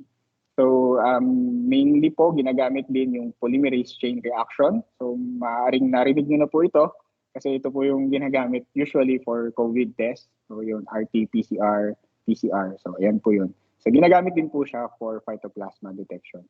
So other methods po na ginagamit which is loop-mediated isothermal amplification or yung tinatawag po nating LAMP. And then for further studies or verification po nung ating phytoplasma biology or taxonomy, ginagamitan po siya ng sequence analysis or pag-aaral po ng sequence ng ating phytoplasma DNA. So ang focus po ng discussion natin ay yung tinatawag na PCR kasi ito po yung usual na ginagamit po namin for phytoplasma detection. So ano po ba yung PCR? Yung tinatawag, polymerase chain reaction. So according to the reference, so it's a method of choice for phytoplasma detection. And it's most preferred because of its high sensitivity and specificity. So ibig sabihin, sensitive po siya at kaya niyang ma-detect kahit kaunting amount po ng phytoplasma sa ating mga halaman. So ang ginagamit po natin ay yung sequence ng ating 16S ribosomal RNA. So medyo technical lang po itong term na ito, pero ang ibig sabihin po ay gumagamit po tayo ng kapirasong DNA na galing sa phytoplasma na ito ay matatagpuan lamang sa phytoplasma at hindi po matatagpuan sa or kakaiba po ang makikita para po doon sa mga ibang bacteria. So ito po yung region na tina-target po natin for detection. So ito rin pong region na ito or yung bahagi ng DNA ng phytoplasma, yung ginagamit po ng mga siyentipiko para ma-classify or ma-categorize ang phytoplasma into different groups and subgroups. So ito po yung tinatawag po natin na 16S ribosomal RNA. So sa current standard po, kapag ka po meron kayong sequence or DNA sequence ng phytoplasma na 98.65% yung threshold or yung similarity niya doon sa mga reference or yung mga sequence na naka-upload po sa ating database. So pwede po natin i-declare siya na separate phytoplasma species. So ito po yung nakasaad sa revised phytoplasma classification guidelines. So aside from 16S, gumagamit din po tayo ng ibang gene target. So kagaya po ng CPN60, SEC-A, SEC-Y, TUF, and RP genes. So ito po ay in a nutshell, mga bahagi lamang po ng phytoplasma DNA na ginagamit po natin para siya ay ma-identify, ma-detect, at ma-classify. So paano po ba gumagana yung PCR? So basically, ang PCR parang sineserox po natin or pinopotocopy po natin, gumagawa po tayo ng kopya ng piraso ng DNA na yung mga nabanggit ko po kanina. So bakit po natin kailangan gumawa ng kopya? So ito pong kopya ng DNA na ito dahil sobrang liit po ng DNA ng phytoplasma. So kailangan po natin siyang paramihin para po mapag-aralan natin siya gamit po yung ating mga sensitibo na mga instrumento. So, paano po ba gumagana yung PCR? So, ang PCR po, gumagamit po siya ng tinatawag na DNA polymerase. So, ito lamang po ay isang protein or protina na nagpaparami po ng DNA. So, kaya po niyang kopyahin yung DNA. So, gumagamit din po tayo ng specific na primer. So, yung primer po ay nagta-target po or specific siya doon sa ating bahagi ng DNA ng phytoplasma. Na yun po yung pinaparami natin ng ilang cycles para po ma-visualize po natin or ma-detect po ng instrument natin kung present or hindi po yung ating phytoplasma. So for the general procedure, ito po yung method na ginagamit po natin for detection ng phytoplasma. So una, kumukuha po tayo ng samples sa field. So usually leaves or stem po yung kinukuha natin. Then ine-extract po natin yung DNA. Gamit po yung iba-ibang mga chemicals na pang-extract ng DNA. And then isa-subject po natin siya sa dalawang klase ng PCR. So tinatawag po natin real-time PCR at nested PCR. So yan po. So basically dalawang method po ng PCR yung usual po na ginagamit po natin. So una, yung sampling. So gaya nga po na nabanggit ko, leaves po yung ating kinukuha for analysis. And then since yung phytoplasma ay possibly hindi pa natin alam kung nasaan siya sa loob ng halaman, so we are taking multiple leaf tissues randomly to minimize to maximize the extraction of phytoplasma DNA. And then dahil nga po siya ay limited lamang dun sa ating mga vascular tissues, so kumukuha lamang po tayo sa leaf midrib, kung makikita niyo po dito sa image, doon po sa petiole or yung parang tangkay po ng dahon. And then possible po na pwede rin po tayong kumuha doon sa stem po ng halaman. So next naman po yung DNA extraction. So kapag nakakuha na po tayo ng leaf tissues, so i-extract po natin yung DNA. Ayan po yung image po ng aking mga kasamahan na nagko-conduct ng DNA extraction. And then ito po yung ginagamit po natin na method. So ito po ay publish po online. So, publish po ni Green et al. So, yan po yung ginagamit po natin protocol. So, gumagamit po tayo ng CTAB extraction buffer and then a DNEC plant mini kit. So, suitable po ito for woody tissues or herbaceous tissues gaya po ng cassava. So, next naman po, i-amplify na po natin yung na-extract na DNA using, we used basically two methods. So, real-time and nested PCR. So ano po ba yung pinagkaiba ng dalawa?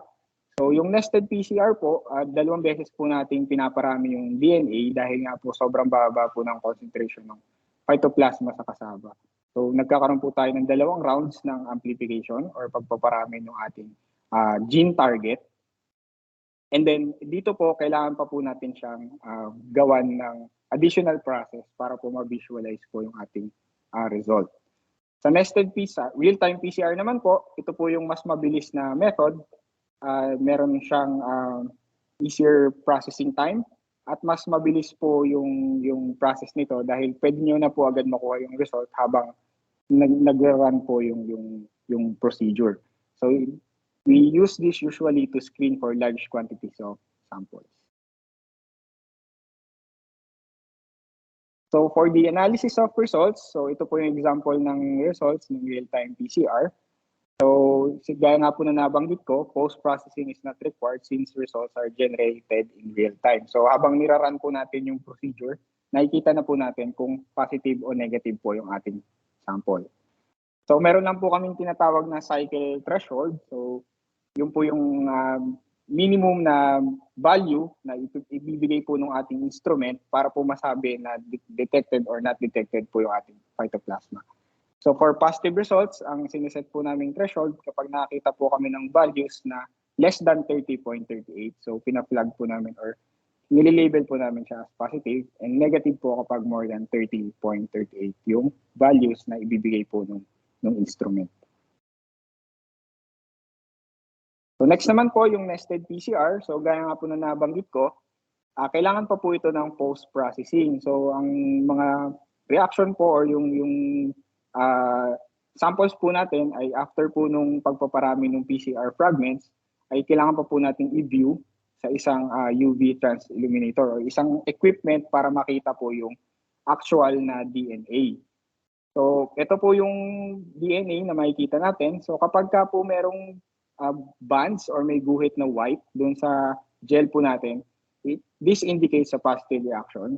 And then kapag ka naman po walang bands or hindi po natin nakuha yung target size, so wala pong bands po yun or negative po yung magiging reaction po natin. Ayun po. So, next po. So for the recent years, nagkakaroon po kami ng testing of plant materials from BPI centers. So yung testing of cassava plants for propagation ay ginagawa po ay galing po sa mga BPI centers kagaya ng Los Baños, Dagrana, Davao, and Guimaras. So as based po din sa recent namin po na data, may around 9,000 plants na po yung test from 2016 to 2020, mostly from BPI Los Baños and BPI Lagranja. So far naman po, most of the cassava plants that we are observed or that we've tested from the BPI centers, lahat po sila ay halos, or karamihan po sa kanila ay halos asymptomatic or healthy. So ito po yung data na generate po namin for the recent years when it comes to detection po ng phytoplasma sa mga plant materials galing po sa ating mga BPI centers. So recently po, nagko-conduct po kami ng study to improve the detection. So recent study highlighted problems with current detection protocols. So there's an ongoing study to investigate the molecular and biological characteristics of CWBD para po nga ma-improve po yung ating current detection protocol. So this is in collaboration with Nagoya University and Dr. Pinili of UPLB and CPC. So this is also funded by CIRCA and Nagoya University. So previously po, meron po tayong detection ng phytoplasma or association of phytoplasma in the Philippines. So ito po yung na-publish po ng UPLB, which indicates that there's a possible or there's an association of Candidatus Phytoplasma lufae in CWB. So in other countries, there are also multiple phytoplasma species were associated. So ibig sabihin po, kapag ka po nakakita po ng CWB na sakit, meron pong nadidetect silang iba-ibang phytoplasma species. So sa Cambodia, meron pong 2 species or groups. Sa Philippines, meron din pong 2 na na-detect. So sa Thailand po, may 4. Sa Vietnam, meron pong 5 iba-ibang species po or groups. So ito po yung findings po namin based sa recent study. So we observed that our current detection methods work well for other phytoplasma-infected crops like rice and vegetables. For example, bitter gourd and sponge gourd. So for these crops po, efficient po yung ating detection procedure. So from using the restriction fragment or restriction enzyme, we were able to confirm that yung pong mga results natin using other phytoplasma-infected crops are really phytoplasma because of the appearance of the 2 bands as nakikita nyo po dito sa ating slide. However, sa cassava po, kahit po minsan or most of the time nakakakuha po kami ng positive result as indicated by these bands, further investigation indicates that some of these bands are not really phytoplasma but from other bacteria. So this indicates false positive results of the nested PCR that are currently being used po sa CWBD detection. So same case po sa real-time PCR. So hindi rin po na usually nakaka-amplify sa ngayon from cassava. Some samples have amplification but high CT value. So based po sa aming further investigation, ito po ay hindi rin phytoplasma kundi mga other bacteria na na-amplify po ng ating procedure. So dahil nga po nagkaka-problema po yung previous detection po natin. So we tried to use po yung universal lamp kit from Japan also. And this can also detect phytoplasma in other hosts, but there's also problem with the CWB phytoplasma. So hindi rin po siya usually nagpa-positive for CWBD phytoplasma. So this was also reported by by other researchers po. So ito po yung laman po namin based sa analysis po ng sequence ng Phytoplasma. So conventional PCR methods are prone to amplifying other bacteria other than Phytoplasma in symptomatic cassava. So may mga na-amplify po tayo na bacteria na hindi naman po Phytoplasma sa cassava. But for other crops like sponge gourd, bitter gourd, or yung ating lufa and ampalaya na infected po ng Phytoplasma, usually po na-amplify po yung ating target po na Phytoplasma. And same goes po doon sa na-isolate po namin na possible insect vector po or reported insect vector po ng Phytoplasma sa rice. So another finding po na nakita po namin ay yung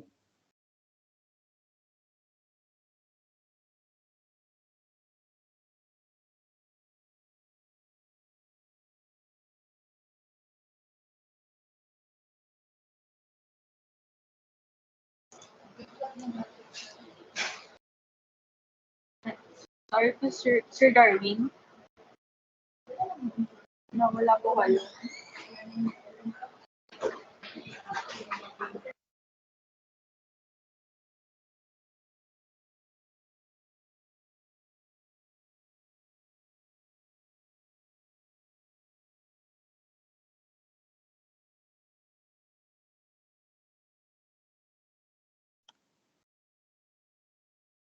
Hello po. Hello po, sir. Yes po.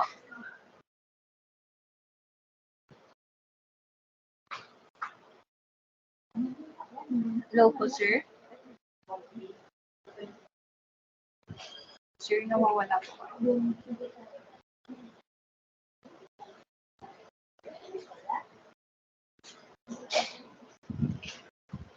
Hello? Yes po, sir. Okay na po.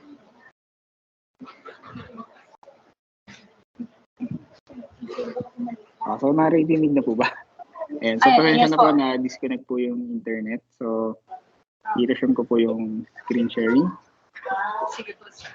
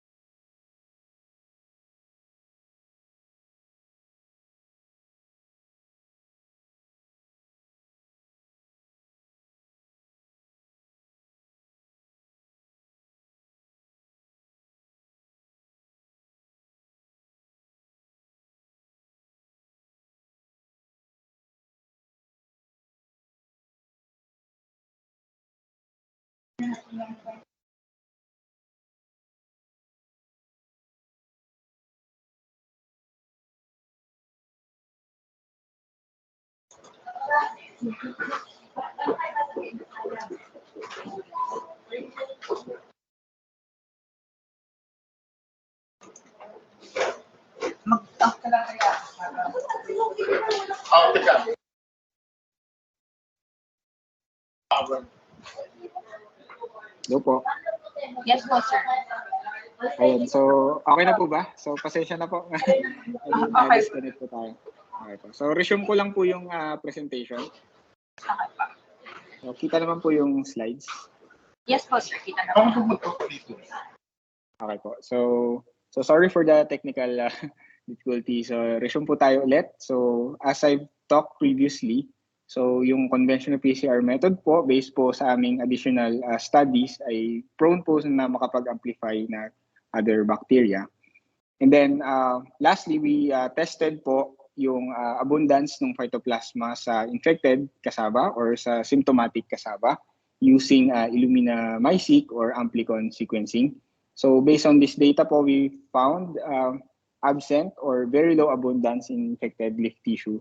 So we observed only one symptomatic cassava that have Phytoplasma, and then compared po sa total amount po, 0.06% po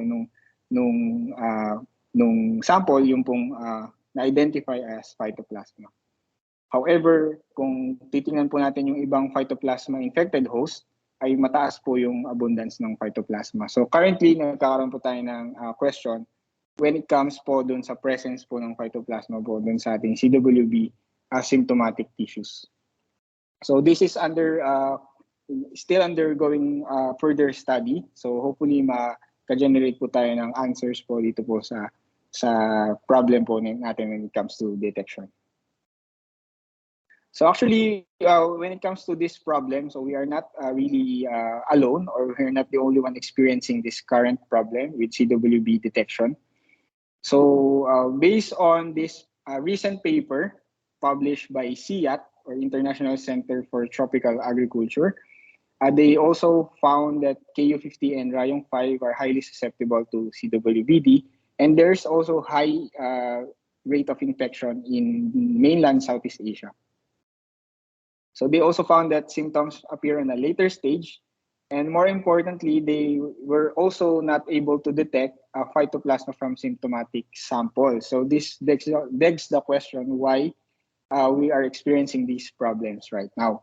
So yun po, based also on their findings and also with our observation, so nested PCR po yung ginagamit natin ay also prone to amplifying other bacteria. So currently nagkakaroon po tayo ng false positive reactions.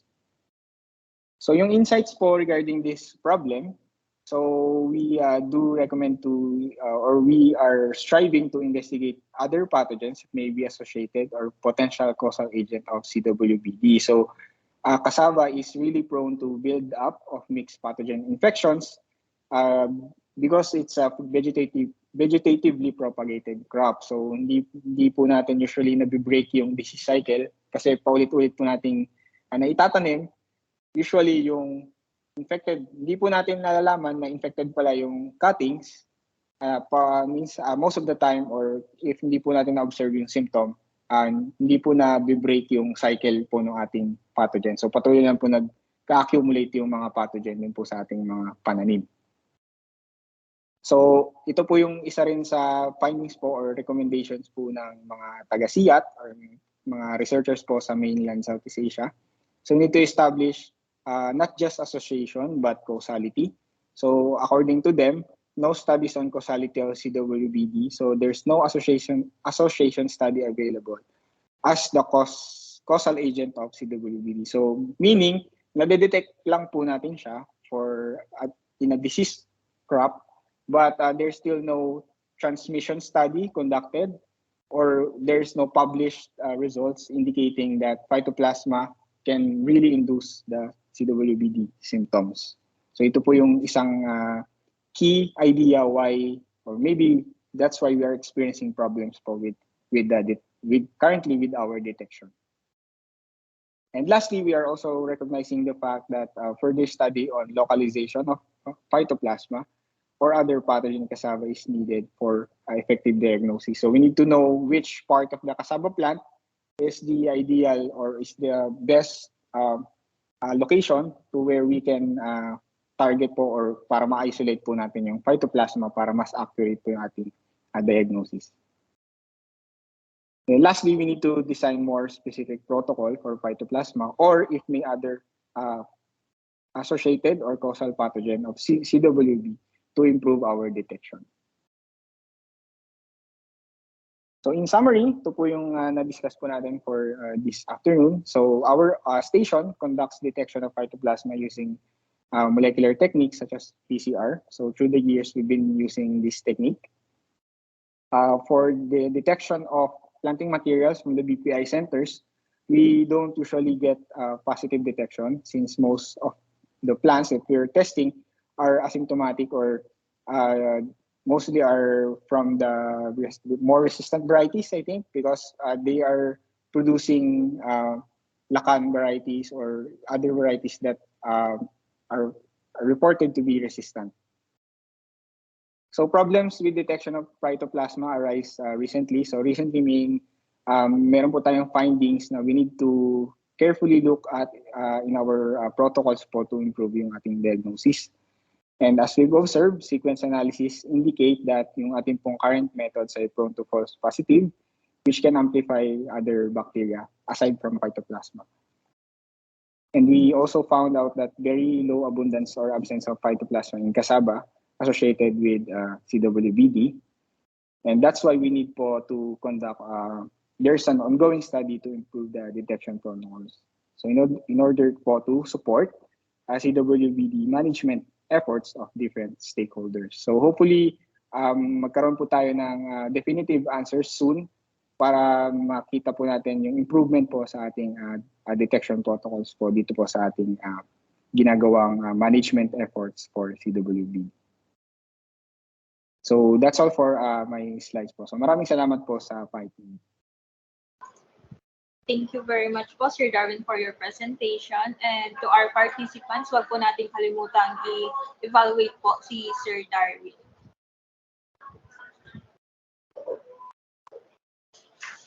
So now let's proceed po to our sixth speaker today. He graduated at Central Mindanao University with the course Bachelor of Science in Agriculture, major in Plant Pathology, and passed the licensure examination on agriculture in 2008. He recently graduated on his master's degree, Master of Science in Plant Pathology at the same university. Currently, he is a senior agriculturist at the National Plant Quarantine Services Division, Plant Quarantine Station, Region 10, Cagayan de Oro, to discuss about the protocol and the implementation of the ABPI Special Quarantine Order Number 1, Series of 2015, declaring cassava witch's broom CWB a dangerous disease of cassava, providing for its control and placing under quarantine the province of Bukidnon. Let's all welcome Mr. John M. Ermina. Good afternoon po, sir.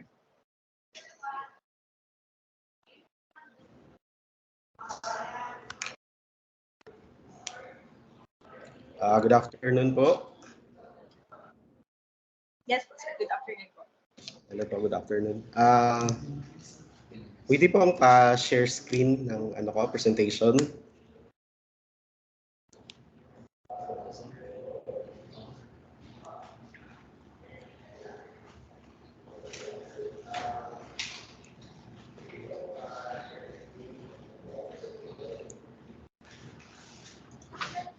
Kita na po ba, sir?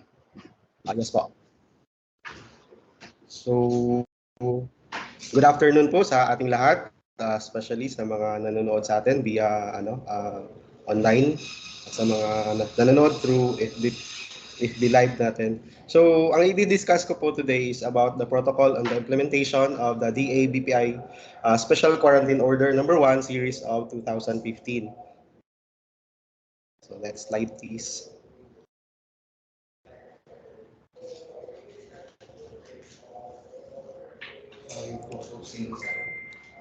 Hello po. Next slide, please.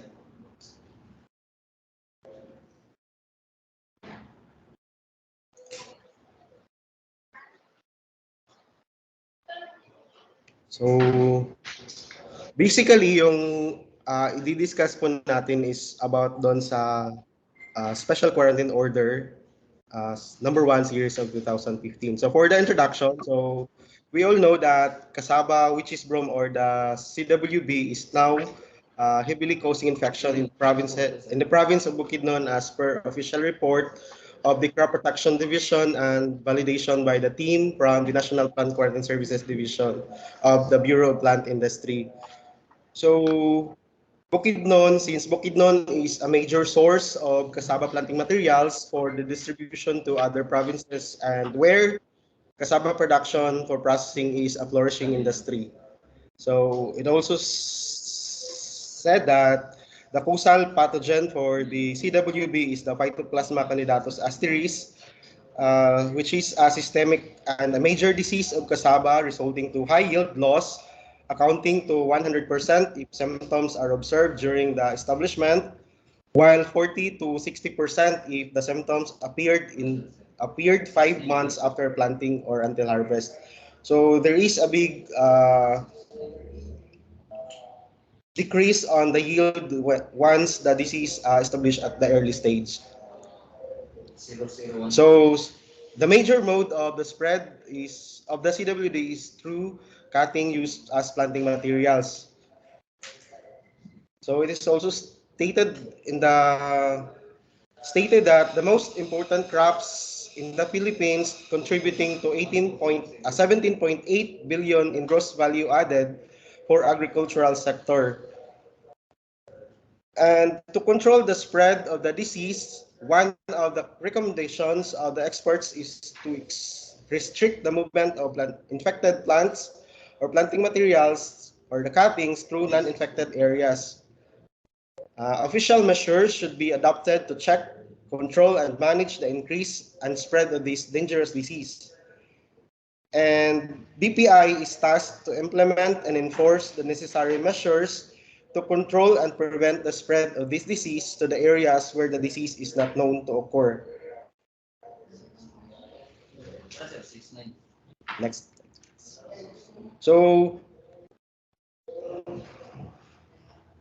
balik po ng konti. So yun, this special quarantine order was signed by our former Secretary of the Department of Agriculture, Proceso J. Alcala, pursuant to the provision of Chapter 4, Title 4, Book 4 of the Executive Order Number 292, the Presidential Decree 1433, as amended, and other pertinent laws, rules, and regulations, and relevant international agreement to which the Republic of the Philippines is a signatory. So this special quarantine order is hereby promulgated. So what are the provisions of these special quarantine orders? So first, Section 1. So for the purpose of this special quarantine order, the province of Bukidnon shall be declared under quarantine due to the reports of heavy infection of CWB on cassava plants or planting materials. Section 2 states that the movement, transfer, or carrying of cassava plants, planting materials from Bukidnon and or any other areas that may be hereafter declared infected to any other provinces shall be prohibited. Next slide, please. So Section 3, the movement, transfer, and carrying of cassava plants and planting materials by any research facility of government from any areas of Bukidnon may be allowed upon the approval of the BPI director. Section 4, in coordination with the Department of Agriculture regional field offices, a number of checkpoints shall be established which shall be manned by deputized inspectors from BPI, the ARFO, local government units, including members of police and military.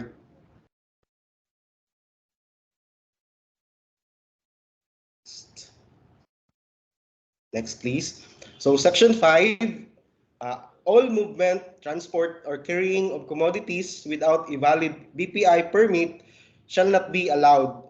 Some of the phytosanitary measures to be employed are as follows. So first, return to origin or disposal. All expenses incurred in the conduct of any of these measures shall be borne by the owner. Non-compliant by the owner to any of these measures shall constitute a violation which shall result to outright confiscation of the commodity. This does not preclude the filing of charges as provided in Section 10. So Section 6, for eradication measure, the BPI CPD, or the currently known as the Crop Protection Crop Pest Management Division, and the National Plant Quarantine Services Division, in coordination with the DARFOs, LGUs, and other stakeholders, shall immediately devise a system and guidelines for the implementation to control and or manage the disease in the quarantine area. Next slide, please.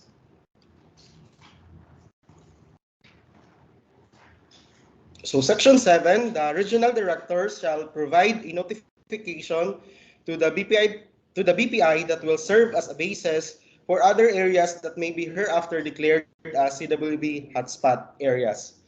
So Section 8, cooperating agencies. So BPI the BPI director may, when necessary, call upon the support and assistance of other government agencies such as military, civil, national, or local in the implementation of plant quarantine regulations and phytosanitary measures provided in this order. Next slide, please.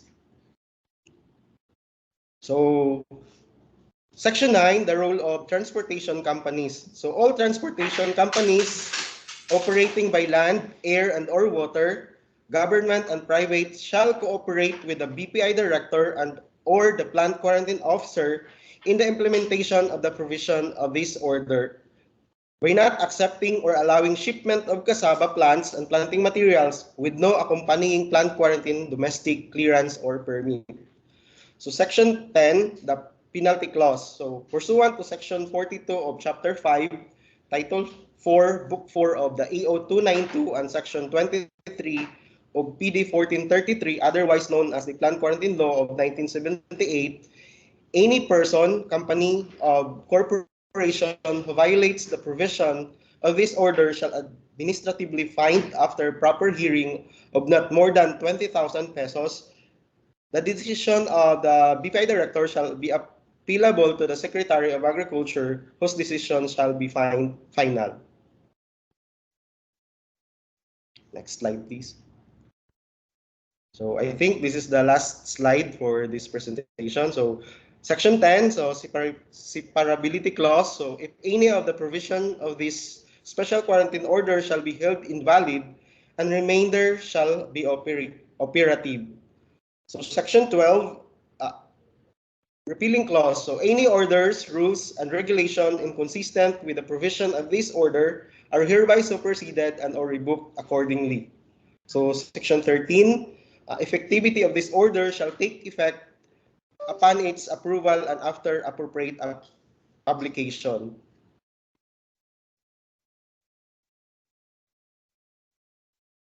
So, mayroon lang akong idadagdag na protocols regarding doon sa if you have plans na mag-transport ng planting materials from one area to another, you must coordinate with the nearest plant quarantine office para ma-inspect yung area, yung source ng mga cuttings na ita-transport in order na ma-check natin yung mga standing plants for the symptoms of the CWB. So pag hindi kayo dumaan sa office o hindi kayo nag-coordinate with the plant quarantine office na malapit sa inyo, ididina yung issuance ng CDT or the clearance for domestic transport. Kasi dito sa Bukidnon or nearby provinces na merong mga plantations ng cassava, so inaalaw namin yung transport ng planting materials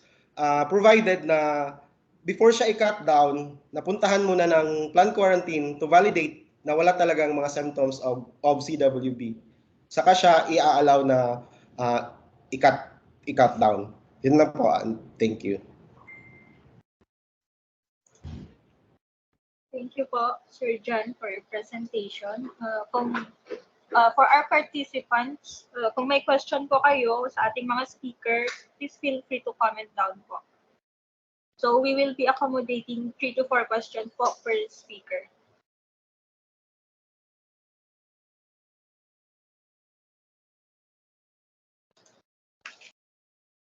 And a few reminders lang po sa ating mga participants and viewers to please fill out the attendance sheet and evaluation forms pinned in the comment section on our Facebook page, and nasa chat box naman po ng Microsoft Teams para sa inyong mga e-certificates.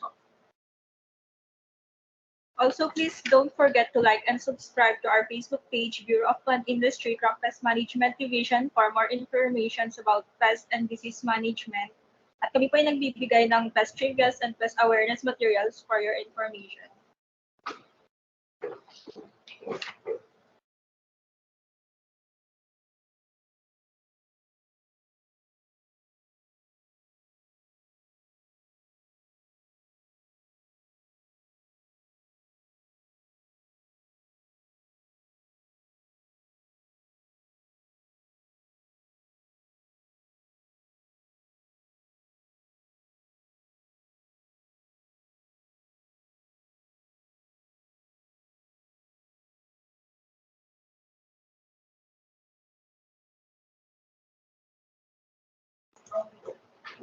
Sir Darwin.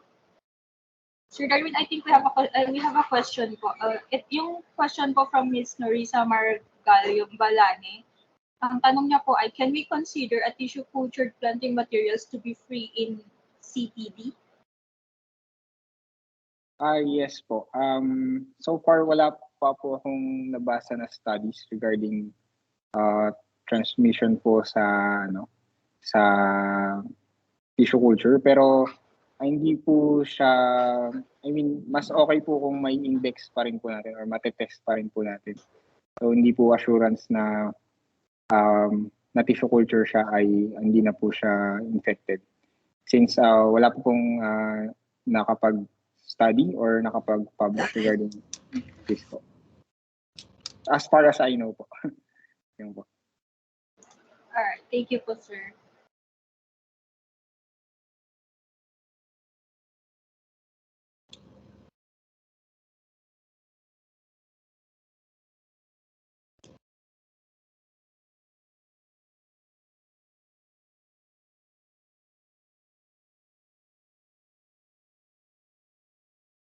Sir Darrell, may question lang ako.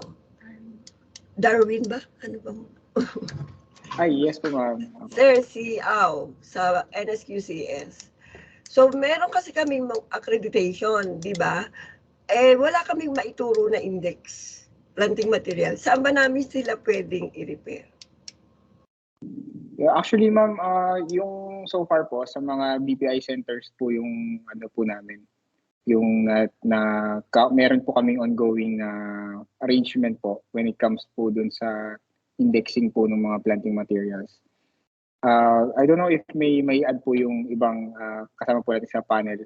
And then yun nga po, as I've mentioned po, recently po may nakita po kaming issues po dun sa detection. So currently, kailangan po natin i-verify kung yung po bang detection method natin ay talaga po bang sensitive or specific po dun sa ating tinatarget po na pathogen. Kasi yun nga po, hindi po talaga 100% pa yung ating detection method po to ensure po na yung ating pong CWBD ay infected or not. Kasi sometimes po, nag-negative po yung PCR test kahit po may symptom. Kasi po, we're just targeting po yung phytoplasma. And then, we need to reevaluate po yung ating method kung to check po for other pathogens din po. Follow up lang din, sir. Kung sakali po, sir, na magpapa-index, ano po ba ang protocol sa inyo po? Yung po ba ay BPI center or magre-request po ba, gagawa ng letter o paano po ba ang procedure? Para po tayo ay makapag-request ng index na produce ng quarantine. Yes po. Usually po yung current protocol po natin is we need to write letter po kay director and then naka-CC po yung aming pong chief, si Ma'am Shireen Samala, yung chief po ng NPQSD, and then i-forward na po sa amin yung request. And then, bali sir, yung magre-request po ay yung operator na interested na mag-propagate noong variety na index. Kasi hindi kami nag-a-accredit, sir, nung hindi na-index yung o na-treat yung kanyang planting materials. Yung ginagawa, pinoproduce nila. Yes po, ma'am. Yun po, ma'am. So for assistance po natin, pwede pong through the director po, mag-write po tayo ng formal letter. So pwede po sila mag-submit ng formal letter po kay director sa BPI po, and then ano lang po natin, i-coordinate naman po nila sa amin yung request. And then from that po, pwede po tayong mag-usap in detail paano po yung arrangement sa sampling, ayun po. And then paano po yung scheduling po ng test. Yun po. Okay. Thank you, sir.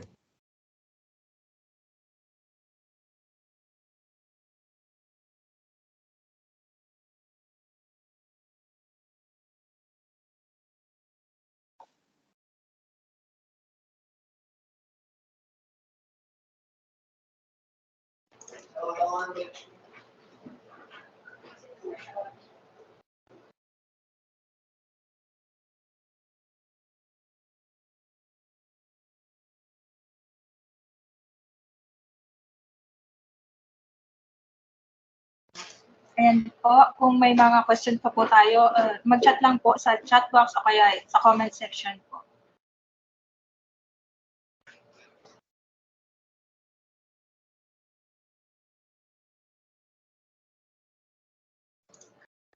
So, let's proceed po to the awarding of certificates of appreciation for our dear speakers.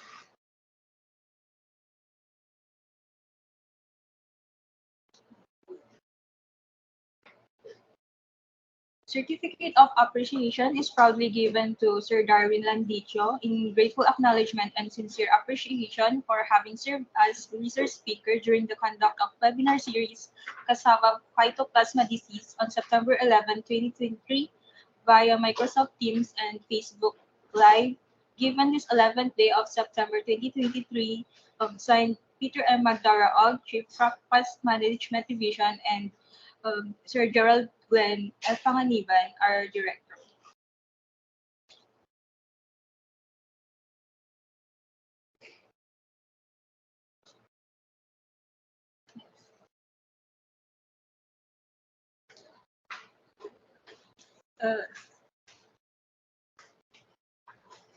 The same certificate is also awarded to Sir John M. Armina.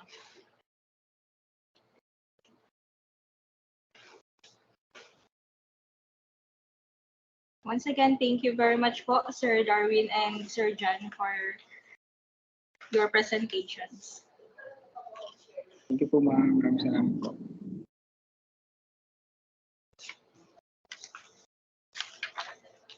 Now let's proceed to our seventh speaker. She graduated at the LaSalle Araneta University, formerly GAUF, with the course Bachelor of Science in Agriculture, major in Horticulture. She is currently the section chief of the Plant Material Certification Section, National Seed Quality Control Services, Bureau of Plant Industry, Quezon City. To discuss about the guidelines for the accreditation of cassava, let's all welcome Ms. Aurora L. de Guzman. Good afternoon, ma'am. Good afternoon. So I'm Aurora de Guzman from BPI NSUCS, Quezon City, and I will be discussing the guidelines on the accreditation of cassava.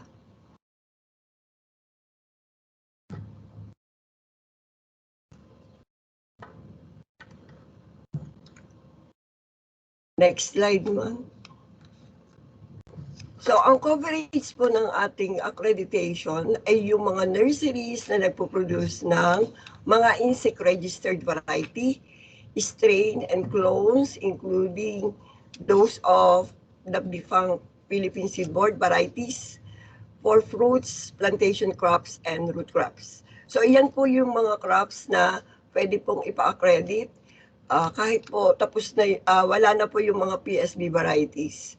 So, ang objective is to ensure that the plant nursery operators and their nurseries will comply to the requirements and guidelines set by the BPI for accreditation to produce quality planting materials of fruits, plantation crops, and root crops. So, para po natin maintindihan kung ano po ang ibig sabihin ng mga terms na medyo technical po ito. So yung accreditation po, ito po ay yung proseso na ang BPI po ay formally nire-recognize po ang competence and impartiality and capability of the nursery operators to produce quality planting materials. So sa accreditation po, kami po ang nag-accredit ng fruits and plantation crops, hindi lang po sa root crops, and also in tissue culture laboratories. So sa applicant po naman, ang nire-refer po natin na pwede pong mag-apply ang individual, partnership, corporation, cooperative, association, organization, or government agency for accreditation. So yan po yung mga pwede pong eligible to apply for the accreditation. So Sa ating pong accreditation, meron po tayong deputized and also designated mga plant nursery evaluators. So ang tawag po sa kanila ay mga evaluator. Aside from that, meron din po tayong tinatawag na plant nursery, plant material inspectors. So pag accreditation po, ang nag-i-evaluate po ng ating mga nurseries, whether it is plantation crops or root crops, ay mga technical personnel ng BPI, and with partner po tayo sa DARFO sa region. So ang tawag po sa kanila ay mga deputized plant nursery evaluators. So sila po ay nagkukonduct ng inspection, evaluation, then magsasubmit po sila ng report for the accreditation of their nurseries. Next, yung plant nursery, ito po yung area where the plants are propagated and grown to usable size.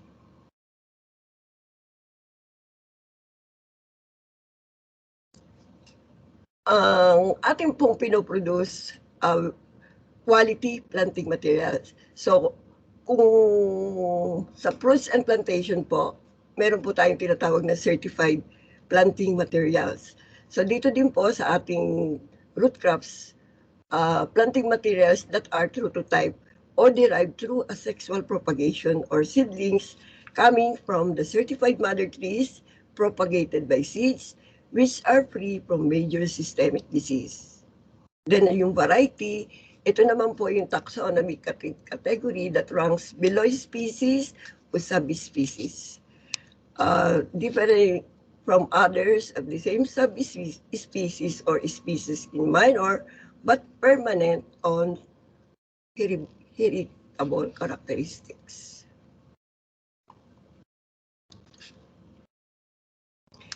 Ang ating pong mga eligible to apply for accreditation ay mga private nurseries. So sa private nurseries po, meron po tayong tatlong kategorya. Pwede po yung individual or may tinatawag po tayong sole proprietor. Then yung partnership po, ito po yung corporation. Then yung private group, pwede po siyang cooperatives or yung mga companies or corporation.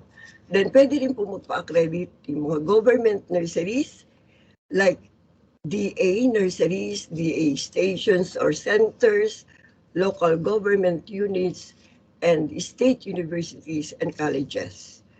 So dito po sa DA, ito po ay hindi na natin kinokolektahan ng fees, but for local and SUCs, nagko-collect po tayo ng payment for the application fee.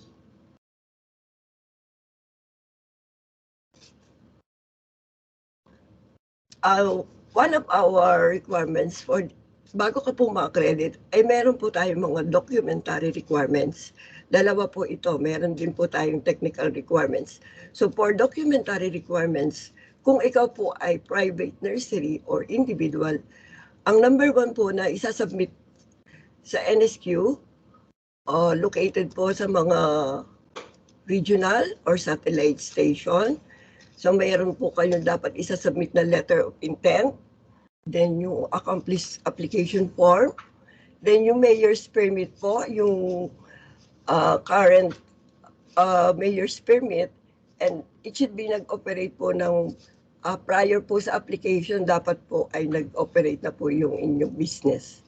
So meron din po tayong nire-require na mag-submit ng registration ng BIR, and kung sakali po na private group, kailangan po ay may authorization.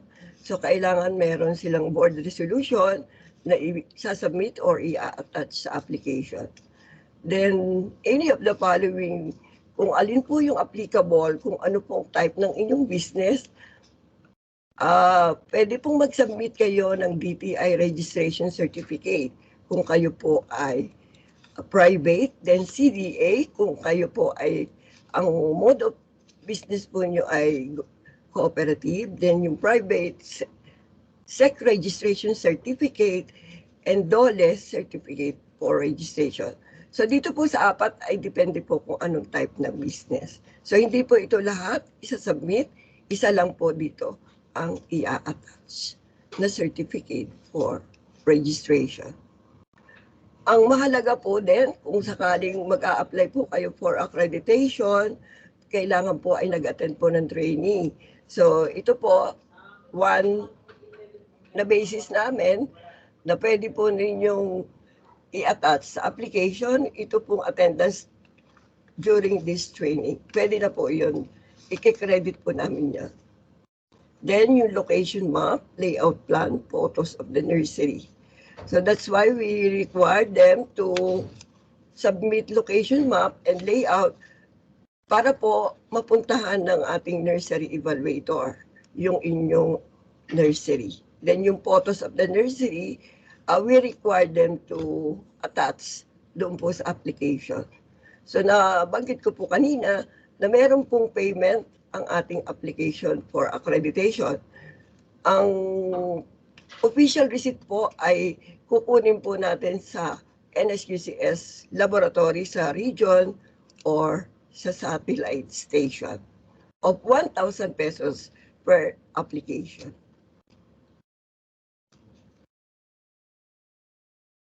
For government naman po, meron din tayong nire-require na documentary requirements. Magsasubmit din po kayo ng letter of intent, then yung application form, na kukunin po natin ito sa office ng NSQCS. Then authorization, in case po sa government, sino po yung naka-assign sa inyong nursery, so yun po yung ating i-delegate, no? I-authorize po natin para sa mga pagpaprocess ng documents. Then certificate of training, same din po doon sa private, then location map, layout, and photos.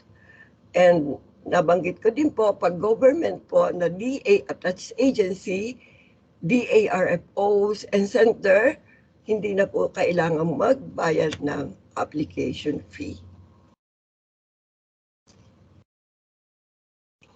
And the next requirements, tapos na po tayo sa documentary requirements, dito naman po tayo sa technical requirements. So nire-require po natin na ang nursery kailangan may stock inventory during evaluation. So kailangan po ay nagkakahalaga ng 40% sexually propagated and 60% asexually propagated na nagkakahalaga po ng worth 100,000 pesos. Doon po sa inyong nursery. Yung po ay tinatawag natin na stock inventory. Then yung kasama po na i-establish natin at least 1 year prior sa application. And it should be approved, insect approved and registered varieties of cassava. And the propagules to be used in asexual propagation must be obtained from tagged cassava. That's why nabanggit ko po kanina kay Sir Darwin na kung saan po tayo pwedeng makakuha ng na-index na planting materials ng cassava. So meron naman po siya nabanggit na 2 station na pwede nating source, ang BPI Los Baños and BPI La Granja. So pwede po doon tayo mag-source out ng ating planting materials to start po nung nursery.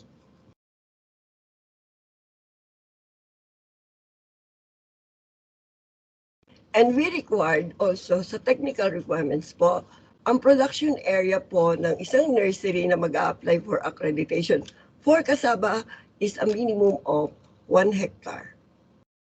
Then, kailangan may availability of irrigation or water and availability of farm implements. So, bali 3 lang po yung aming nire-require na facilities.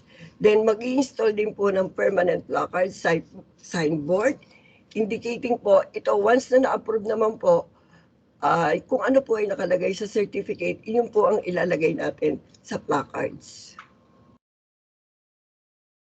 So may measurement po yung ating placards. May 1.5 meters na lapad at 2 meters po na haba. Yun po ang sukat ng ating placards.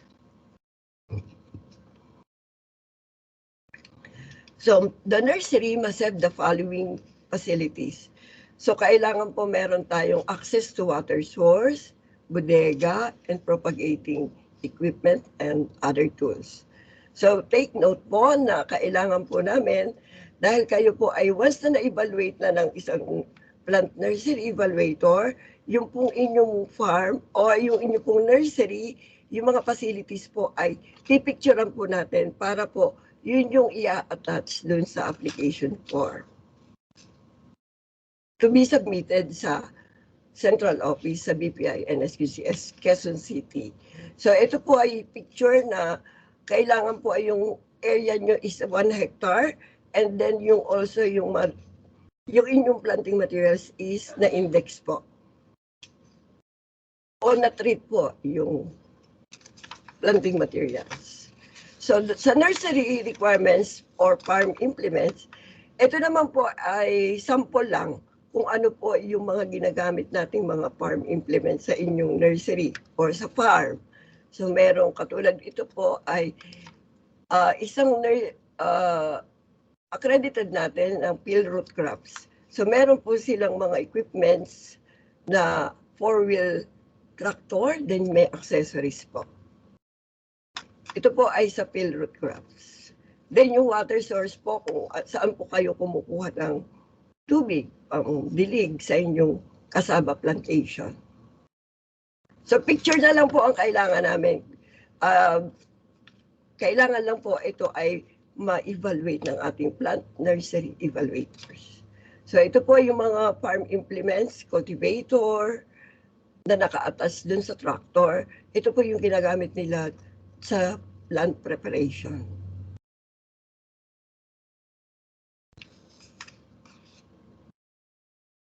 Next po, ma'am.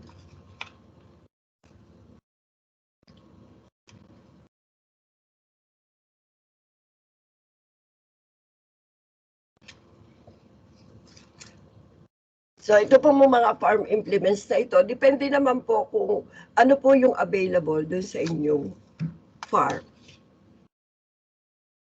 Pwede din naman po na hindi ganito ka high-tech po.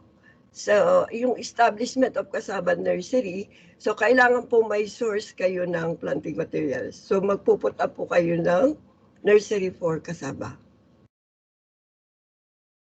And also, tatandaan po natin na ang ating pong variety ay dapat ay insect registered. So ito po yung process flow ng ating nursery accreditation. So yun nga po, nabanggit ko kanina na kukuha po kayo ng application form sa BPI NSQCS na malapit po sa inyong lugar.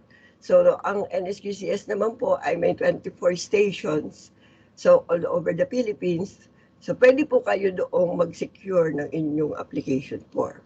Then, kasabay po noon, kung okay naman po at kumpleto po yung mga dokumento and also yung inyong mga facilities, pwede na po kayo magbayad din within the BPI NSQ sa regional or satellite office for 1,000 pesos nga po. If the application are complete, ito po ay ini-endorse natin sa tinatawag nating DARFO Nursery Evaluator. So yung mga PNE po sa region, sila po ay yung nag-i-evaluate po. Priority po sila na mag-evaluate po ng inyong nursery. So in case hindi po available ang mga taga-DARFO, doon po ang mag-i-evaluate po ay mga taga-NSQCS or designated plant nursery evaluator. Then the plant nursery evaluator, once na na-visit na po yung inyong nursery, maggagawa po sila ng preliminary recommendation and i-endorse po nila yung kanilang report sa kanilang director, then ipo-forward, i-endorse po ulit ng director ng region sa BPI director. So, ang proseso po ng documents is sa region, ipapa-endorse ng regional director sa BPI director, Manila. Then, ang central office naman po, dito po sa office namin, sa plant material certification section, sa NSQCS, kami po yung nagre-review ng mga documents for final recommendation. for approval or disapproval ng ating director.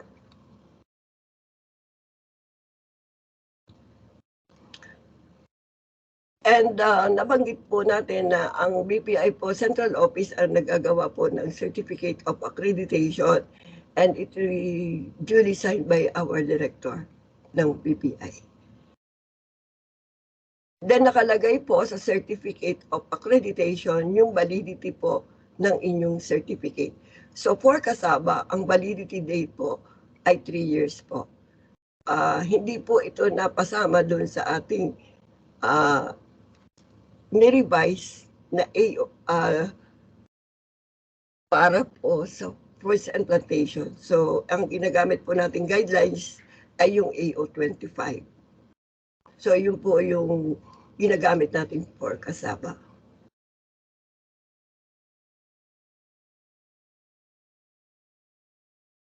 So, same lang naman din po itong proseso kung sino po yung mga person responsible.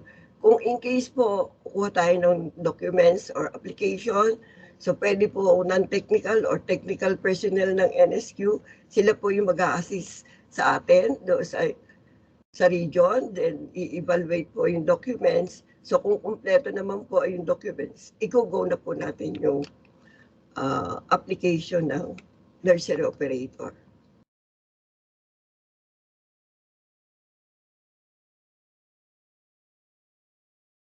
Then pag once na evaluate po ng ating plant nursery evaluator, gagawa po siya ng report or recommendation po. And then kung approve po, i-endorse po sa regional director to the PPI director.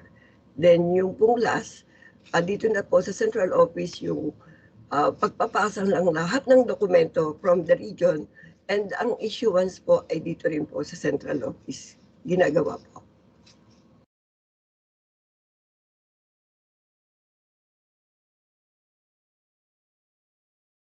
So same lang po, once na na-complete na po yung mga documents and ang proseso po natin is binibase din po natin sa submitted application ng applicant.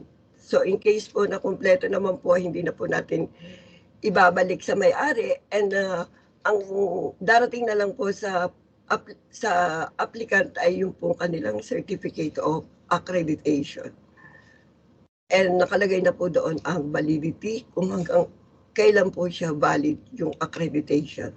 Then meron din po tayong sanction kung in case po na ang ating nursery operator ay hindi sumunod sa mga requirements na naka-stipulate po sa AO. Then hindi naman po automatic naka-cancel or naba-blacklist. So meron po namang first offense na i-reprimand po na, then cancellation of certificate, and then third offense yung blacklisted.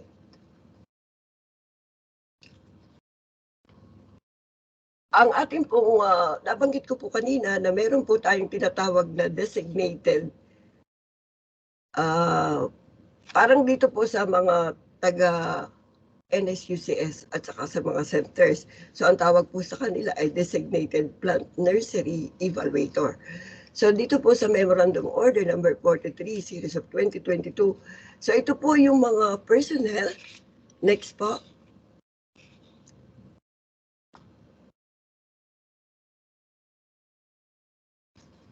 Ito po yung mga personnel na naka-assign as designated evaluator. So pwede rin po sila evaluator sa fruits and plantation crops, then root crops. So sa production, may tatlo po tayong involved dito na plant nursery evaluator, si Ma'am Aster, si Noli, and Tolitz. Then sa car, kung kayo po ay taga-car, ang mag-i-evaluate po ng nursery natin ay ito po, si Ma'am Nancy and Sir Roger. Then, ito po by centers po, ang mga naka-assign po dito. So, hindi ko na po iisa-isahin. Then next po, ito po yung mga BPI centers. Ito po yung mga partner ng NSQCS to evaluate po their nurseries doon sa mga interested na mag-a-apply. Then meron din po tayong designated sa NSQCS. Next po. Sa lahat po ng region, nabanggit ko kanina na 24 stations, meron po tayo naka-assign na nursery evaluator. So kami po, at saka si Earl, kami po ang naka-assign dito sa central office. Ang coverage po naman namin ay NCR, which is wala naman po masyadong nursery dito, pero tumutulong na lang din po kami kung sakaling kailanganin ng ibang mga regions. So lahat po ng regions ay meron tayo naka-assign na plant nursery evaluators from region CAR up to BAR. Next po.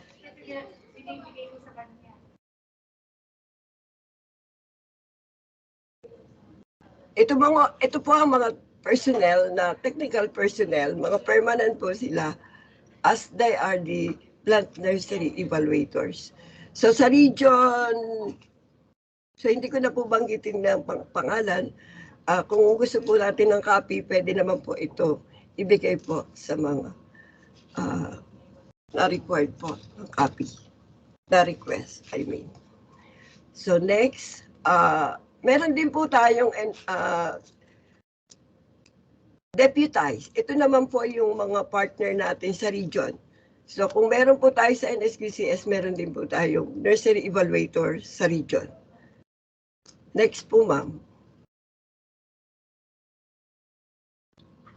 Dito po sa region CAR hanggang BAR, meron din po tayo itong mga plant nursery evaluators.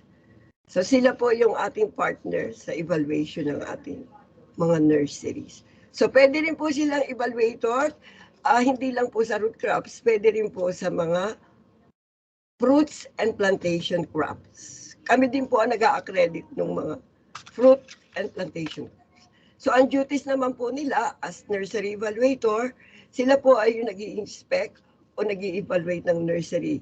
Then nagagawa nga po sila ng report, then nag-i-inspection, then sila po ang nagsasabit ng evaluation kung okay po yung kanilang nursery for to be accredited. So sila po yung aming partner kung ang inyo pong nursery ay qualified for accreditation. So kailangan po may manggagaling na report from them. Next po.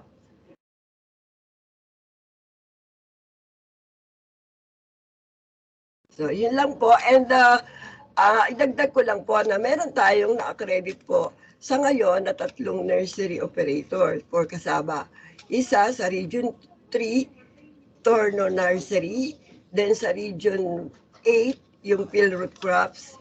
And sa WARM, yung YMJ Plant Nursery. So far, yun pa lang po yung ating 3 nursery na na-accredit po sa ngayon.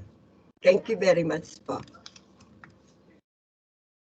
And thank you very much po, Ma'am Al, for your presentation on the guidelines for the accreditation of Cassava. To our dear participants, once again, kung may question po kayo, feel free to jot down po sa ating chat box sa Microsoft Teams o kaya naman sa comment section sa ating Facebook page. So before proceeding to the last speaker, may I remind our participants na i-fill out ang ating attendance sheet as well as the evaluation forms para po sa inyong mga e-certificates po. All right, so now let's proceed to our last speaker for the day. She graduated from the University of the Philippines, Los Baños, with the course Bachelor of Science in Agricultural Biotechnology in 2014.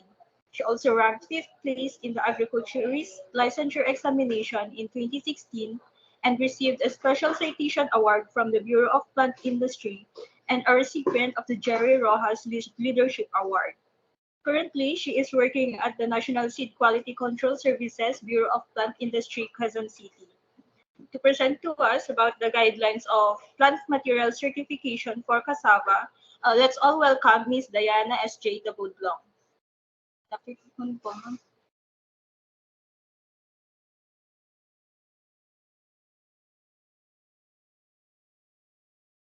Afternoon po.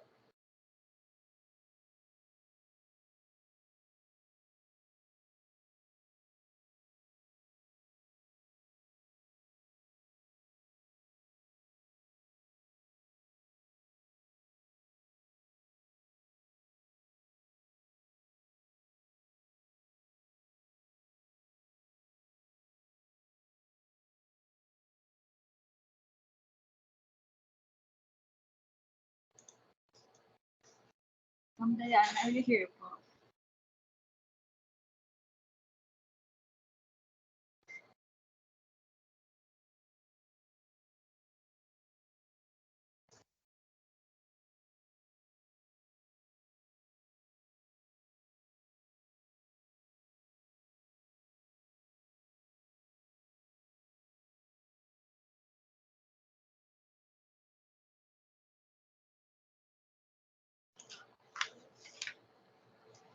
So while waiting for Ma'am Diana, let's not forget po to like and subscribe the Facebook page of Bureau of Plant Industry Crop Pest Management Division for more informations about pest and disease management. Also, please keep on sharing our live para mas marami pa pong ma-reach ang ating webinar for today. Thank you.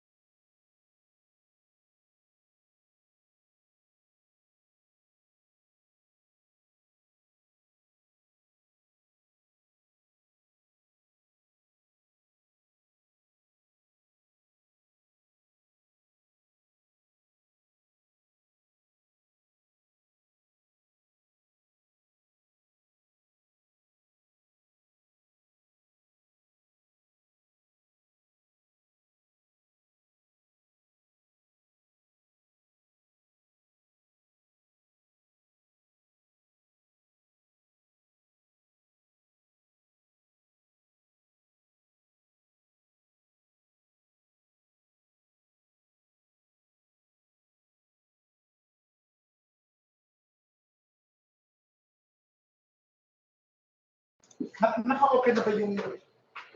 Since Ma'am Diana is not here yet, may I request po na mag-open camera po tayo for a group photo.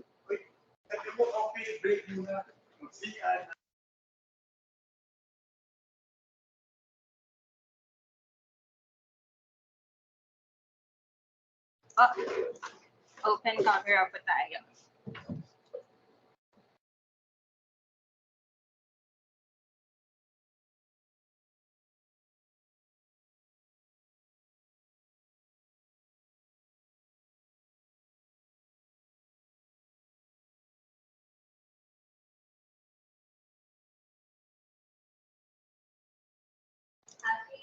Alright po.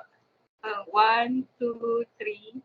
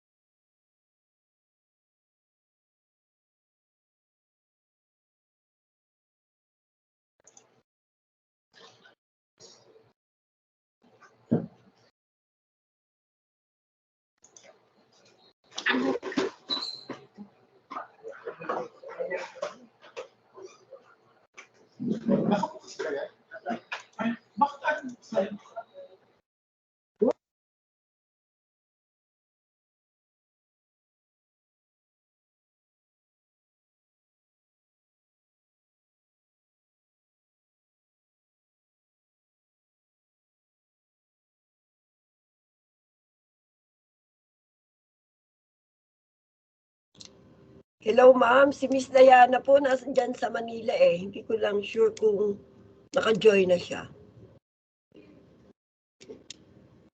Andyan Ma'am, na po siya sa Central, ma'am. Papunta na po si Ma'am Diana, ma'am. We'll just wait lang po sa kanya. Ay, Pinatatawagan ko lang. Wait lang po, ma'am. Okay. Thank you po. Coffee break lang po muna, ma'am, sir.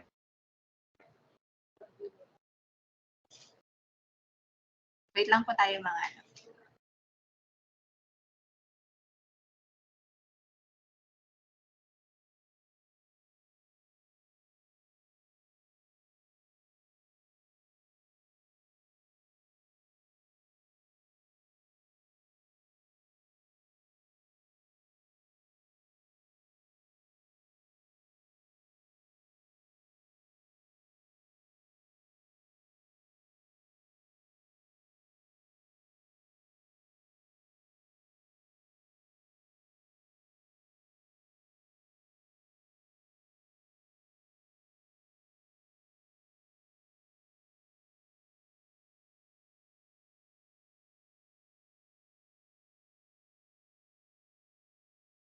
Hello, ma'am. Pupunta na po siya dyan sa CPMB. Ma'am Res. Okay po. Okay po. Noted po. Thank you.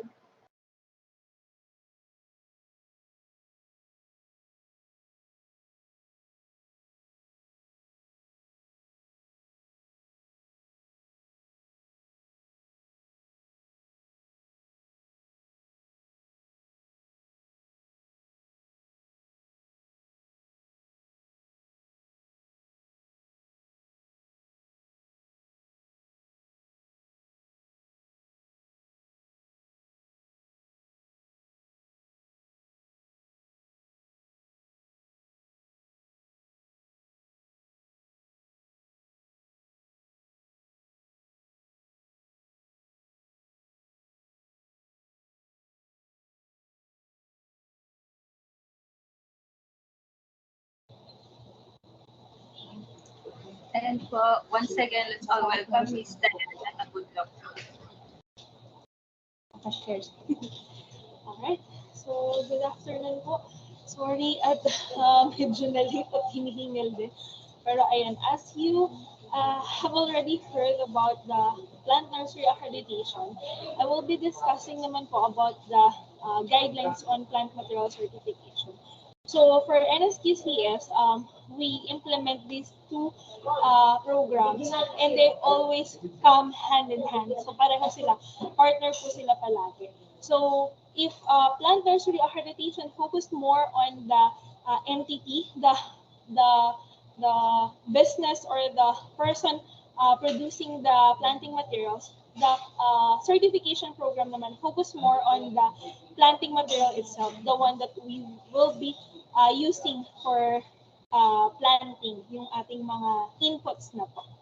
So, good afternoon again. I'm Diana Tabudlong from NSQCS. So, I will just discuss the guidance as it is.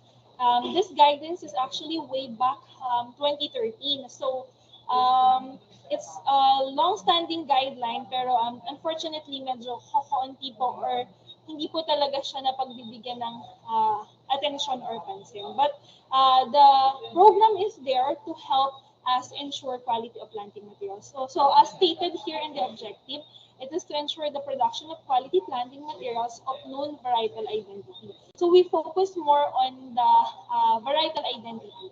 So ang number one criteria pag certification is the variety must be NSIC registered or those of the defunct Philippine Seed Board.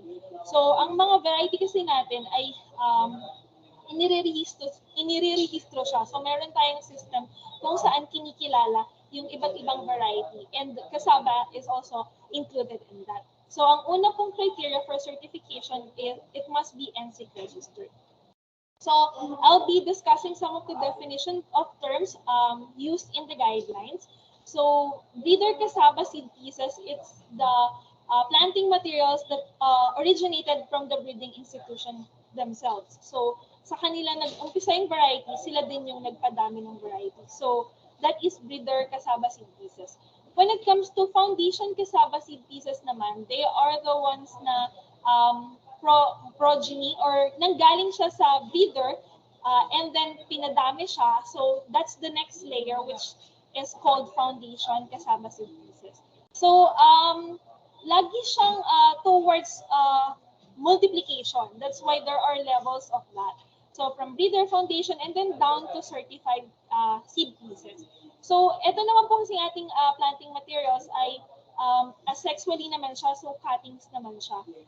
It's just we use terms breeder foundation and certified so that we can see how far we are from the very origin of the planting materials. So certified naman siya, it's considered certified if the planting materials originated from foundation.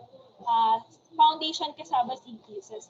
And this undergone a certification program, sa amin nga, certification process and tagged by the plant material inspectors.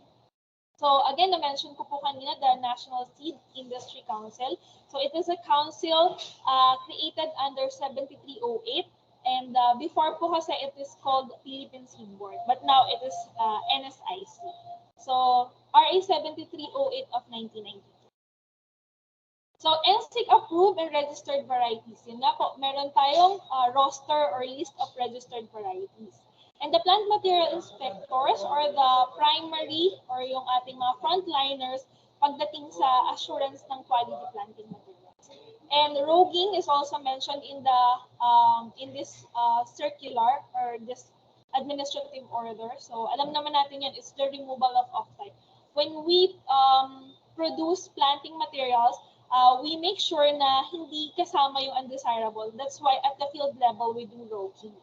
And the National Seed Quality Control Services,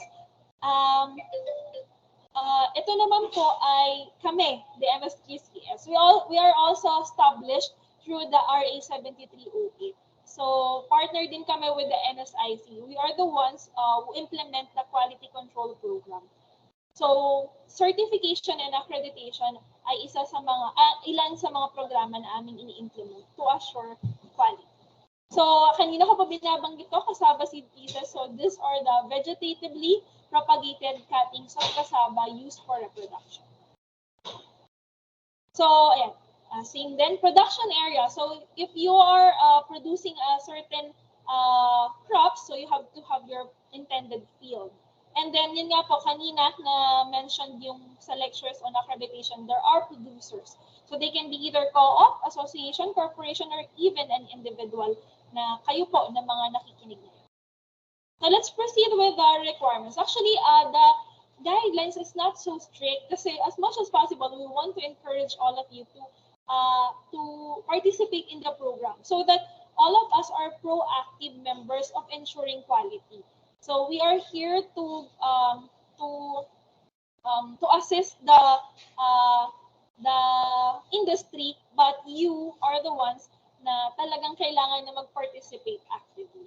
So, sobrang minimum lang po ng requirements in the certification. So, lagi to paulit, NSIC registered variety dapat. So, kung meron po kayong mga naiisip dyan sa inyo na, ay, nagtatanim ako ng ganito, but it's not NSIC registered yun. Unfortunately, hindi po siya masasama sa certification program.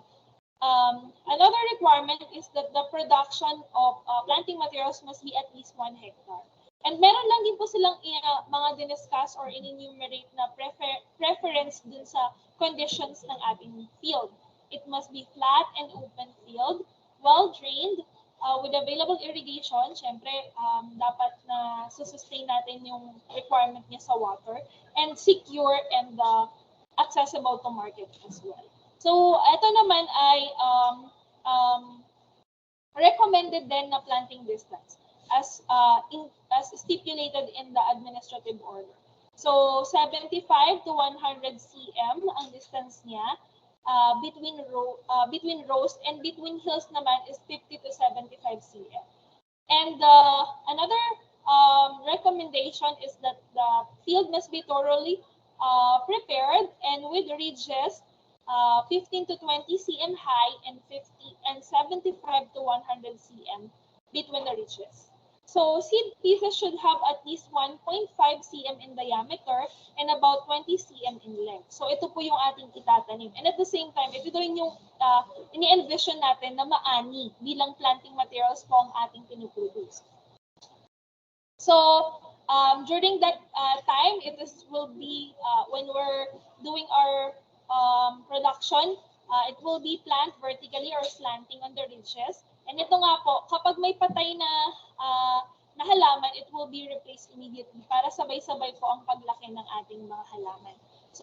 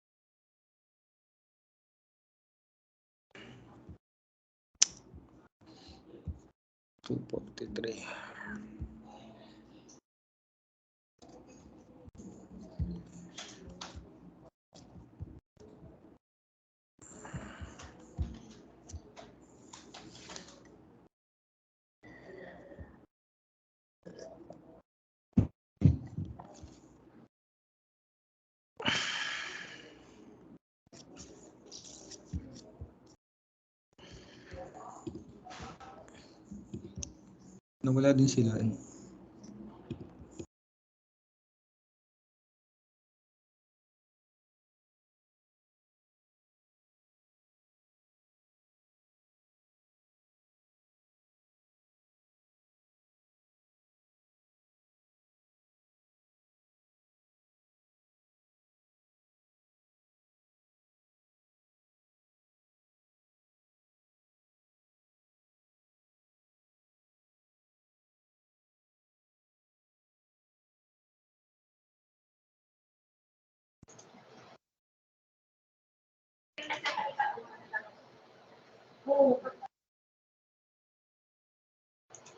Hello. Excuse me po, Miss Diana, mukhang nawawala po tayo. Nawala po yung presentation as well as walang naririnig na po na audio.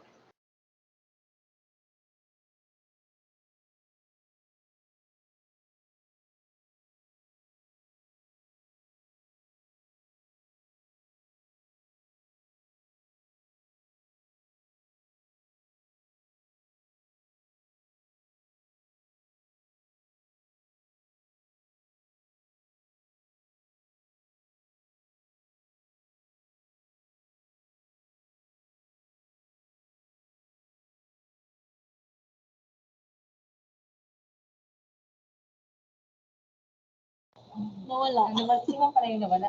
Wala po. May tumawag kasi kanina. Oh, okay, umpisa lang. Hanggang 10 kayo. Tanong na lang kayo lang kung which part kaya kayo nawala.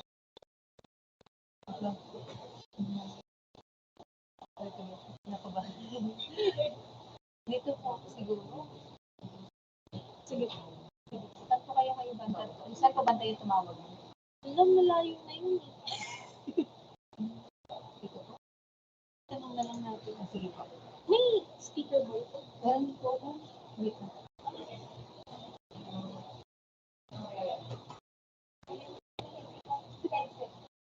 Ay, hello po. Mukhang malayo na po yata ang aking narating pero naiwan daw po yung slide. Pero narinig, hanggang saan po yung narinig niyo po or na-capture niyo dun sa lecture? Anong part? Ako naman yung speaker. Okay lang. Hello po.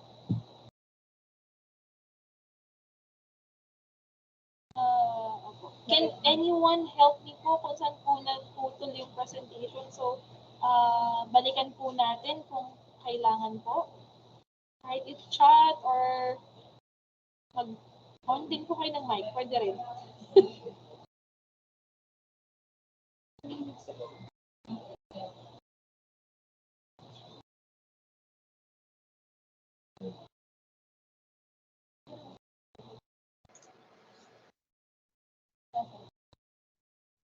Parang may nag-unmute.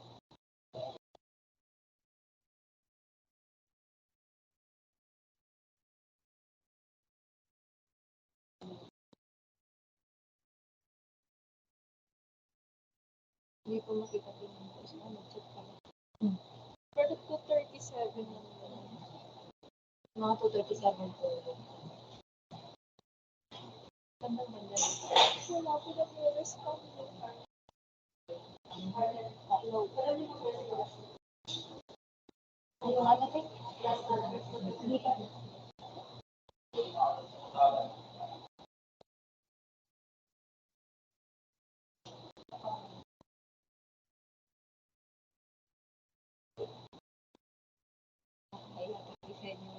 Parang nawala siguro. Pero wala po. Saan po yung mas feed nyo na balikan? Dito na lang po sa tapos na yung definition of terms. Dito na lang po sa kasama. Wala po bang nakasunod kung saan? Kasi 37.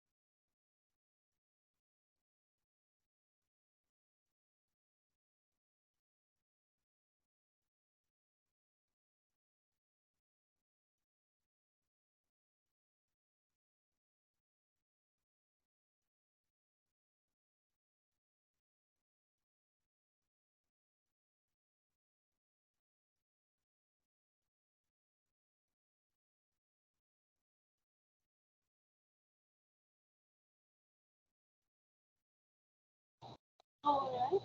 So parang, wait lang po. Kina-clarify lang po namin kung saan po natin uulitin. Kasi actually, it's a short presentation at the end of the presentation. Ma'am, sa may definition of terms daw po.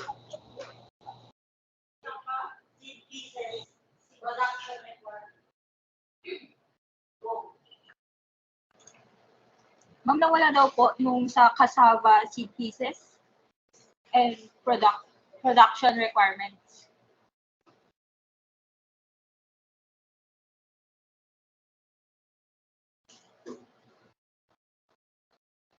Yes po, dyan po.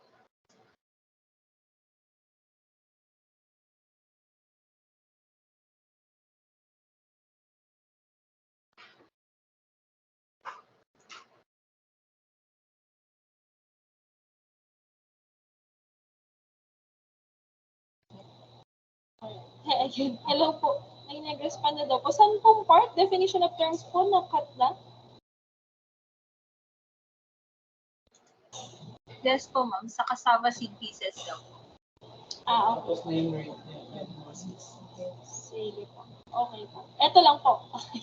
So, ayun nga po, as mentioned ko po kanina, yun po, these are the terms. So, cassava seed pieces, ito po yung ating propagative material. So, ito yung itatanim natin. Ito yung end goal ng ating certification and the producer themselves. And then, you have to have your definite production area or the intended field. And the seed producers or cassava seed pieces producers, ito po yung mga operators natin that engage in production of this planting materials. Okay naman po, naririnig mo po ako ng malinaw. Just making sure baka po iwan ulit. Yes po, ma'am. Yes po. Okay, Loud and clear. Alright, thank you po. So, ayan po. Next naman po natin, as mentioned ko po earlier, the requirements are very minimal and some of them are recommendations actually. But to ensure that para dito sa mga requirements na ito and at the same time recommendations. So the number one requirements po natin, again and again na lagi ko nasasabi, is the NSIC registered variety.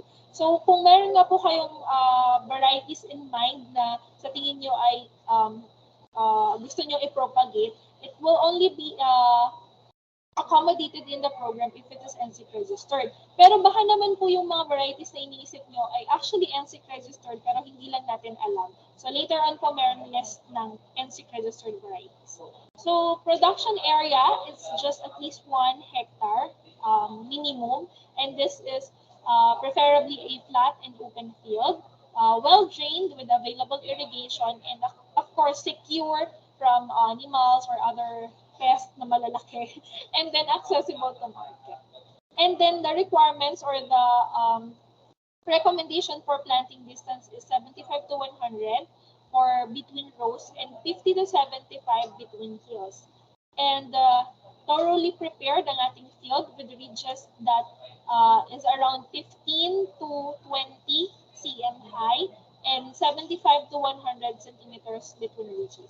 So, ito po, yung na-mention ko kanina na baka mas magiging particular kami, the bundles itself, kasi ito po yung tinatag namin.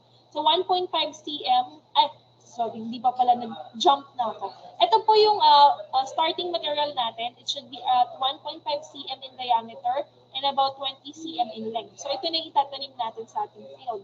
And then, it will be planted vertically or slanting on the ridges. And kapag kung may mga empty hills tayo, kailangan natin siyang i-replant immediately. Kasi po, during the inspection, makikita yun natin. So, para din ma-maximize natin yung capacity ng ating field.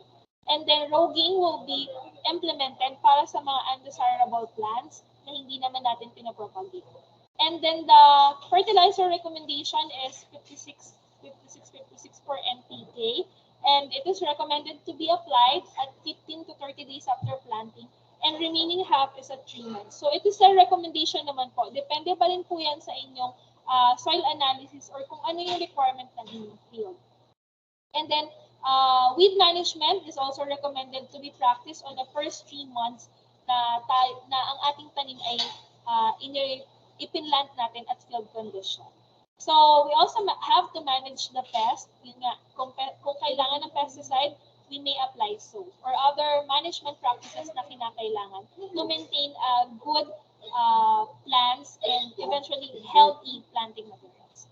So, ito po yung binabanggit ko kanina na mas magiging strict kami for certification kasi it will be tagged into bundles. 25 pieces po per bundle and 1 meter ang length ng ating planting materials.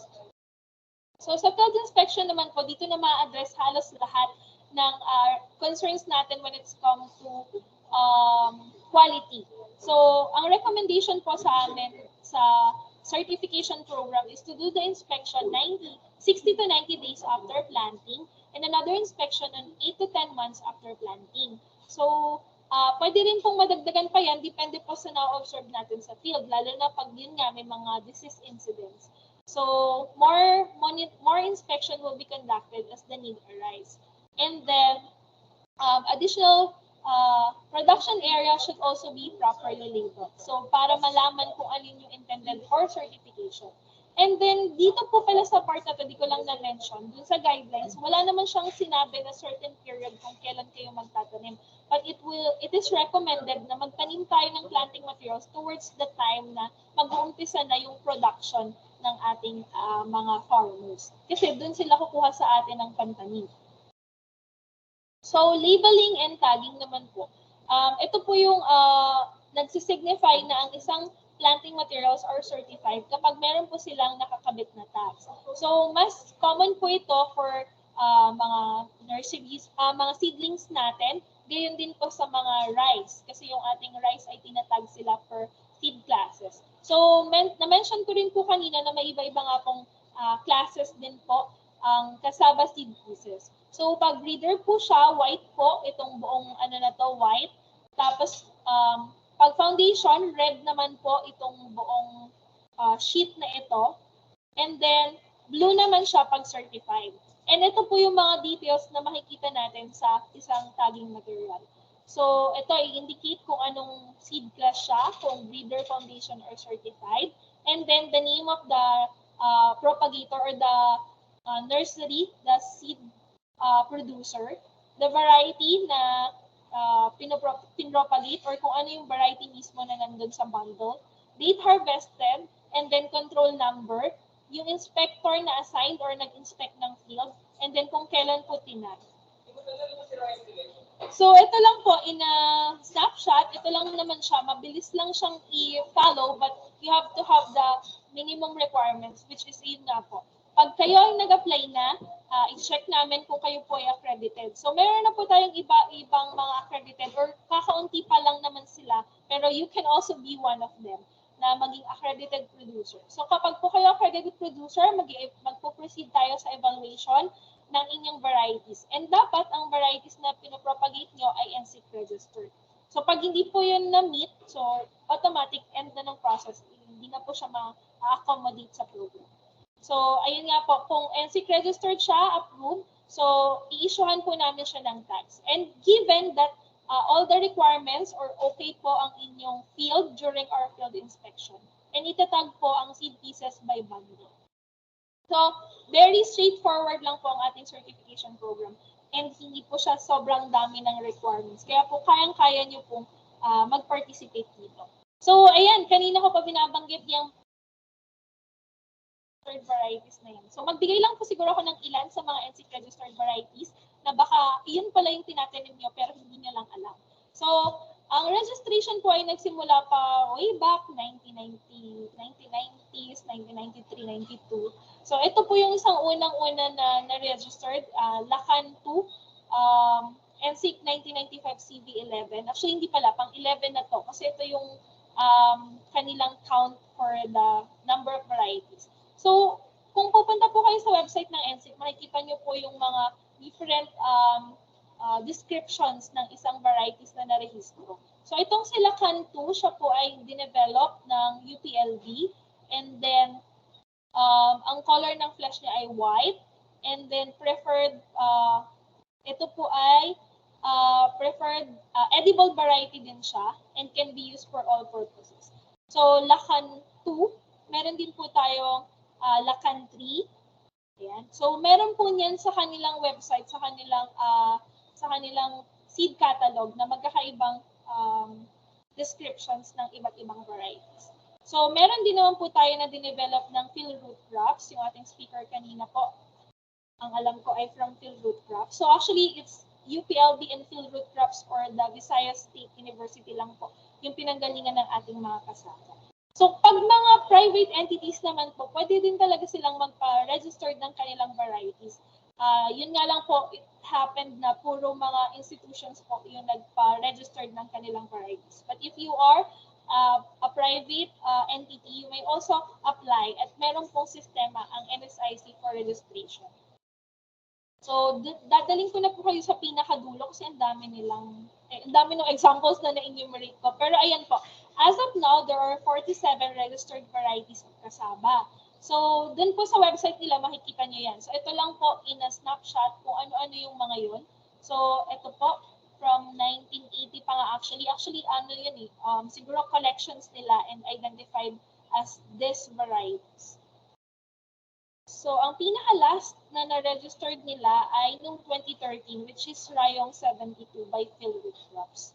So, kung gusto nyo po ng more information about all these varieties, or kung gusto nyo iparehistro yung mismong varieties nyo so that it can be used and properly labeled and ma-certified din po siya, punta po kayo at mag-visit po kayo sa website ng NSIC kung saan makikita nyo po yung mga complete list of NSIC registered varieties, and also meron din sila doon na mga information on how to register a variety. So again po, I'm from the NSQCS. Ang aming office address ay sa Visayas Avenue po. If you have other further questions and clarification, you may contact us at this email address and our website as well kung meron po kayong mga concerns. So that's all po. Thank you. Thank you very much po, Ma'am Diana, for your presentation. So, sa mga may tanong po tungkol sa presentation po ni Ma'am Aurora on the guidelines for the accreditation of cassava, as well as sa presentation po ni Ma'am Diana sa guidelines of plant material certification for cassava naman po, please feel free to ask lang po.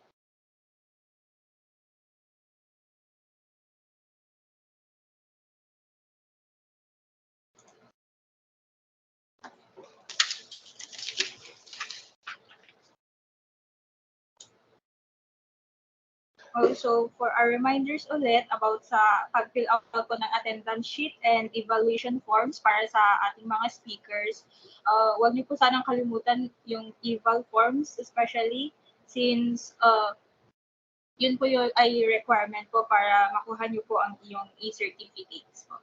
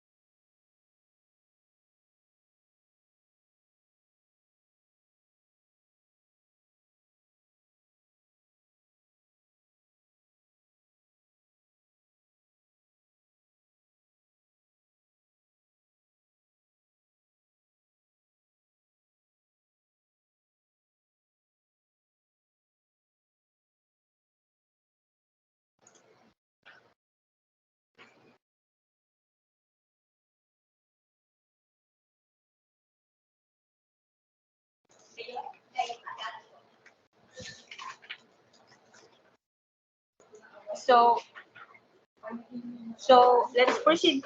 Kung wala pong tanong, I think we'll proceed na po sa awarding of certificates po to our speakers.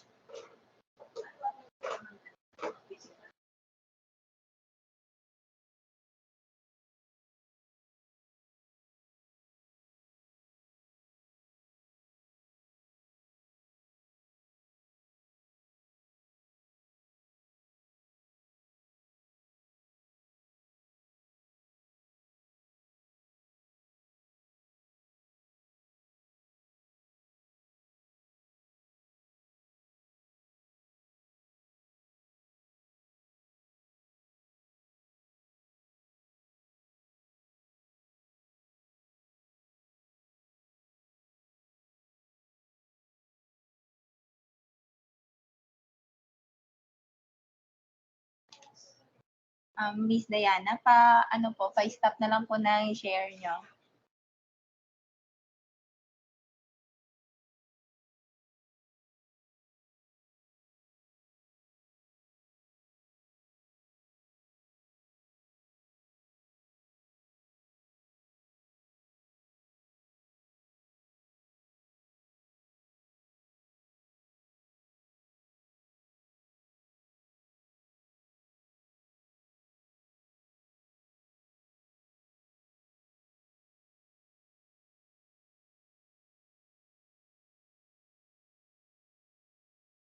Okay na po ba? Na-stop na po?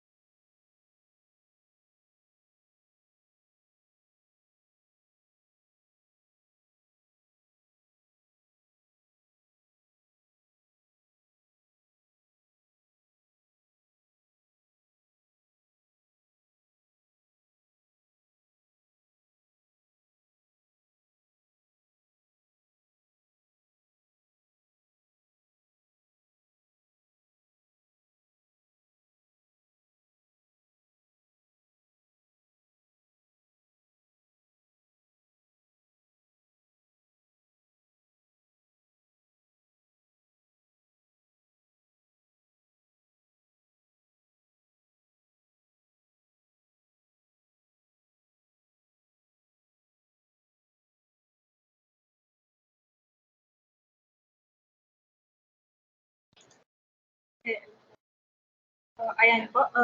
Now we will be awarding the Certificate of Appreciation for our dear speakers. Certificate of Appreciation is proudly given to Ma'am Aurora L. de Guzman in grateful acknowledgement and sincere appreciation for having served as research speaker during the conduct of webinar series Cassava Phytoplasma Disease on September 11, 2023 via Microsoft Teams and Facebook Live, given this 11th day of September 2023, signed by our Chief Peter M. Mataraog and our Director, Sir Gerald Glenn F. Panganiban. And the same certificate is also given to Miss Diana Habudlong. Once again, thank you po, Ma'am Aurora and Ma'am Diana, for your presentations.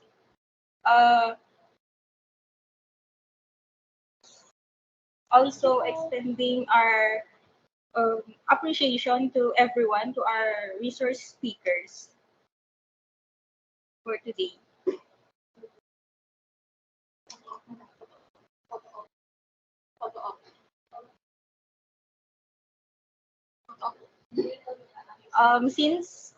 Since nandito na po si Ma'am Diana, again po mag-request po kami na mag-open cam for our photo op po.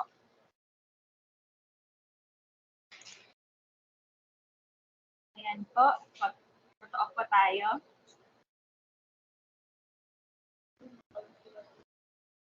Alright, ready na po ba? 1, 2, 3.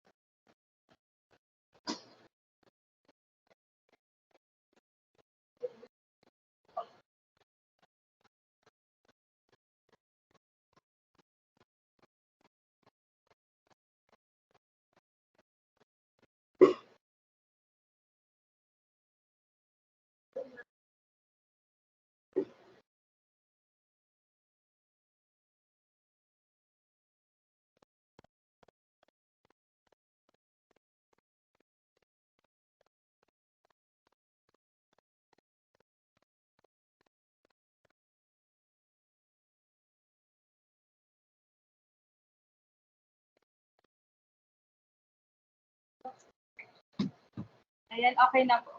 Tapos,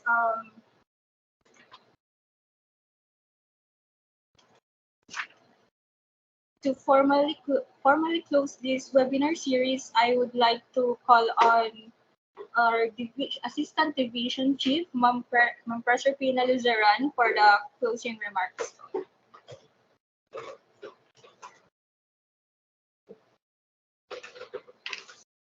Good afternoon, everyone.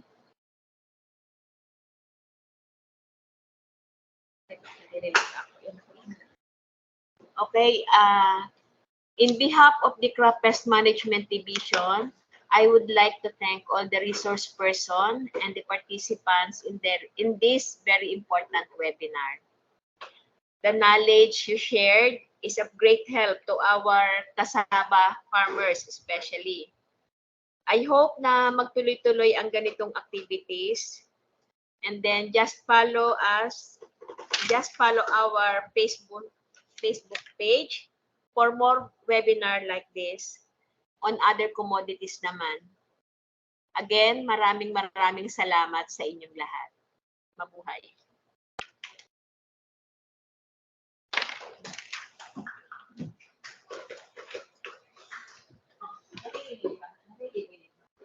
Ayan, and on behalf of the Crop Pest Management Division, Bureau of Plant Industry, maraming salamat po sa inyong pakikinig at pagsama sa araw na ito. Please don't forget to fill out the attendance sheet and evaluation forms again para sa inyong mga e-certificates. And also, please don't forget to like and subscribe to our Facebook page, Bureau of Plant Industry, Crop Pest Management Division, for more information and for announcements on our upcoming webinar series. Thank you po.